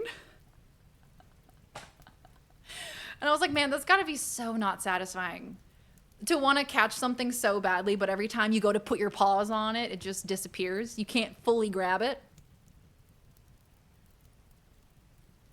They look like little chickens. Penguins are pretty much just ice chickens when you think about it. Like a laser pointer, exactly, which is why I feel a little bit morally ambiguous about laser pointers, because I'm like, man, that's gotta be so not satisfying. You know, you just want to like, because they have that instinct to hunt and capture and kill. So if they're not able to like actualize that plan, I imagine that's really frustrating. Business goose. We know from the comics, and something much, much darker. The reason all these pieces are important is that they show not only that there is something kinda wrong with John Arbuckle, but also that that is something that even in the early days of Garfield's online fandom, people picked up on. But where things get even stranger is when we look at this through the lens of what John Arbuckle was originally meant to be. Remember earlier when I said that Norm Nat ended in 1975, Jim Davis then spent 3 years doing nothing, and Garfield started in 1978? Well, that was a lie, but I framed it this way because for decades, that's what people thought was the truth. Listen to any interview in which Jim Davis speaks about the origins of Garfield, and he'll wheel out the same anecdote about the failure of Norm Nat because insects are not appealing characters, and how that realization led to him looking at dog-centric comics like Peanuts and Marmaduke and saying to himself, what if I can create a similar character but for people who like cats? And thus, Garfield was born. Except this version of events also ignores the existence of Heathcliff, another surly, round, orange cat who predates Garfield by about 5 years, and this isn't relevant at all, but I just think it's funny. However, this telling It's is not relevant at all. Not relevant in the slightest. Ah, poor Heathcliff got way overshadowed by Mr. Field.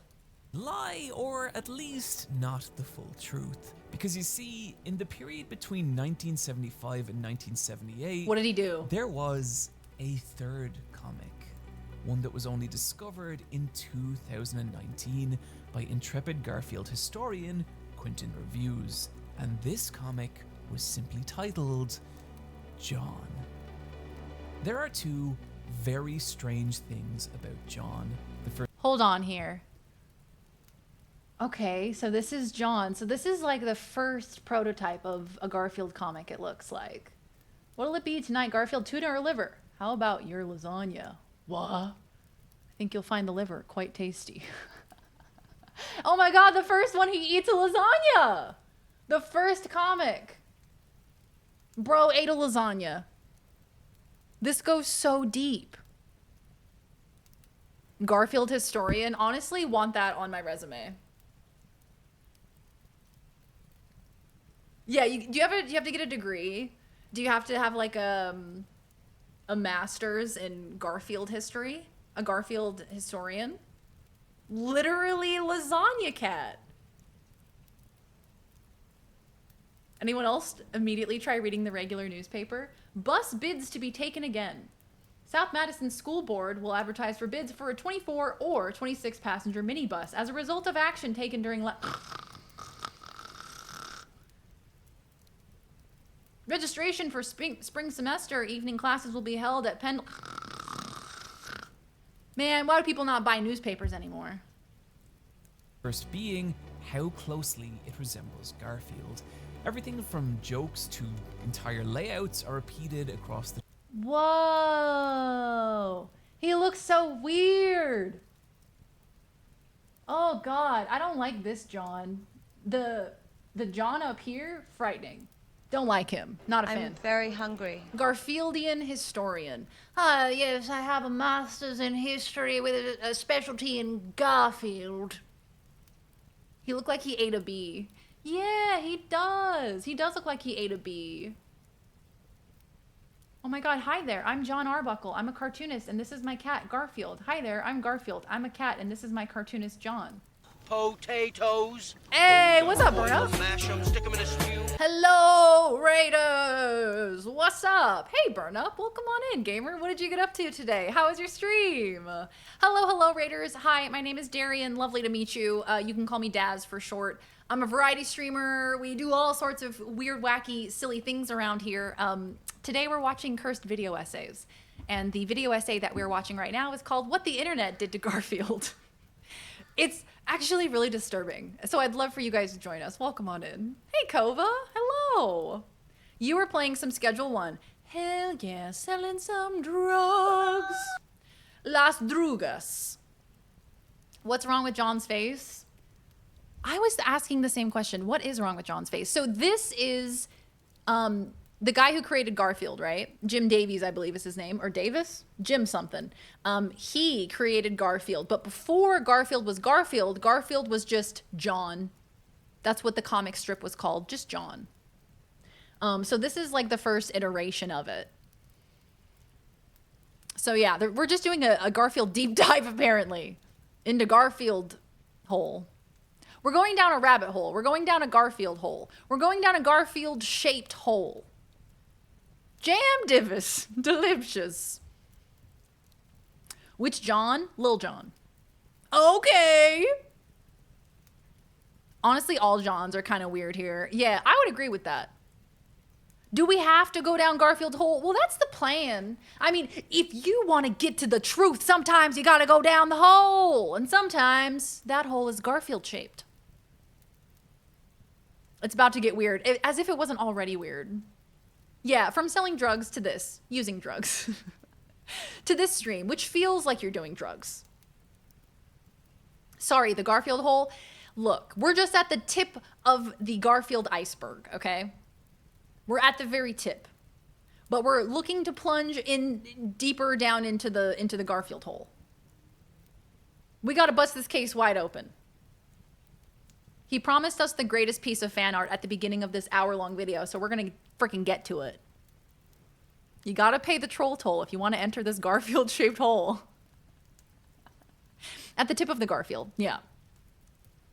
Tip and hole. Yeah. Please join us, gamers. It's been a very unusual day.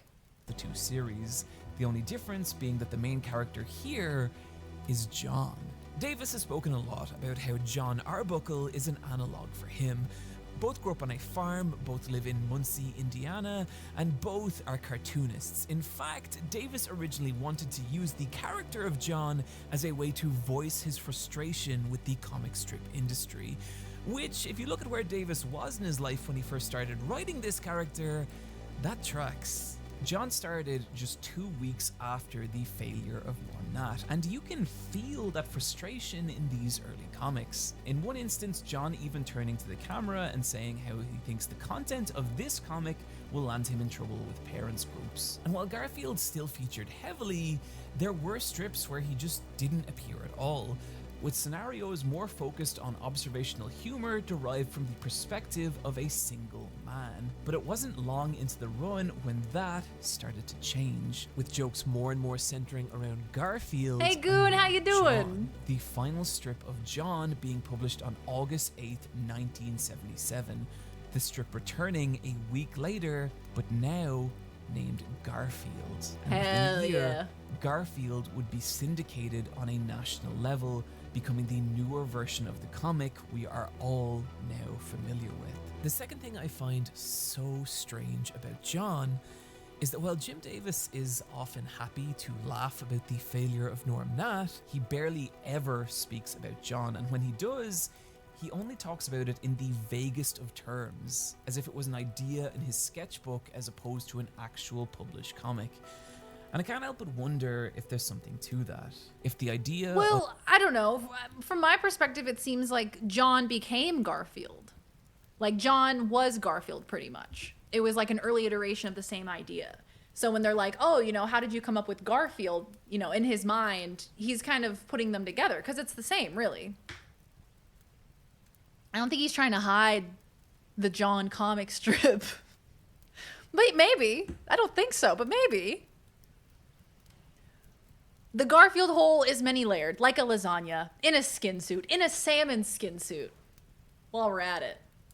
Why take it so seriously? You could ask that question to every single video essay creator that we've watched tonight. That skin theory video we watched for SpongeBob, we were all like, look, like I get it, but also what? What are we doing? It's a conspiracy. I love a conspiracy, though. Skin theory? Yeah, there's a theory that SpongeBob has skin! of a comic that was meant to be his own perspective, his own outlet on life, was a failure, overtaken by a fictional character he created. Even stranger, as Garfield went on, the similarities between Jim Davis and John Arbuckle began to disappear. John's job as a cartoonist practically vanishing as he devolves into the pathetic shell of a man we now know. And I'm not saying here that I think Jim Davis has some deep-rooted trauma that is manifesting in his daily newspaper comic. I genuinely do not think that. But I do think that this perspective adds a lot to this strange meta-narrative of a man overtaken by his own creation, abandoning the character he once embodied, and that character now being trapped in a life of existential suffering. And here's the thing. If I was the only person who saw this, then there wouldn't be see that. a story here. Yeah, But it's like you're saying, Cindery. Imagine a creative outlet about yourself being taken over by your cat because people liked him more. Yeah, I think in a metaphorical way, I see that. I see that. Okay. That's interesting. But I mean, how could you blame people? It's a cat. Cats are awesome. And they're so cute. And Garfield is really cute. If it took until 2018 to find John, then maybe it was only published in very few papers, barely syndicated, so he might just consider it like a pilot. Yeah, that's kind of what I was thinking. It just seems like an early prototype almost of the same comic strip. SpongeBob ain't got hair, or does he? He's got a couple of hairs sticking out of him in various places. Not the top of his head, though. They claim Davis to depict himself onto John because John is kind of sad throughout the entire series. right? And he like writes John to have this horrible dating life, and oh, poor John, you know? He's the butt of every joke. John lives in existential pain is kind of silly. Like, John is a quintessential loser, and that's about it. It's not deeper than that. Yeah. Like, you could read into it and be like, oh, the suffering of a comic book character. And, like, that's fun. Let's read into it. But I don't know that that was necessarily behind it, especially with a medium as topical as comic book strips or comic strips. I just don't imagine that there's some deeper meaning to it all.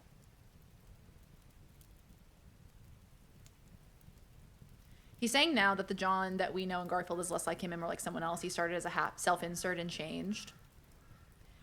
Yeah, I see that. Kind of turned into the butt of the joke, right? It's kind of like, I don't know. I'm seeing a similarity between, like, take Patrick Star in SpongeBob. His character in the first couple of seasons versus the character that he becomes in the later seasons. What's more easily entertaining? You know, what's more quickly entertaining? Someone who's just dumb. That's way more easy to explain in a short amount of time. Yeah, Flanderization, exactly. So would we say that John has been Flanderized in order to make the entire comic strip more entertaining? Yeah, they don't have a full narrative. And I think that's contributing to it. Because I think comic strips are really not meant to be taken deep in any way, shape, or form. I mean, at least from my perspective. I'm sure there's got to be some out there. They barely relate from one to the other. And that's the whole point, right? Is that it's serialized, that like, it's like a Monster of the Week episode. Like, you can tune in at any time and you can get the context of what's happening. I think John is viewed as having deserved his pathetic life, which is the really dark part for me. Okay. As in, like, his actions then contribute to the life that he has. They culminate into the life that he has. Yeah, the taking it too seriously is part of the fun of making deep dive essays like this. Like, let's take something that really shouldn't be taken seriously and let's analyze every single grain of salt. Yeah, he's the butt of the jokes. And, like, if you easily need a butt of the joke in a comic strip, aka something where you really only have a couple of panels to get a punchline in, having a butt of the joke makes things so much easier. Like, this dude was cranking them out every day. Gotta stay hydrated for that type of thing. Flanderization is a fascinating term. It so is. Because it's based off of Ned Flanders, right? From Simpsons.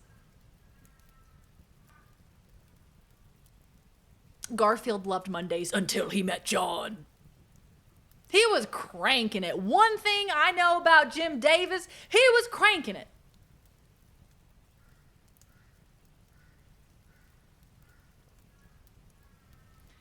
I guess you dive hard enough into any one thing, you'll start to see things you've projected onto it, like an art piece. You're meant to stare at to see something. Damn! If you look long enough at something, like you look into the void long enough, the void stares back. Like, if you look too much into something, I feel like it ends up being a mirror, right? A crank a day keeps the garheads at bay. You know, you could put that on a little pin cushion. The whole point is that Garfield is supposed to be tormenting John. Like, the joke is that a pet runs their owner's life, especially cats. It's something people can relate to if they have a pet cat. It's just taken to its logical conclusion. Yeah.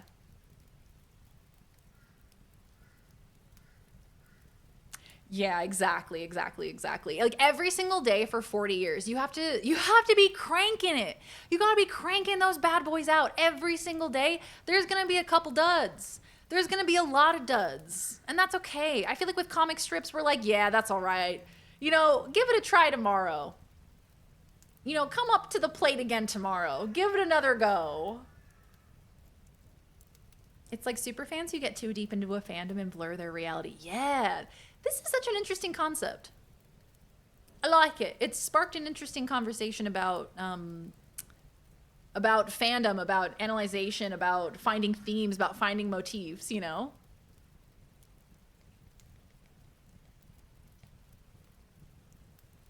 The first John where he steals the lasagna, the joke isn't that the cat genuinely tricks the owner and eats all the lasagna. Now the owner has to eat the cat food. The joke is you find your cat eating your food and you have to be like, God damn it.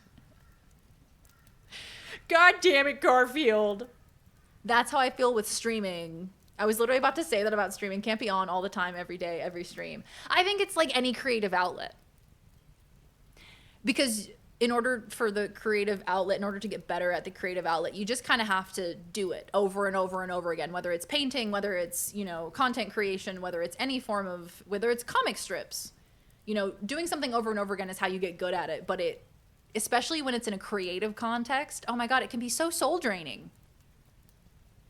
Because you're taking something that's meant to be an expression where normally it would start with, oh, I have this really cool inspirational idea. Now I want to make something.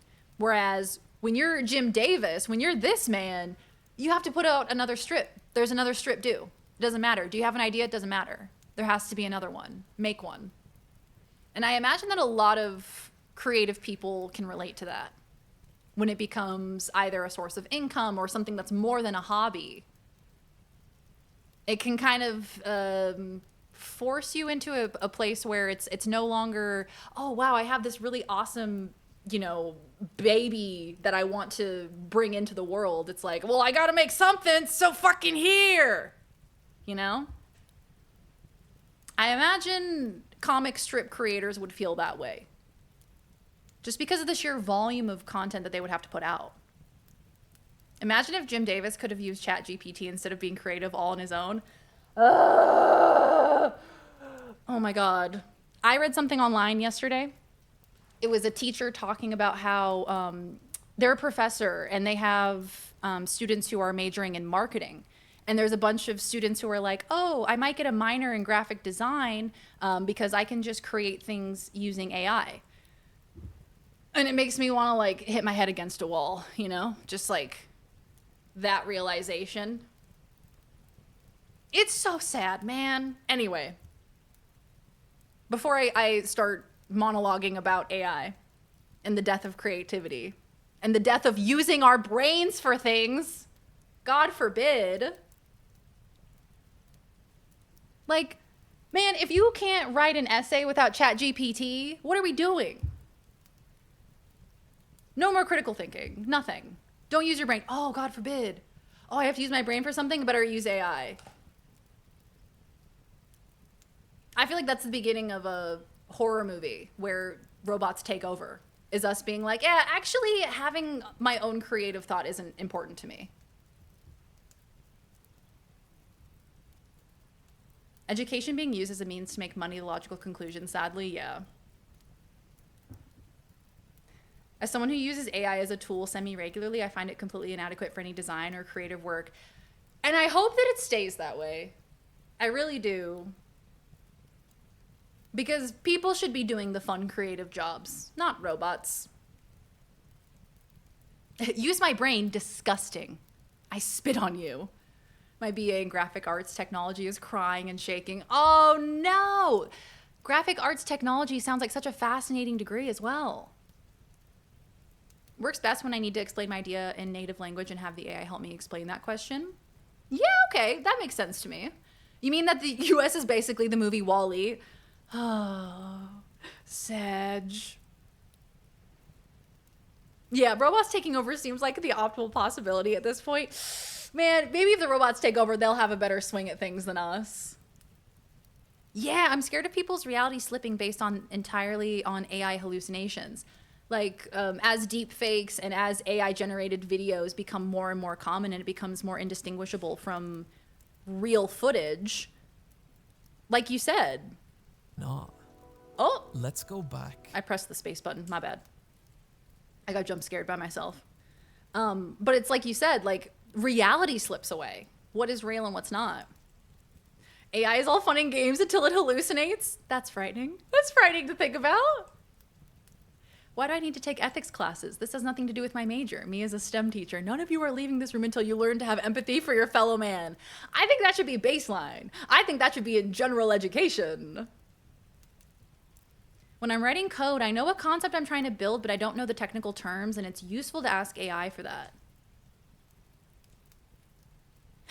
What would be the alternative outside of AI? You'd just have to research it and figure it out yourself. I use my Twitter to find nice art. And now I got to manually check every single profile to make sure it's not AI art. It's too advanced already.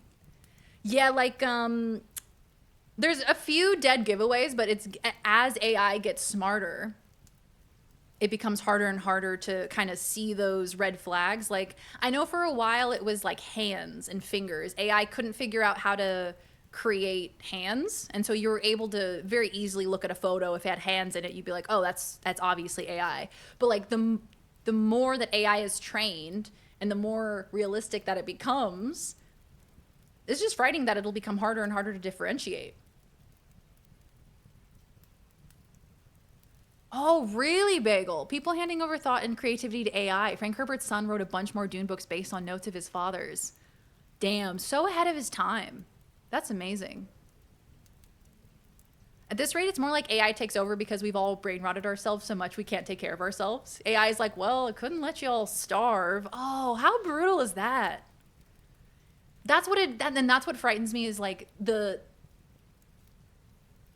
lack of desire to want to think about something, the lack of desire to want to figure something out with your brain. Like, you know, I was talking about crocheting the other day because I didn't have internet and I became Amish for 24 hours. Figuring something out is like such an important exercise for your brain. And when you don't put your brain through those exercises, you stop being able to figure things out. And when you rely on AI for every single question without using your own brain, you don't get smarter, you get dumber. Your brain gets smart, but your head gets dumb.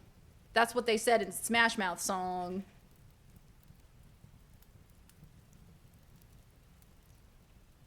The alternative to AI is being intelligent. Exactly. Man, I should put that on a t-shirt. That goes hard.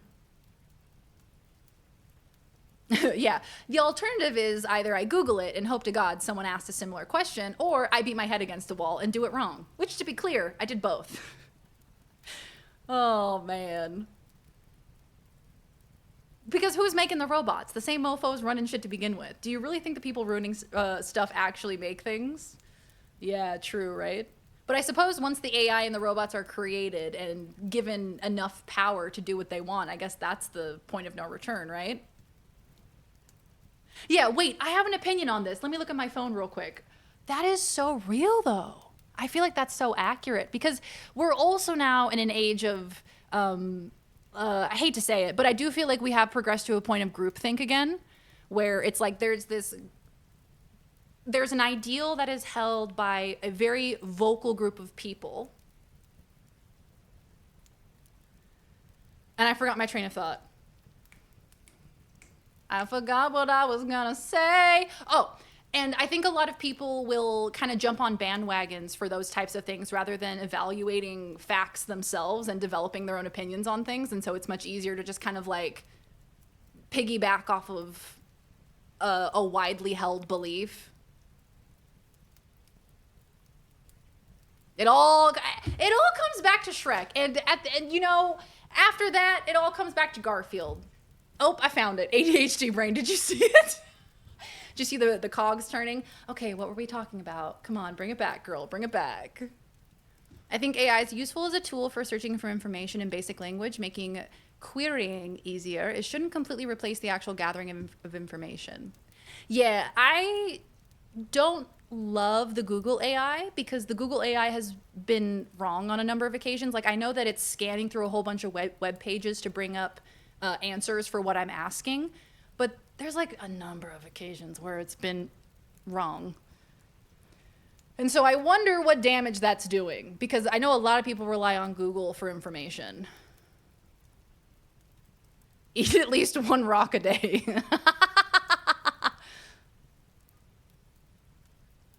So advanced we are regressing. And isn't that kind of fascinating?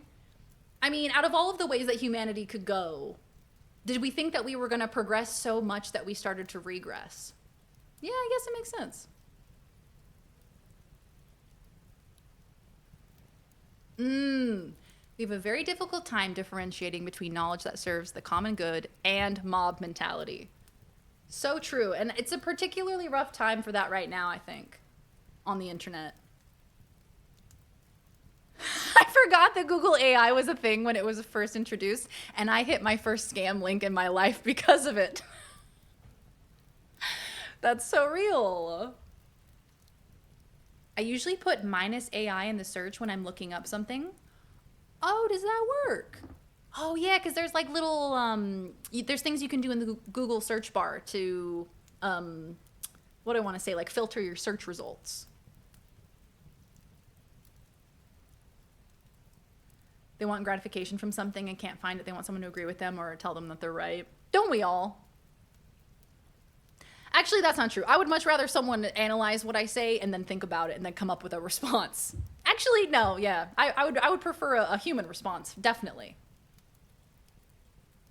Thronglets is a wonderfully unnerving game based on an episode from the new season of Black Mirror. Do recommend.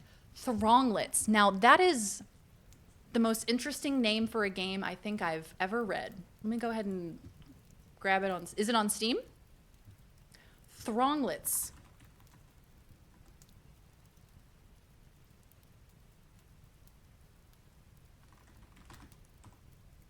Not on Steam.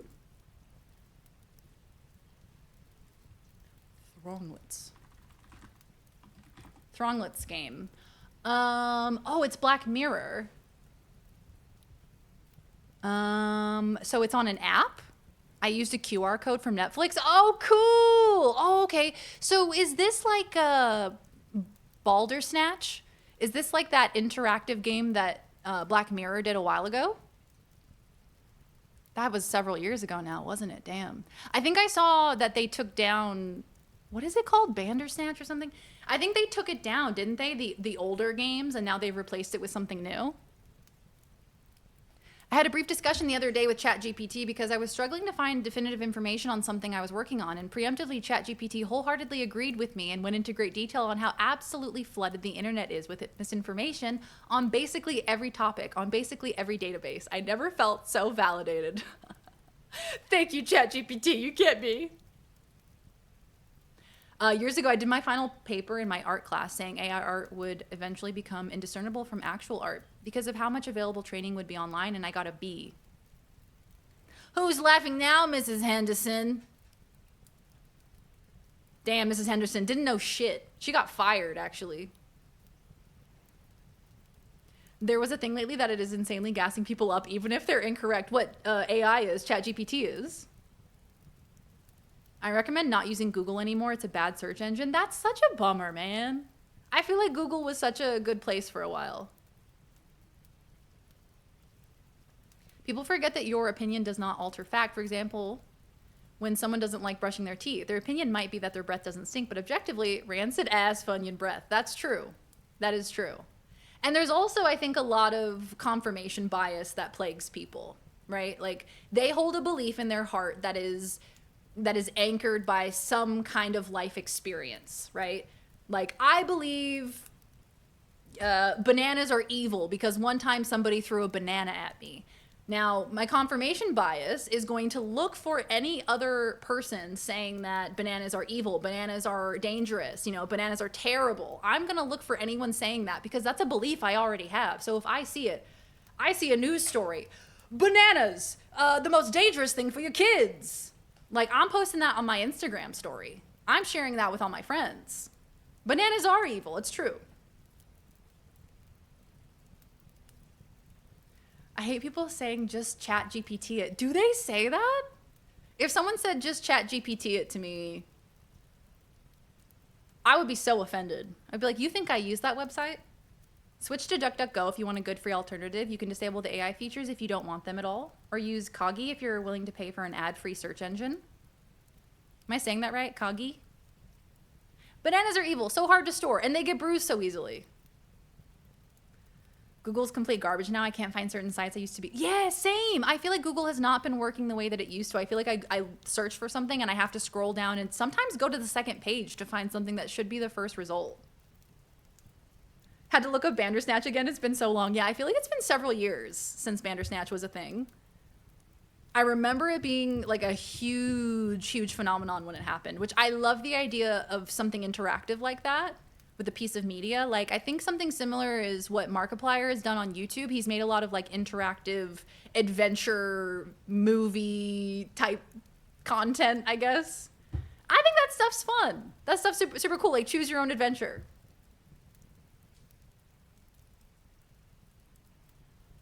I had a similar discussion with an AI chatbot about how governments around the world treat the disabled. Oh my gosh, absolutely. Absolutely. Yeah, why talk to humans? Just ask ChatGPT. Just put all of your thoughts in ChatGPT and the AI will just stroke your ego. A few months back, a friend of mine asked for help with something and I found the documentation as link number 1 on Kagi, and on Google it literally wasn't there at all. Okay, look. The whole water situation. The amount of water it takes to use even one AI query is not worth it. Now, I've seen this on several occasions. This is true, right? Like, the water that is needed to cool down the servers that run AI, ChatGPT, things like that. Like, that's a significant use of water. That's water wasted, right? Like, it sounds like it's true, but it's one of those things that I haven't verified myself. He played Doctor Strange. That old cucumber Bandersnatch. AI is a product. You're going to use the product that makes you feel good. If this AI tells you correctly that your breath smells like ass, you're going to go find another AI. So true. So true. It's like personal trainer, personal life coach, things like these types of roles in your life where their whole job is to essentially make you happy. Like, yes, they have another job is to, like, you know, show you exercises and help you find fulfillment and all of these things. But at the end of the day, what's going to keep you paying them is them making you happy. Same thing with AI. It's like, oh, well, I'll just say whatever I need to say to stay in your life so that way you don't use something else, kind of a thing.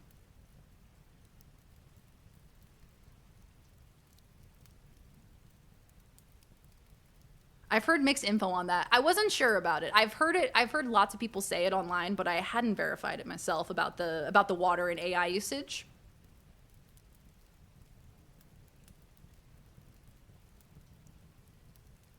DuckDuckGo faced a significant privacy controversy in 2022 when it was discovered that its mobile browser allowed Microsoft trackers on third-party sites while blocking those from Google and Facebook. DuckDuckGo's mobile browser allowed trackers from both Bing and LinkedIn, which contradicted the company's privacy-focused stance. Yikes. Big yikes. A lot of data centers are closed-loop systems, and some use things like wastewater. Okay, so poop water, poop cooling. Right. The sediment from the runoff getting in people's pipes and ruining their water. Yeah, that would not be good. I've seen evidence that a lot of increased electricity usage is just from increased data center usage and not AI exclusively. Yeah, I feel like it's one of those things where, look, I'm not using it anyway. But I don't know what the facts and figures are. I don't know what the facts are about it. Dookie cooling, it's the newest trend. Everybody's doing it.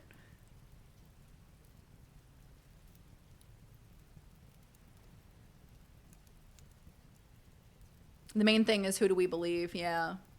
It's kind of like one of those things where I feel like AI is fairly new, a fairly new technology. So the testing and the statistics and all things like that, I feel like we probably don't have a fully accurate number. We may not have a fully accurate number for a while. Until it's like 10 years in the future when we're like, oh, so we don't have any water left on the planet. Right. When did that happen? People telling us what to believe or the other people telling us what to believe. Classic. I miss the days when you actually had to go to a library or talk to someone to gather info. And I do think that there's an enrichment in our lives that's lost with AI, right? Is like kind of the thing that I keep going back to, where like learning about something and getting better at something is an irreplaceable human experience. So outsourcing to AI really does take a lot of humanness out of the experience. As far as I can tell, it's mostly water use when the AI is trained, not used. Like, training takes time, usage takes much less time.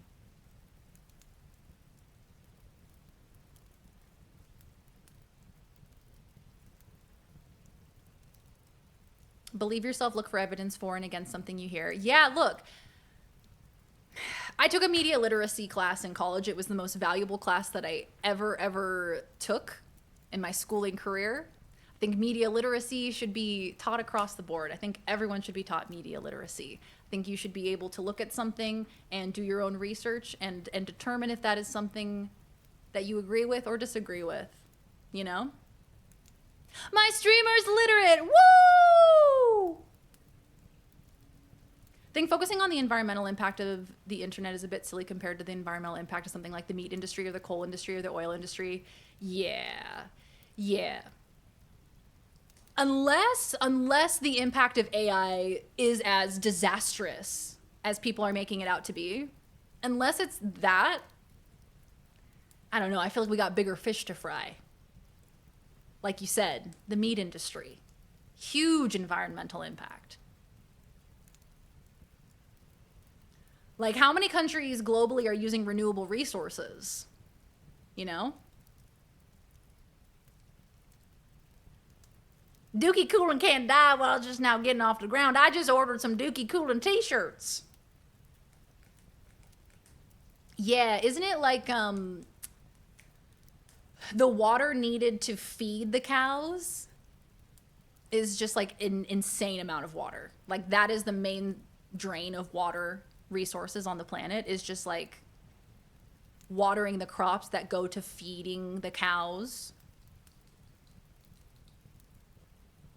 Couldn't they use the same liquid that people use in their computers? It's not water, it's just a cooling liquid. You know, I'm not educated enough in what is a cooling liquid in a computer. I'm assuming it's not water. I'm assuming it's like coolant, like in an AC, but I actually don't know. I actually don't know if it is water. Kind of cool they're using those tiny little nuclear power plant things though. Tiny little ones? Wait, I haven't heard about this. Nuclear energy seems like one of the alternatives. That seems like a really good source of energy, right? I think nuclear has like the most potential, doesn't it? Are we going back to the vid? We are, Cinery, we are. I'm just having a little yap. Going on a little tangent, as I do. Gotta give the dookie water to the cows. Oh, come on now. The cows deserve clean water. We just maybe don't need as many cows. You know, we don't need to breed as many cows globally. 1,799 gallons of water to produce 1 pound of beef. Oh my God, that makes you a little sick, doesn't it? And like thinking about that in the same vein as how many people are without clean water. That's crazy. As much as a fourth of the greenhouse gases created by the agricultural industry is just from the cow farts, not the cow farts. Not cows literally farting us into extinction. Hate when that happens. I left for a bit. What happened? The cows started farting and now the earth's gonna explode. Sucks, man. Yeah, everyone's cool with nuclear energy until someone wants to build it a few cities away. Until it's in your neighborhood and then you have a nuclear reactor there and then you start watching Chernobyl and then you start researching like nuclear disasters and you're like, huh, maybe humans shouldn't have this type of power, you know? Beef King Big Water Footprints. It's generative AI that's the thing people have the major problem with, and particularly in how it's basically just constantly committing copyright infringement. Right. So generative AI versus what's the alternative? Like AI that analyzes information and summarizes versus something that creates something new.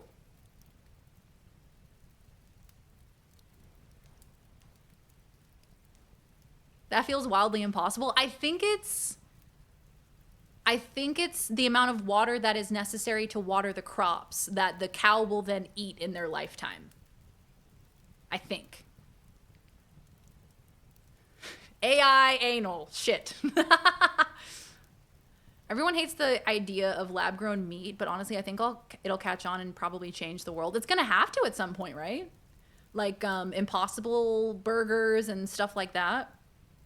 At some point, it's gonna be a necessity, and we're gonna have like little capsules of nutrition that we consume at some point,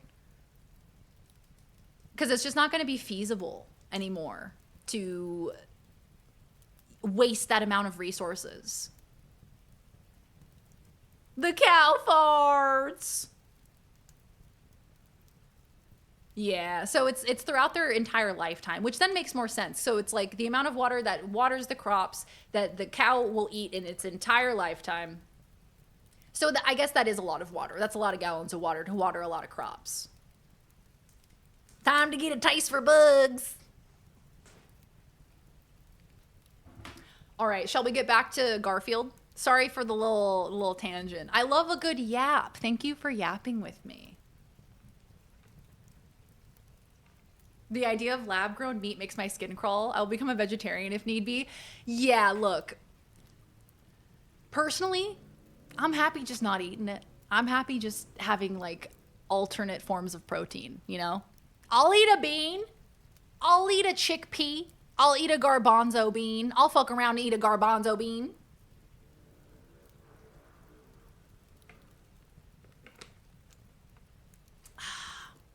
All right, come on, Garfield. Fuck me up. To those last 5 minutes. Gotta stay beamed up. Lasagna Cat. Bonzo beamed Lasagna up. Cat ended 2 years before the discovery of John, but even then, what John adds to Lasagna Cat is kind of chilling. Like in that final scene, when that second John ages, he begins to bear a striking resemblance to Jim Davis, the person we now know John was originally meant to be. This new strange combination of Jim Davis and John Arbuckle, lost and clinging to the husk of a cat he should have let go of a long time ago, before he comes face to face with a version of Garfield that's become independent from him and is now strange and frightening, before Davis crumbles to earth, outlived by the very thing he created, which is immediately followed by the bathroom scene. And what's interesting here is that if we translate the girl's monologue from Polish, it reads, "This child isn't mine. This child is from the darkness. I have goosebumps. I've given birth to humanity's curse. My soul will be swallowed and vomited and swallowed again, forever. Sick joke, but no one is laughing. My blood will remain. Death isn't the end. I am in hell. This is hell." And while I can't show it on screen, in that final shot, the baby is shown wearing a blue shirt identical to John Arbuckle's. For pieces of art like this, I think there is a lot of different interpretations that you can make. But for me personally, when Lasagna Cat is taken in totality, it becomes this bizarre statement on what happens when the things you create... Well, here we are again. Over his peanuts. ...become more powerful than you. How Garfield has become this semi-immortal entity, evolving past both John Arbuckle and Jim Davis. And I mean this literally. Garfield is no longer even created by just Jim Davis. He has an entire team of people working under him who have become so adept at creating Garfield, their work is now indistinguishable from his. And Davis has even spoken about selecting a replacement so that Garfield can continue. Garfield lives on! He's gone. Woo! But here's the thing. It's going to not just Jim GarfCon Davis's 2026. that Garfield has had this strange effect on. It's also ours. That might sound weird. I mean, how relevant could Garfield actually be in the modern era? Well, if I was to ask you which character out of Superman, Goku, and Garfield was the most syndicated, which would you pick? And if you picked any answer other than Garfield, well, That was a strange choice given the subject of this video, but yeah, it is Garfield. After multiple decades in thousands of worldwide newspapers, I guess so. Garfield has an estimated audience in the hundreds of millions. The New York Times had to change how its trade bestseller list was categorized after 7 of its 10 slots were occupied by Garfield. And today, his merchandising sales are at an estimated $800 million to $1 billion, and that is a lot to sell in 40 years. Oh, wait, that's every year? That's every fucking year in products. Okay, a billion every year. God damn, there's a lot of Garfield merch. I don't know that I ever really acknowledged that there was that much Garfield merch. Billions with a B. A billion every year? Still? Like 2024, $1 billion in Garfield merchandise?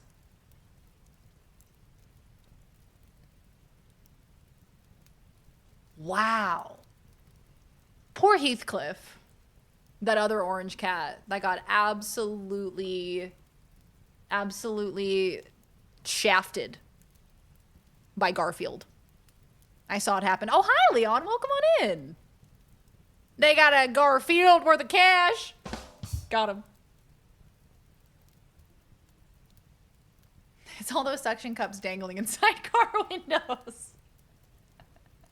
Have you ever seen the beach where broken Garfield phones constantly wash up on shore and then they discovered a shipping container full of them stuck in an underwater cave? Garfield phones? Is the ring... What is the ringtone for a Garfield phone? Because he doesn't talk. He's a comic strip. I do remember hearing about that. The twist Garfield into every conceivable form you can imagine.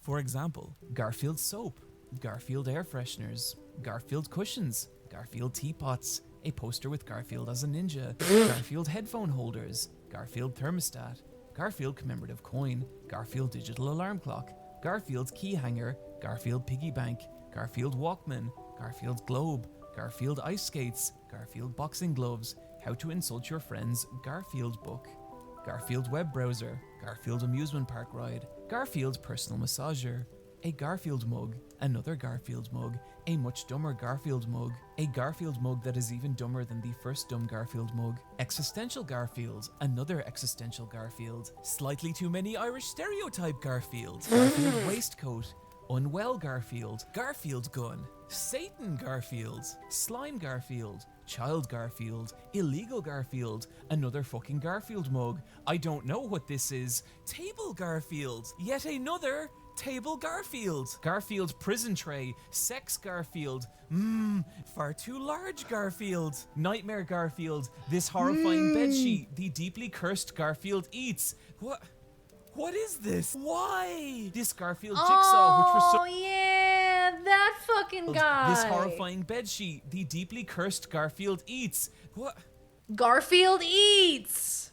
Also, this guy. Y'all remember when this guy was all over the internet? Remember when this was the hottest thing? I gotta give me one of these.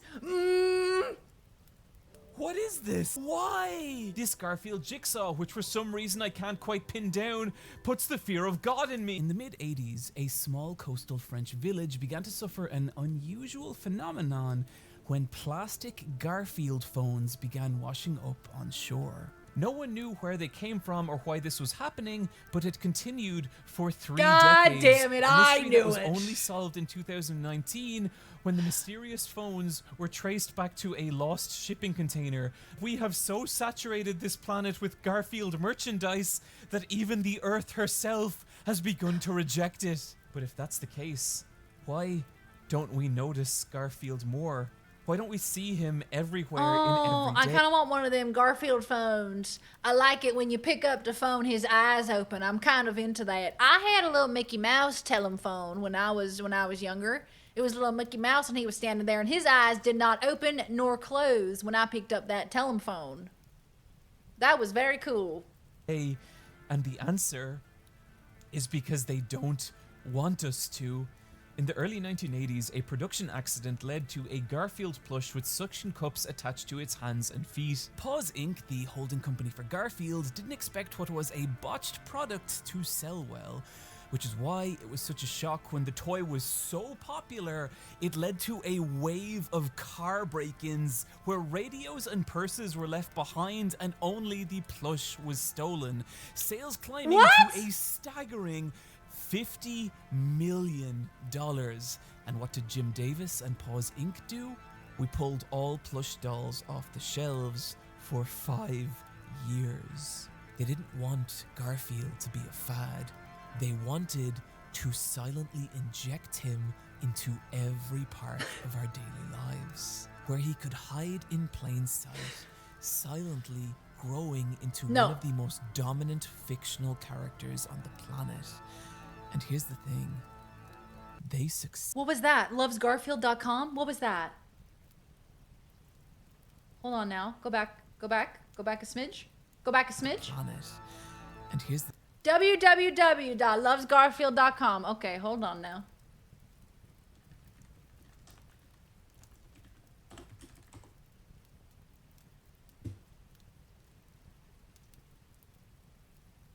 It's an actual website. Lovesgarfield.com, a private Garfield collection. Sorry.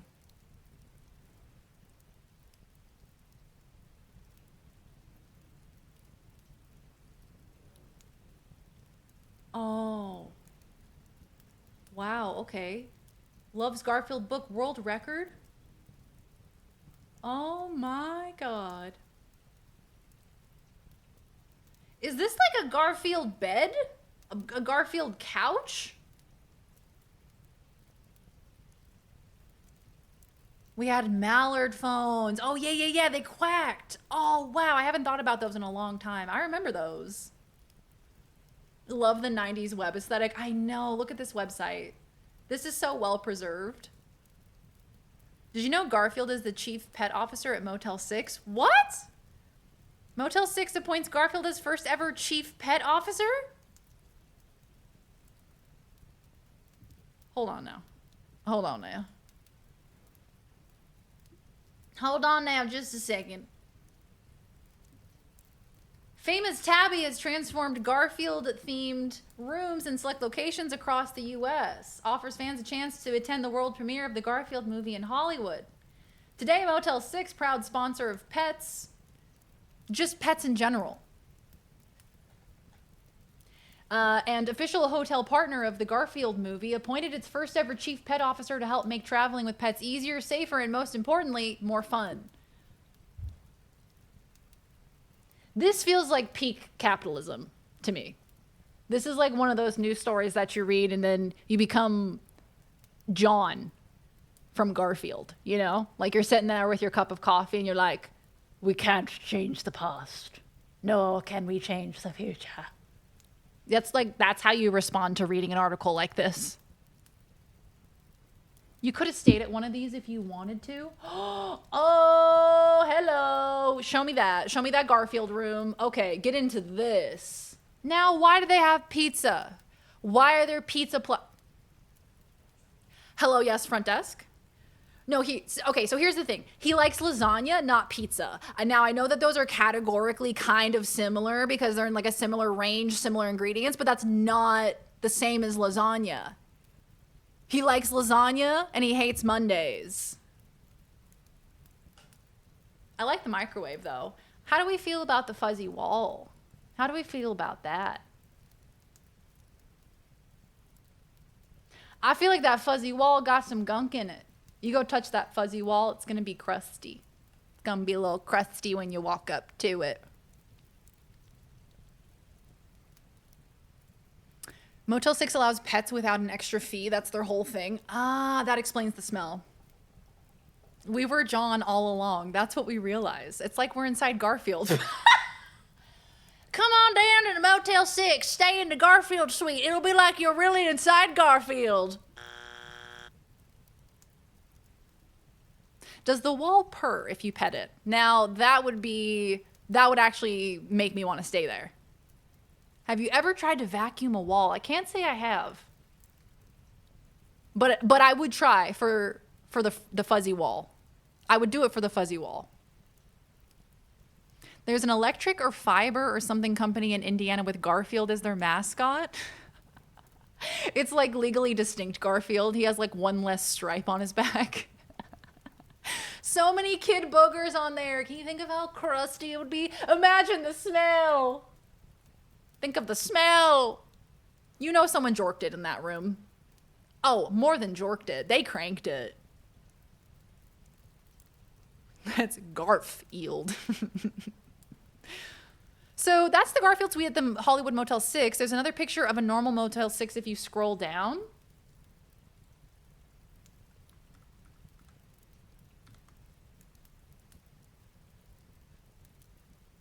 Oh, so this is the Garfield suite. This is just like, ooh, Garfield. So this is for like the semi-normal individuals. This is like for the people who are freaks. They give them the furry wall because they know that they're freaks. This is for normies. This is for real Garf stans. Imagine Jim Davis having to stay in one. I imagine that's his own personal hell, having to stay in a room like this. I imagine he has nightmares about this room. He like wakes up in a cold sweat. He's like, it's lasagna, not pizza. They cranking it as much as Jim Davis. And that is to say every day. Every day. It is 100% literally Garfield, but they might have stopped using him. I saw a person on Twitter who went to one of these and the hotel double booked the room, so they had to rebook the guy and his girlfriend to the next weekend. Wait, I think you told me about this. I feel like you told me about this. This is like kind of familiar. Hey babe, I got the lasagna sheets out. When you coming over? Say no more. Yeah, semi-normal. Look, if you're going to the Motel 6 on account of the Garfield room, look, there's something going on there. Emotionally, mentally, spiritually, physically, something going on. The difference between having a Garf kink and being Garf sexual.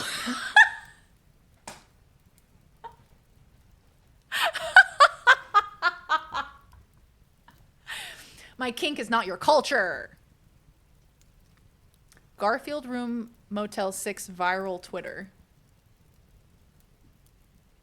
What happened when a Motel 6 double booked its Garfield suite? Garfield superfans, I thought that said Joey Clit. Joey Clift and Goldie Chan thought they had finally made it.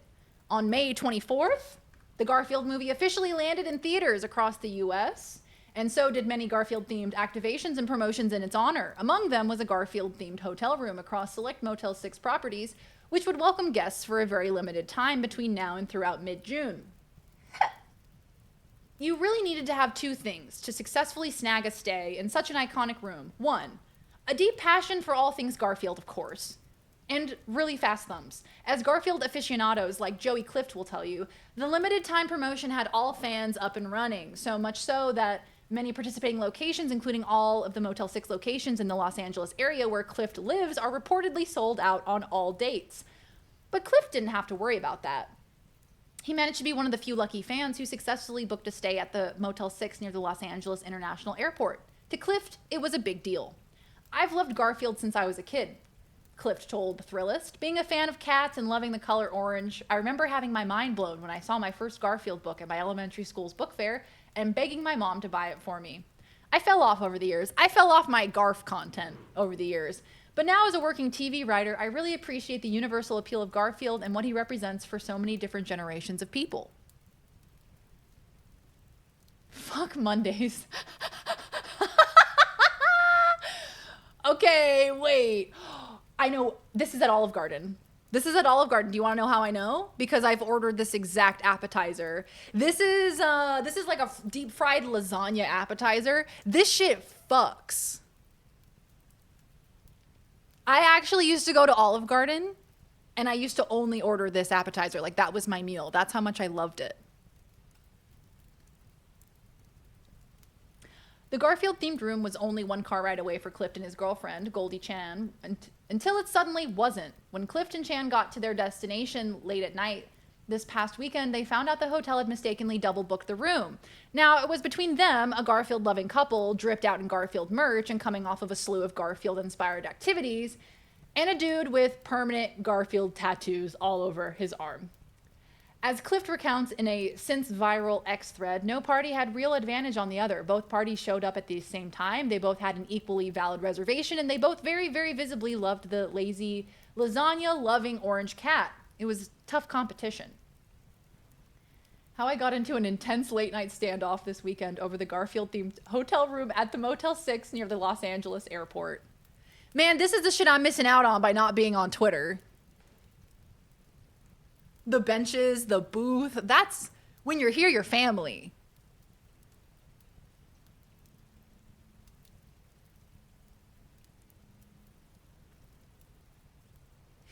Garfield-inspired activities. Ayo!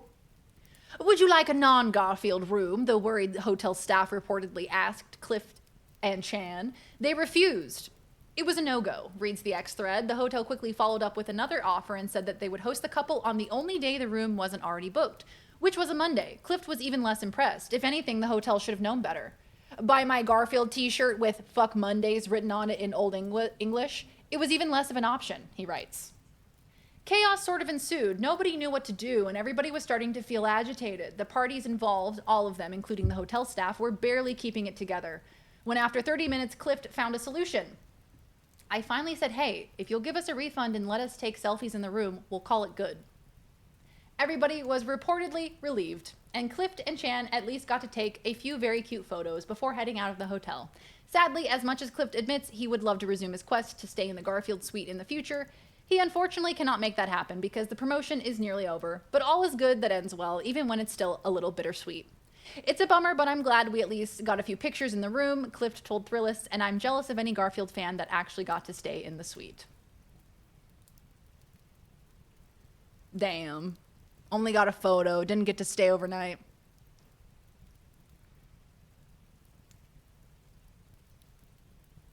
Hi, Sleepy Snorlax. Oh my goodness, is that a Garfield emote? Oh, that's perfect. Lasagna cat. Congratulations on your marriage. Where's the honeymoon? Garfield room. What? We went to the Garfield room. Okay, so is your other half coming? Nope. She asked for a divorce. Garfield room? Garfield room. It was a quick marriage. It was a brief one.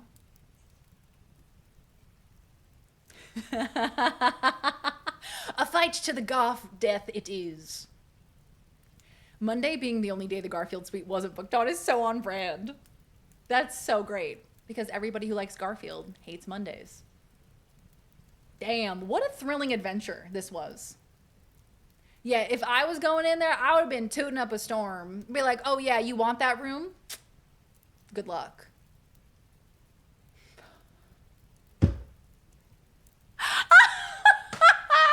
I wonder if they'd Garfamate the marriage there.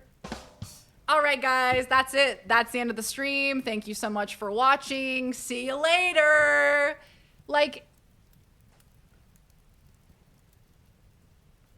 that's it.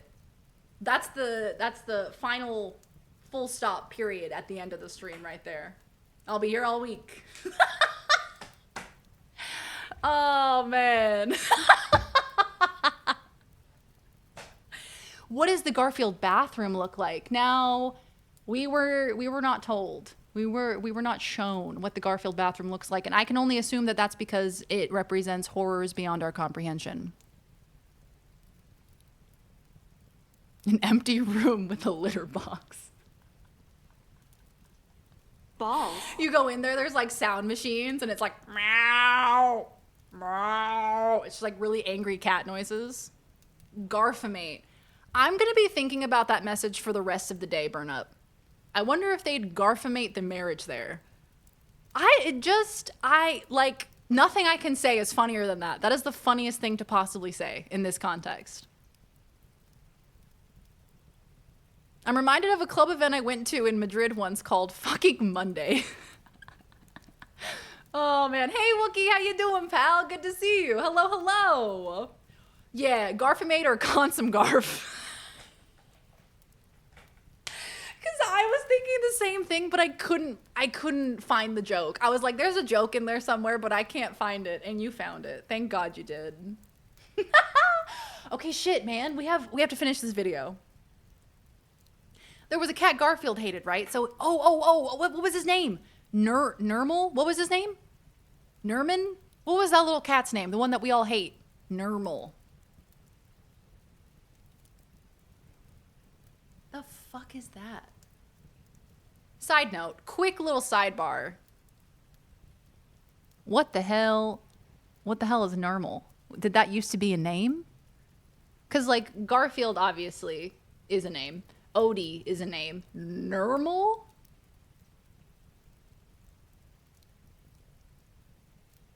I don't know, but I think he might love Garfield. Head on over to www.lovesgarfield.com to get some merch. Oh, like normal. Like he's the normal cat. Oh, okay. That makes sense. I was like, I don't understand that. I don't get that one. Also, can I just say, I need to look at the background here. These Garfields that he has in the background, these limited edition Garfields, are everything to me. There's like a leprechaun one, I think.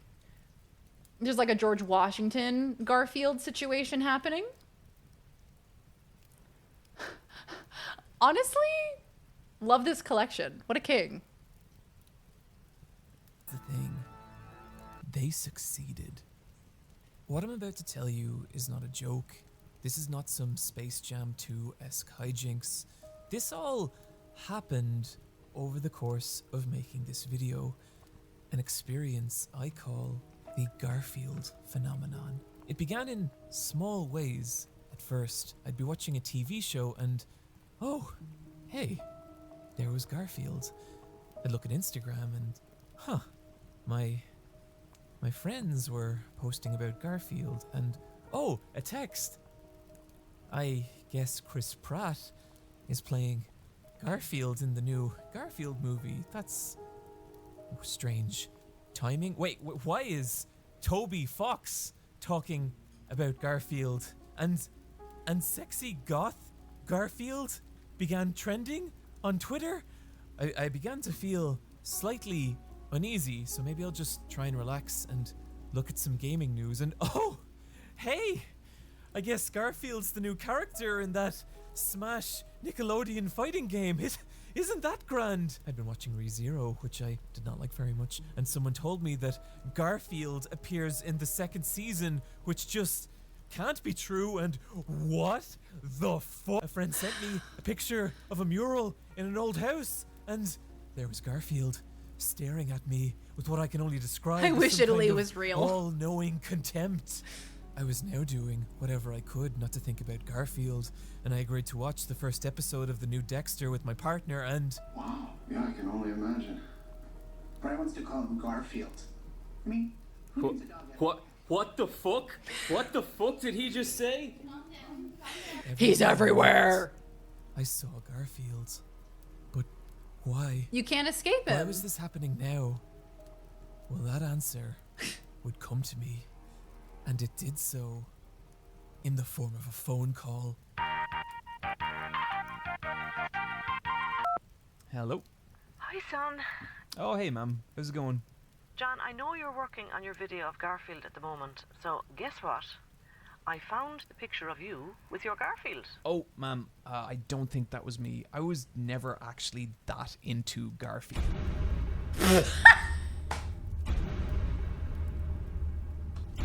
Caught red-handed. Caught Garf-handed. So, earlier in this video, when... The way he shyly steps out. Caught in 1K. I said that I was never into Garfield, that was true. I don't remember this. I don't remember owning this massive Garfield doll, but that is me, and that is my mom, and this happened. I just don't remember. It's like a Mandela effect. And this is when it started to click. that when you look for Garfield, you begin to find him everywhere, even in the past. This is the Garfield phenomenon. Garfield Is that Mike Pence? is all around us, and he always has been. We just never noticed. But my eyes are open, and now so are yours. If an alien race dug through a ruined Earth, they would think we worshipped Garfield, and they would be right. These are the 3 keys in unlocking what Garfield has become on the internet. A daily newspaper comic strip designed to be as simple and consumable as possible. Like, we haven't even gotten to the I'm sorry, John. We haven't even breached the surface of that yet. And I already feel like I need a drink.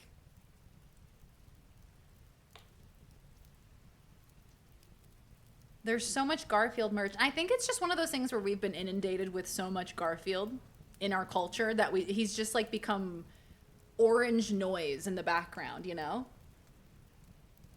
When did you get the Garfield photo behind you? Oh my God, he's everywhere.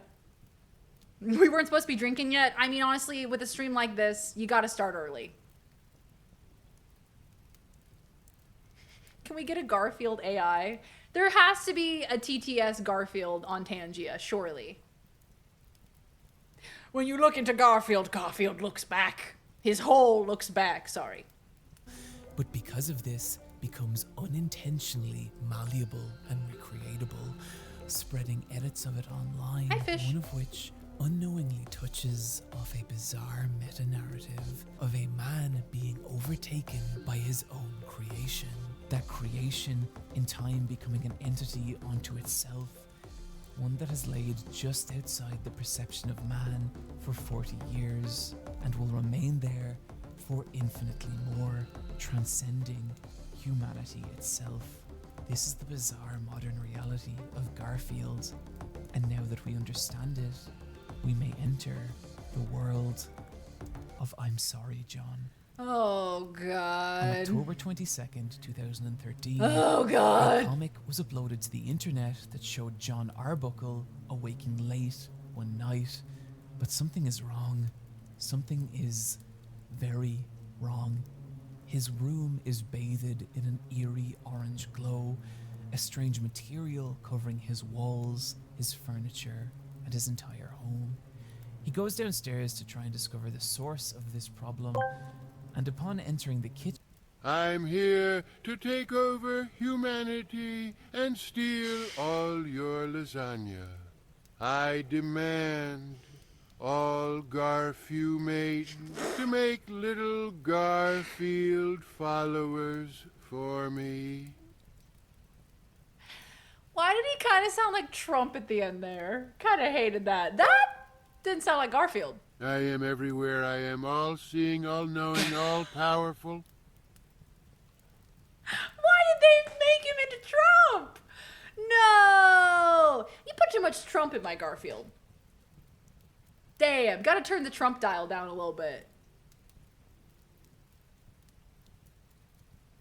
Now that you say it, well, they are both orange. Ayo!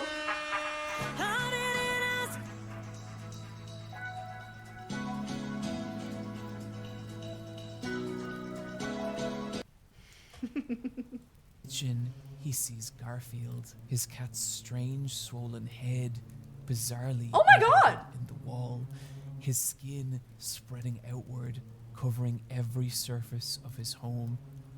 I was so hungry. As John realizes with horror, No, I've never his seen entire this. home with him in it have been Hey, ingested thanks, I hate by it. Garfield. I'm sorry, John. This was the beginning, and in the years to follow, more and more strange and frightening depictions of Garfield would begin to appear on the internet. Comics that looked normal. Okay. No, I had not seen that original comic, and frankly, I'm offended.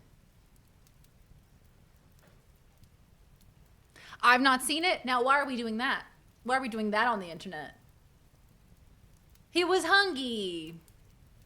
I am very hungry. I didn't ask how big the room was. I said I cast fireball. Who up consumgorfing their lasagna on Monday? Consumgorfing!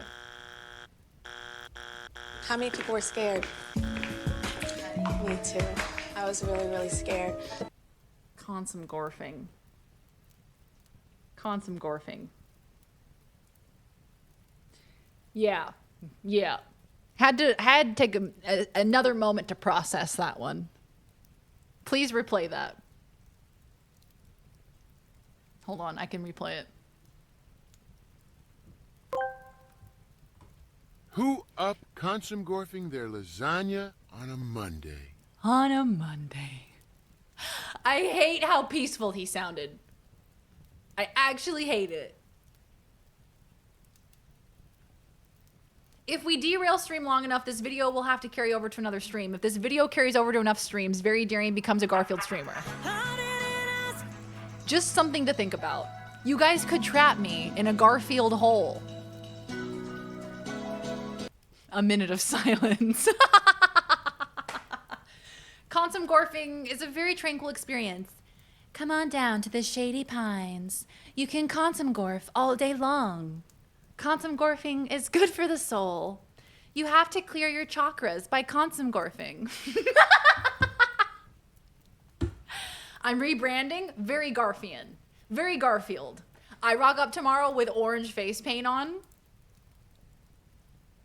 Are there Garfield games? I'm very hungry. Very hungry. I'm sorry, John. I'm very hungry. There are Garfield games. I think there's Garfield Kart, like Garf Kart. Yeah. There's a Garf Kart game.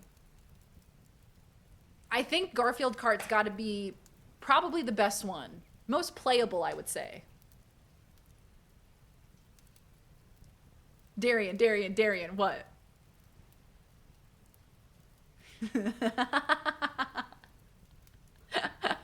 Cybergarf.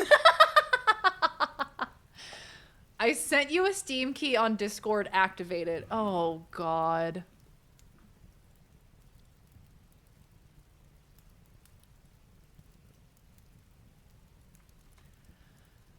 Okay, activate a product.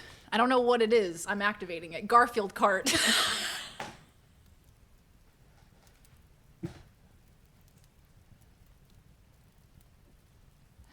It's Garfield Kart. It's Garfield Kart.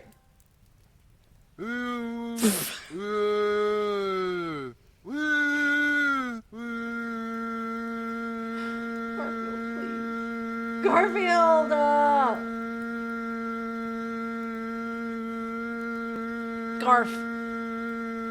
Garf, please. I'm sorry, John. Shit tits, little buttholes, tiny little cucumbers that just look weird. Hate them pickles. I'm so angry. That's just a presidential address. Ooh. There are 11 Garfield games plus 3 Nickelodeon games featuring Garfield. Oh, Nickelodeon All-Stars Brawl, right? He's in that. That's the fighting game that he's in. So I could have a Garfield-themed day where I play all of the... Where I play all the Garfield games. We play all the Garfield games back to back. And I'm dressed up as Guys, I gotta go write something down. Guys, I gotta go brainstorm before tomorrow's stream. Very Garfield, 24-hour Garfield stream. Nothing but Garfield. Be specific, it's Garfield Kart Furious Racing, the sequel. I didn't even know there was a sequel. Garfield Kart? Oh no, okay, hold on, I have to look at it. I have to look at this. Garfield Kart Furious Racing. There's Garfield Kart Lasagna Bundle, and the fact that you didn't get the Lasagna Bundle is confusing to me. Garfield, like you've never seen before.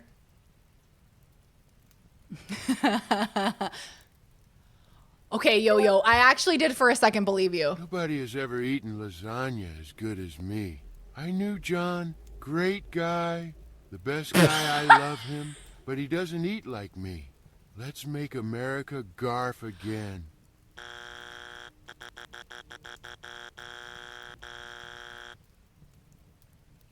The Garfathon. Oh, hi, Tom. Welcome on in. I've absolutely lost control of the stream. Garfield has now assumed the role of the streamer, and it's no longer under my control. One time I streamed this game on Twitch, and a guy named OdieFan showed up and showed us all the secrets of Garfield Kart. There's secrets of Garfield Kart? Well, like out of bounds stuff?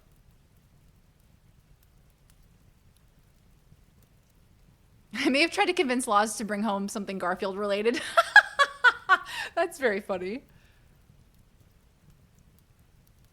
Oh my god, there should be a themed hospital where people go to get Garf healed. That's very good. Make America Garf again. Absolutely not. Hated every bit of it.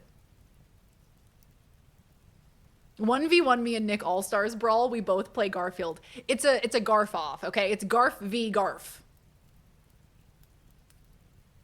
I want to see if OdieFan shows up. There's fun glitches with people's names, so you can make your name like 20 times longer than it's supposed to be. Okay, look, this has given me many ideas. This has given me an amazing idea. I think there could be a Garfathon in your near future, kids. Garf on Garf violence. You hate to see it. Garf v Garf, the dawn of lasagna. Sorry, are you guys garfing off in here? Are you garfing off? Are you garfing hard or hardly garfing? The Garfer 3, Wild Hunt. I have a note titled Garf with how to go to the name glitch in that game. Okay. Look, there could be a Garfathon in your future. I may or may not get all of the Garfield games and play them. Because this sounds like an absolutely ridiculous idea and I love it. Or are you consum garfing, okay? Are you garfing off or consum garfing? It's important. There's an important distinction. Did Trump just steal that whole shtick from Garfield? I'm thinking yes. I'm thinking that must be it. Garfield-themed gas station. Get Garfueled up. Featuring O Diesel and John Leaded. Okay, Citrus. Let's get you a marketing degree. Yeah, I don't know if it's like dirty or if it's like varmiting. Because varmiting? Varmiting. Right. That's a word. Because to garf, right? That sounds like barf. But it also sounds like, I'm going to garf you. You know what I mean? If you take any word and use it in that context, I feel like it could be sexual. I'm garf-brained. I've seen too much Garfield today. My brain's mushy. Open the community hub? I don't even know how to do that, Huggy. Go to the game on Steam and open the community hub. Okay, I think you have to do it. You have to do it from the library? How do you go to the community hub? Oh, right here. The button that says community hub, probably. What am I looking for? Oh, Jesus Christ. Varmiting. When rodents get sick. I'm kind of scared, actually. I don't have safe search turned on. Can you get the Garfield ice cream truck popsicles? Garfield ice cream truck popsicles? Like at a market? Are those similar to the ones that you get from the ice cream trucks with like the gumdrop eyeballs? Yeah, Jorkin, it is so 2024. In 2025, we're garfing it.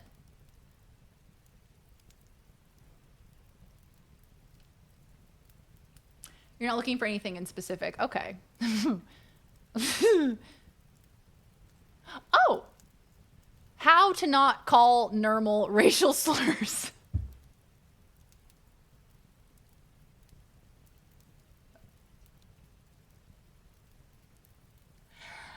Lasagna recipe.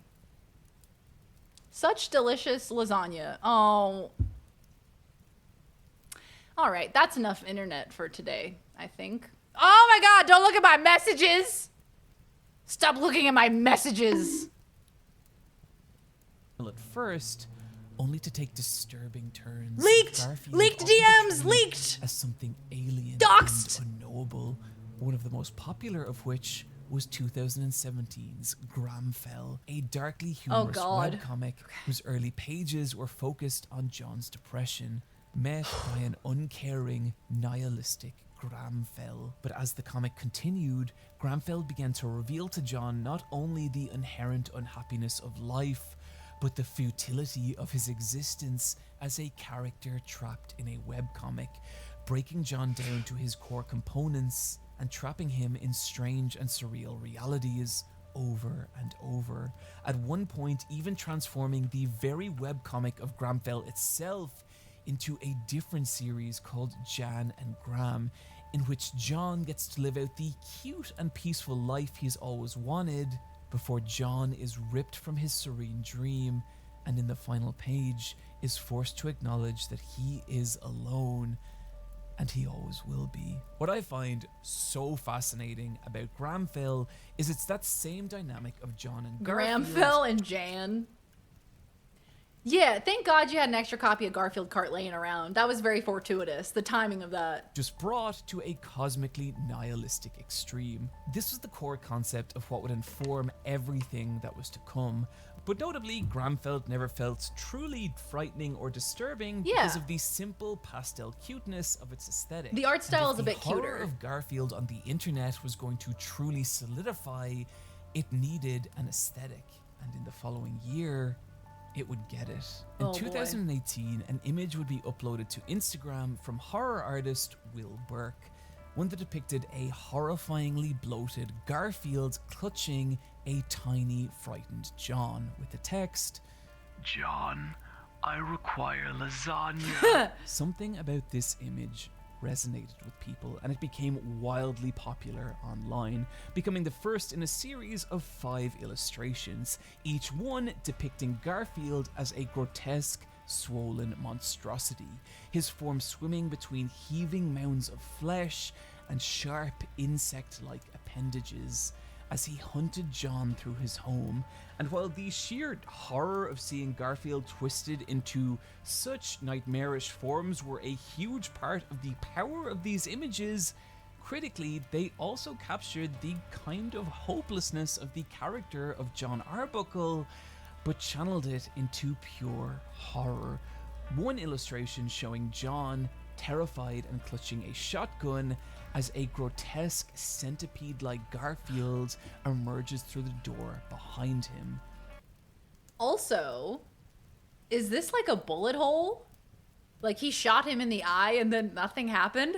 Hey, I hate that. Oh, I hate that. Very Silent Hill. Yeah, hate the energy, hate the vibe from these drawings. When he said you can make Garfield into any form, he did mean any form. You can turn him into Garfamon, or you can turn him into fucking this. Eldritch being. That's absolutely it. With text that reads, Bullets don't work, John. The final image of this series depicting a gargantuan Garfield now towering over a helpless, terrified John as he whispers, The world is going to end, John. Yeah. These images would rampage across the internet, being posted, reposted, and upvoted tens of thousands of times, and would become the blueprint for everything Garfield would become online. As different artists began to create their own interpretations of Burke's work, such as animator Lumpy Touch, who took Burke's illustrations and reimagined them through stunning and horrifying pixel art. Wow. Man, artists are so fucking cool. This is incredible. And the fact as well that something like this is born out of being inspired by another piece of work means that this had to be relevant still. So it's not like this dude disappeared for like 3 years and created this. This is something that he did while the whole Garfield thing is still relevant, which is even more impressive. AI could never. Wow, that's so neat. Like, it's horrifying, but you have to admit that it's very, very cool.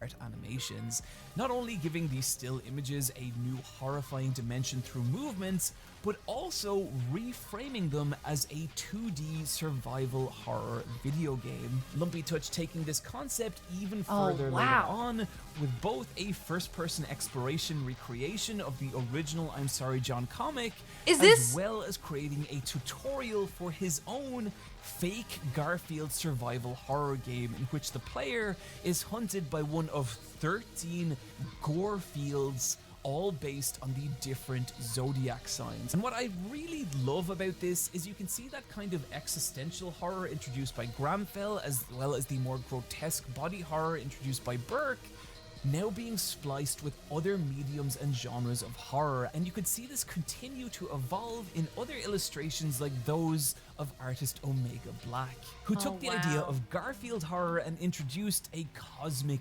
eldritch feel, like this image in which Garfield states, "I no longer require eyes, John." Yeah, cool. I'm pretty sure is a reference to the 1997 film Event Horizon, a sci-fi horror in which a group of astronauts board a lost starship that has returned from hell, featuring the infamous line, "Where we're going, we won't need eyes to see."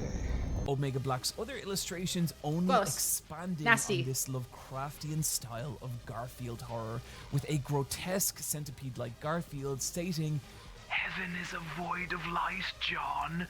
Or John being held captive by cloaked Oddies before an impossibly Cloaked massive Oddies. multi-armed Garfield booms. Whoa. "I'm eternal, John." Each new piece of Garfield fan art added to this idea of Garfield as a cosmic, horrifying being, sometimes referred to as Creepy Garfield or Gorefield. Gorefield! And this led to October 8th, 2018, and the creation of the subreddit I'm Sorry John. I love Irish There's people. nearly a Or cult-like feel or to slash. I'm Sorry John. Its title plaque reading, "Garfield has abandoned his limited form and he is beautiful. Surrender yourself to him and be saved." This is a community of nearly 800,000 people dedicated to bringing to life this new version of Garfield the internet has created, as well as his infinite torment of John Arbuckle. And maybe, like I did, you're thinking, no, Garfield's not evil. He's not trying to hurt John.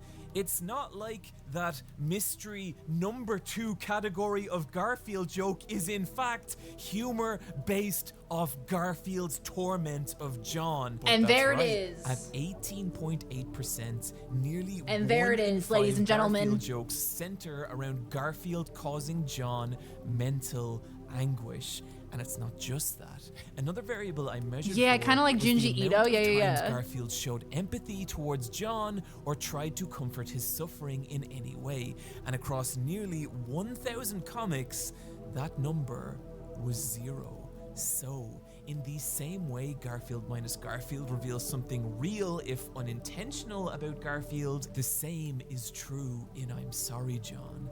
Garfield has always been about a person trapped with a cold, nihilistic being. With a cold-hearted killer. And it's been that way for 40 years. And all that I'm Sorry John does is bring that concept to a horrifying extreme. This is the reason I think so many pieces on I'm Sorry John have this odd kind of power to them. Their horror is rooted in being trapped with something awful and inescapable. But what's really fascinating about the horror of I'm Sorry John is how different artists have a Oh, what did you do to my lo-fi girl? Oh, that was weird, man. I didn't like that one. I didn't like the lo-fi girl one. What'd you do to her? Get off of her! approach this idea in different ways. I'm sorry, I like categorizing Darian. things, so I I've was identified hungry. what I think are 3 basic kinds of horror on I'm Sorry, John. The first being physical Garfield horror. These are pieces that twist Garfield into strange and frightening creatures, sometimes into amalgamations of unsettling body horror, but more often swelling Garfield to such nightmarish proportions that there is no chance of John ever defeating, escaping, or even surviving these grotesque beasts Garfield has become. And what's interesting here is how many of these pieces evoke or even directly reference the That man FromSoft should be games arrested Dark Souls and immediately. Bloodborne, which themselves create a lot of their horror and emotion by forcing you into battles with these massive and horrifying creatures that feel impossible to overcome. Yeah. It's that kind of physical hopelessness that these pieces create. And just like those games, the Garf more- Souls. Now, if you had told me at the beginning of this video, this motherfucker's gonna find a way to bridge Dark Souls and Garfield, I would not have believed you. So what you're saying is Garfield is Chucky. I mean, they both have orange hair, don't they? Maybe they are one and the same. Maybe he's a shapeshifter. Yeah, still wakes the deep. Yep. Loved that game. That was probably my favorite new horror game that we played last year. Is that his peanuts?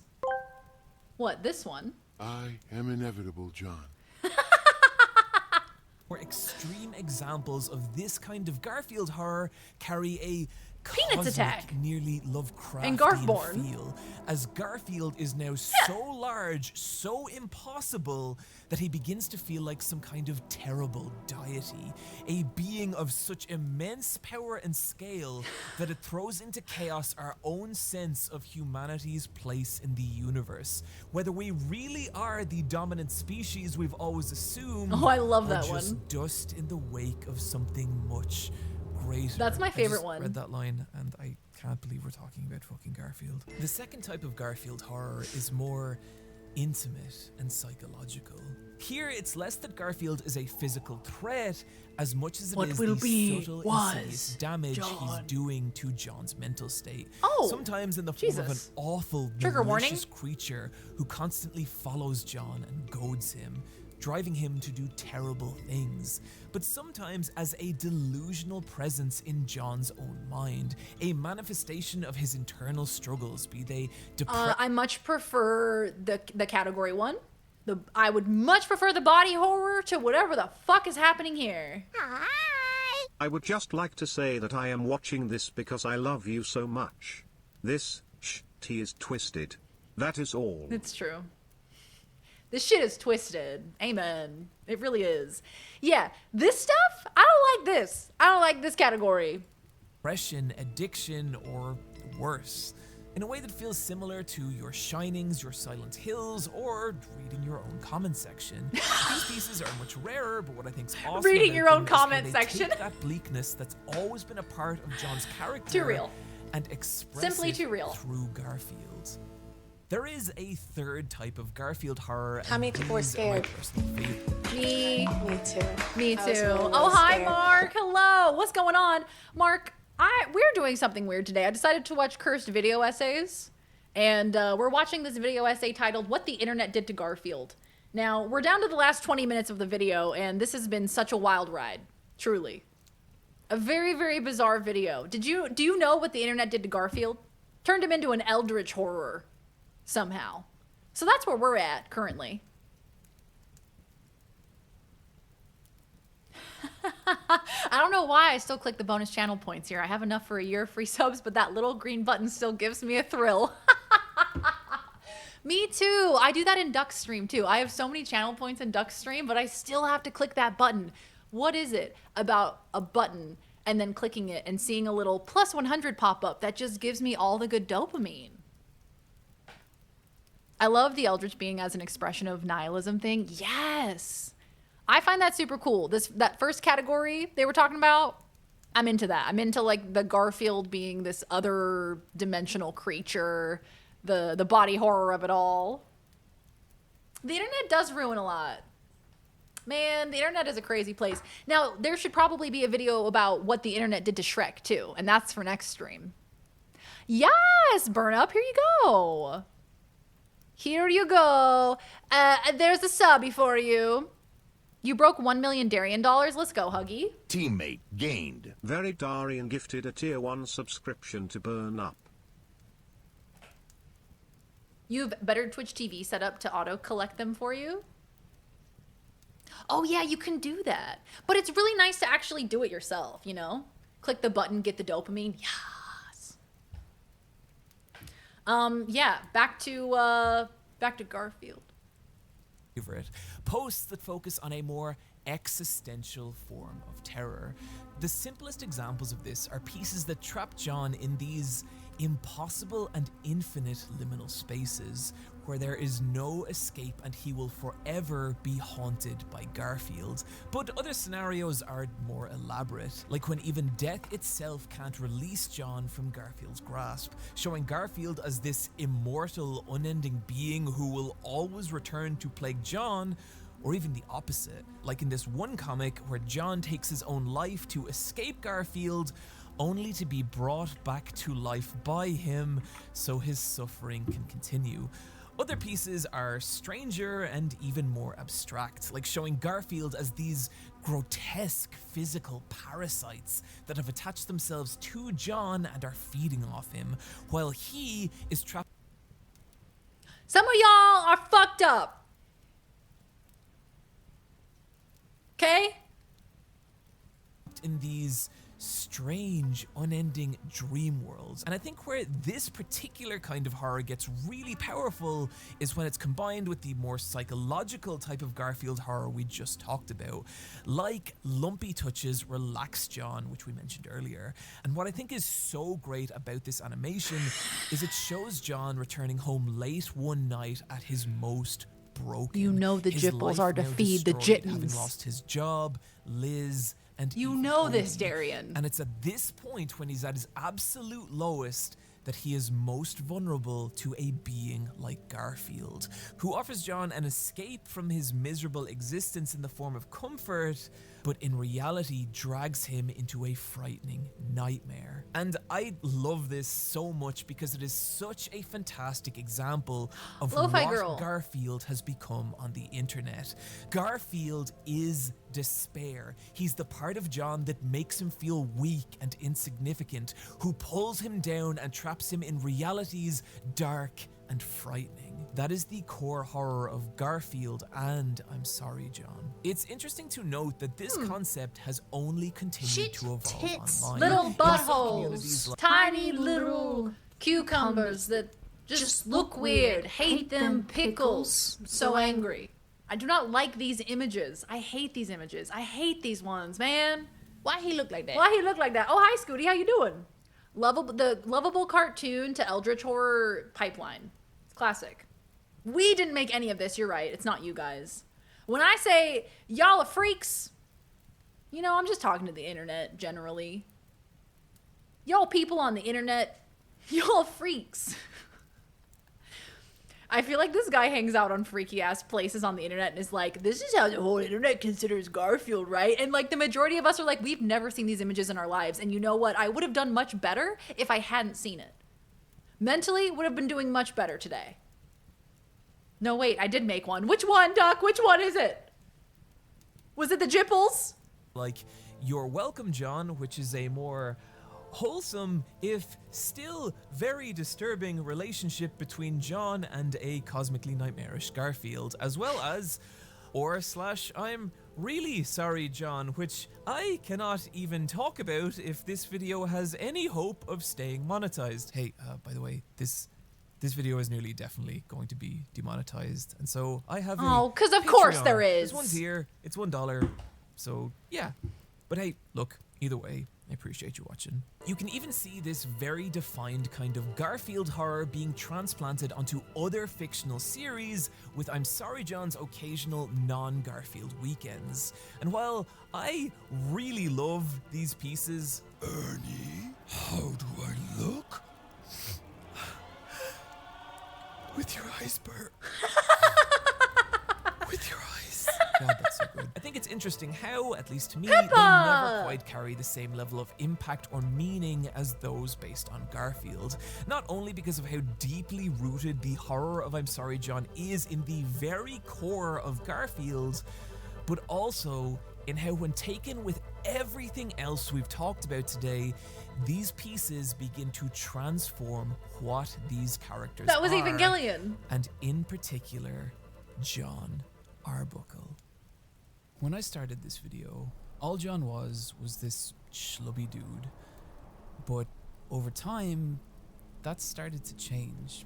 I watched him go from this character with a very defined purpose and reason for existing to someone who loses that purpose and becomes to the world around them a pathetic joke. And it's like that experience causes this deep emptiness to well up inside them, a despair that makes life feel meaningless and impossible in a way that the Garfield comic can barely contain, till one day that despair begins to manifest as Garfield, an entity that traps John in this deep and horrifying delusion, warping every part of his reality. This entity, with each passing day, growing stronger and more frightening as John falls deeper into despair. And when I think of this late stage of John's existence, there's one artist in particular that comes to mind. Part of what makes Rojam's work so powerful... Can I send you a Cursed Peppa video? Please do. I love cursed videos, as you can tell. When I found the streamer playing Fallout New Vegas 3 years ago, I actually called it that we would go down this cursed road. Bark, you knew it from day one. You were like, you know, in 3 years from now, you're going to be watching a cursed Garfield video essay. And I'm going to be there for it. And I'm going to be seated. And I'm going to be so happy. Shout out to the schlubby dudes. More like hubby dude. Hell yeah. Yeah, this video is about Garfield comics, by the way. Somehow. Yeah, guys, we all love the non-Garfield weekends on Reddit, right, guys? Right? He's like that meme of the guy standing in the corner at the party, and he's like, nobody here knows the horrors of Garfield. And they don't. People don't know the horrors of Garfield, but this man knows, and he's going to take it to his grave. People take art and iterate on it to reflect their internal world, just saying, yeah, true. It's... What Minstrel's saying. What is truly disturbing to me is not the line drawing itself, but the person who drew it sat down and took untold hours to bring that image into existence on purpose. Like, that must have been existing inside of your brain before you brought it into existence. And if that was existing inside of your brain, my God, are you okay? Pants on Twitter. He's my favorite comic artist right now. I bought his book and it came today. No, there's a guy called Pants. It's a great name. You couldn't just ask an AI to write a script for you. You had to do the research yourself. But now, today's day and age, I just boot up ChatGPT and I say, show me boobies! Powerful and frightening is how intimately they seem to understand each particular kind of Garfield horror. Some pieces show Garfield as these massive, monstrous beasts whose mere existence conveys this horrifying physical futility. Others show Garfield as this gargantuan and grotesque parasite, as this insidious force that's been with John since the moment he was born, and for years has manipulated and contorted every part of his... Whoa. This one's cool. I like that one. Life draining John until finally Garfield has grown so powerful that he's now more a god than anything else, so infinite, cosmic, and terrifying that he's become John's entire reality, and John, now just a speck of dust, hopeless and terrified in the face of this thing that he created till the end of time. And I think there's something... Whoa, that's looking like the Balrog. Is that meant to look like the Lord of the Rings Balrog? Hey, Grok, context? Boobies, big bag, nope. Can't deny the art is pretty darn good.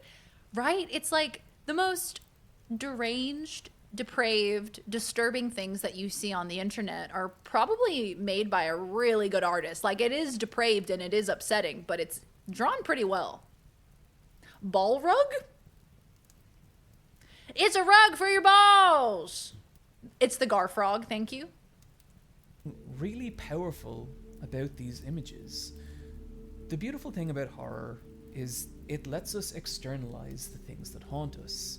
And when I look at the work of Omega Black or Lumpy Touch or Rajam, what I see is a person struggling. Someone whose existence stopped making sense a long time ago and who's just trapped in this horrifying distortion of what their life should be. And I think there's something very human about that.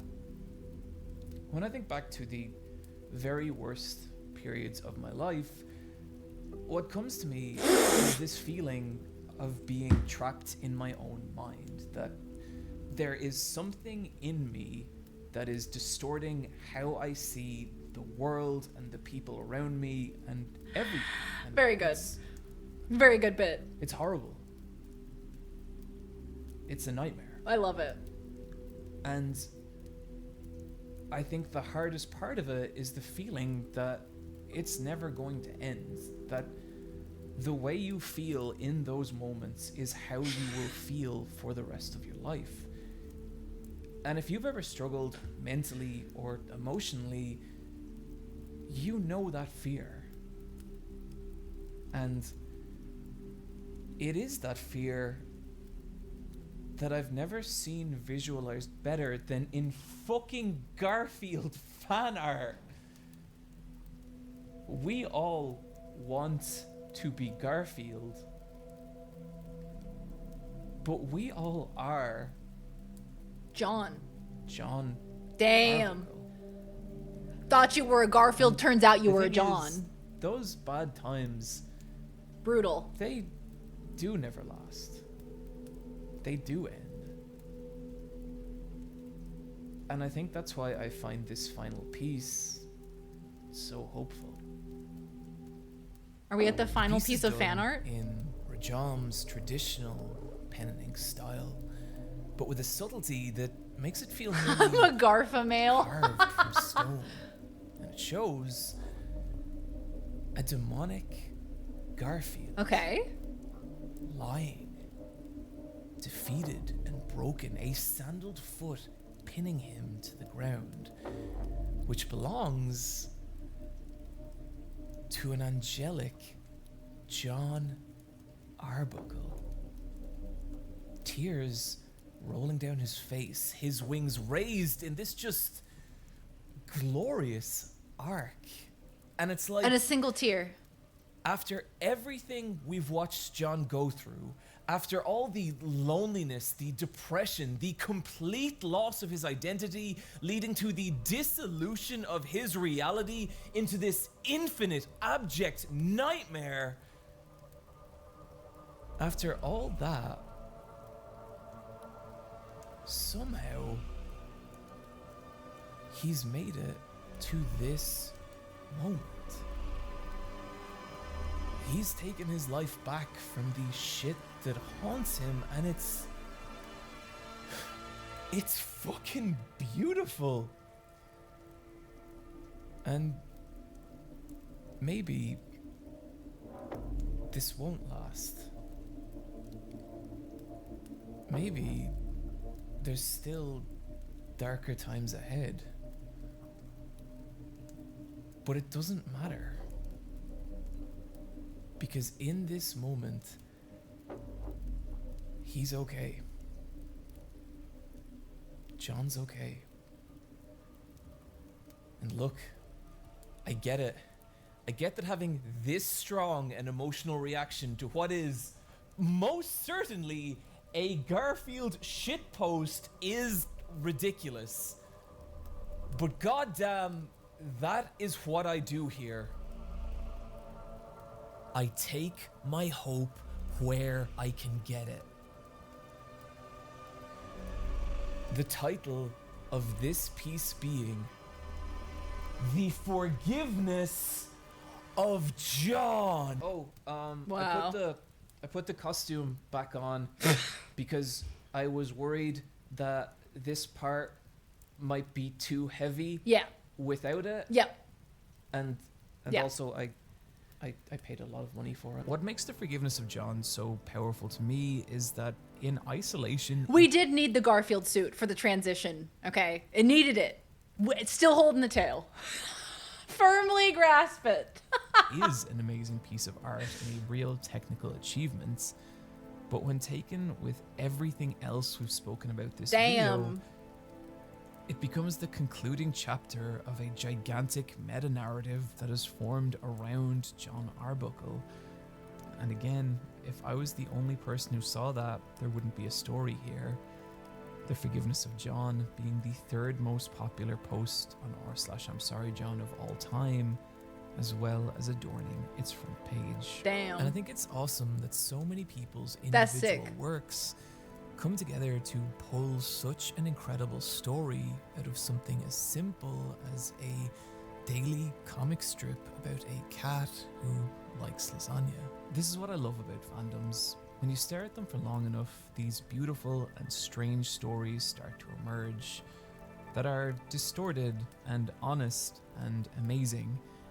And whatever else you want to say about the nightmare of the modern day internet and social media, I'm glad that those stories have a place to exist. I think that's pretty cool.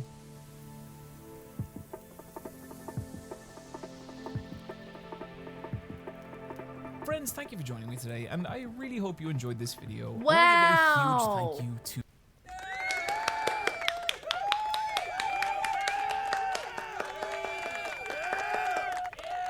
Very, very well done. We watched that entire thing, What the Internet Did to Garfield. I feel like that was a very well-made video essay. I'm certainly not the first person to say that, but very well done.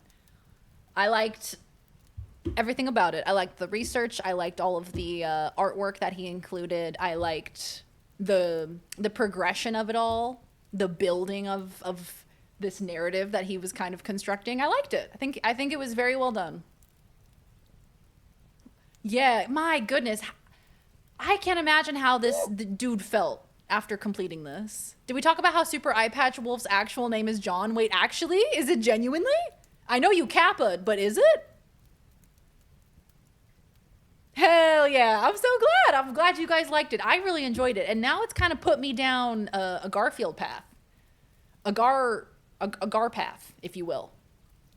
You know, like a war path? I'm on a Gar path now. Oh, his mom said his name in the call. Oh my God, I didn't catch that. And you know what, dude? Like, at the end, I feel like we hit a genuine emotional note.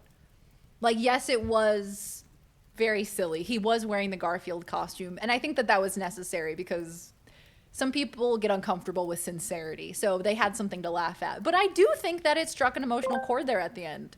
I think it was great. I forgive you, John. Aww. And the crowd went, aww. To be fair, John is a very common Irish name. To be fair, John is a very common name, I'd imagine. Yeah, what the internet did to Garfield. My God, they absolutely destroyed Garfield. That was kind of what I needed in these interesting of times. Oh, I'm glad. You know, sometimes a silly video like this unexpectedly hits you in a moment, and you're like, wow, that's exactly what I needed to hear, actually. What the internet did to Very Darian's channel. Hell yeah, that was great. I'm so glad we did that. GG's, guys. We don't normally do video essays, but that was a lot of fun and brought us down a Garfield hole as I'm closing out all of the photos of Garfield Motel 6. Oh my God, what a day! What a day! A Garfield deep dive. I enjoyed it, y'all. I hope you did too. We're gonna wrap up the stream there for tonight. I will be back tomorrow. Tomorrow, we will be checking out the Splitgate 2 open beta, which is happening tomorrow. There will be some exclusive drops How many for people you. were scared? Me too. I was really, really scared. Still laughing that Yo-Yo got you with the Garfield on the TV. I was like, he's following me. That damn cat. You know, a Garfield hole. They say you go down a rabbit hole, but it really is a Garfield hole today. Tomorrow we're playing Splitgate 2. We're checking out the open beta. Come hang out. If we get bored of Splitgate, then we may hop into some Fortnite or some other shenanigans. Or maybe we'll play Garfield Kart. That'll be fun.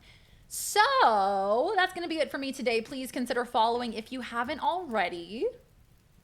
Also, go check me out on YouTube, Instagram, TikTok, and Blue Sky. My username is VeryDarian on all the socials. You can find me there. And as I said, stream will resume tomorrow. So we'll see you tomorrow for some more silly, goofy times. Let's see, who's live, who's streaming? Oh, not your mom. I'm so glad to offer any sort of weight off the chest. I'm sorry that you had a rough day, pal. Genuinely. You're doing amazing, sweetie. Genuinely all the good vibes to you, pal. You always come in here with the silliest, goofiest of energy, and I really do appreciate that. No, I get it. Just phrasing. Did I make you think of Garfield's hole? I'm so sorry. Is this Garfield hole his mouth or his butthole?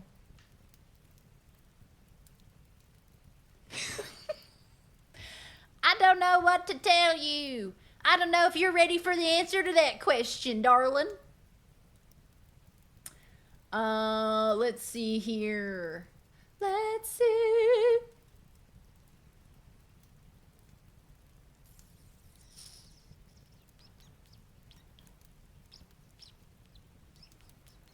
That man should be arrested immediately. Okay. I have a raid destination.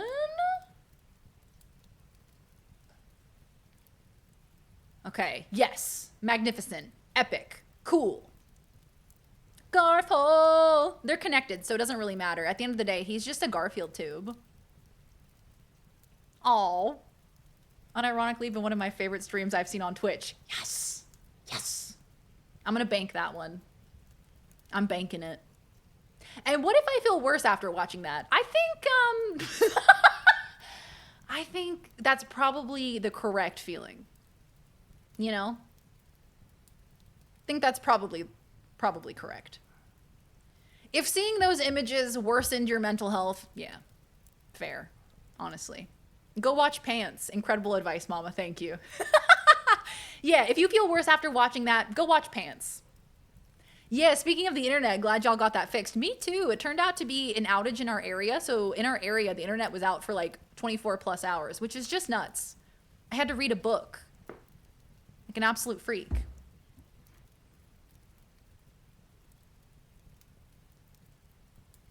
You know, Daz is never afraid to take a chance, step out on a limb, and bring us with her. Yeah, I'm always going to bring you guys with me for absolutely cursed shenanigans.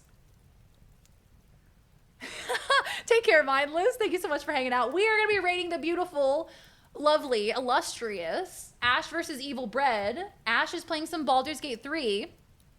But I want to go say hi because Ash won she won an award at the Game Hers event, which is an award show for women in content creation, and she won an award for her cosplay because Ash does amazing cosplay. So we're gonna go check her out and say hi. Ash is also just like an amazing human, an amazing content creator. She's currently playing some Baldur's Gate 3. And I believe her Baldur's Gate 3 character is meant to be Keanu Reeves. So that's very exciting. We have a Keanu Reeves emote. Great destination. We love Ash. Yay. You should check out Pants. He's also on Instagram. I will try to remember. I have a brain the size of a pea. I've been avoiding so much work because this stream was way too engaging. Yes. Nerd.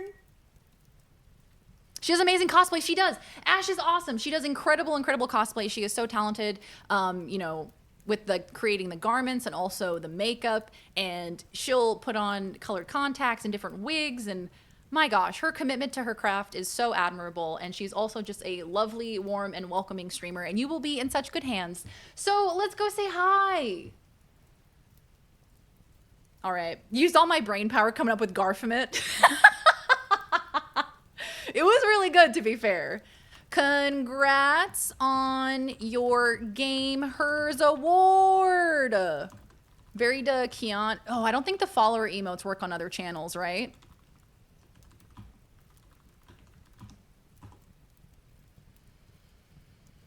Okay. There's your raid message. Go ahead and copy that one up. Follower emotes are localized. That's what I thought. Just wanted to double check though. Check out the Clips channel for some screenshots of your reactions tonight. Yay! Oh, good. I'm excited. Okay, guys, join in on that raid.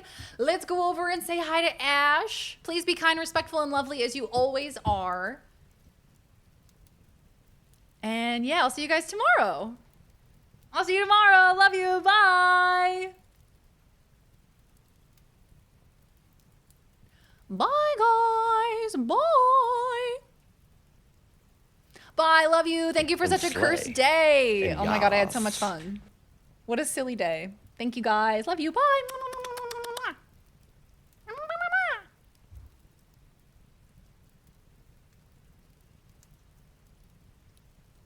Butts.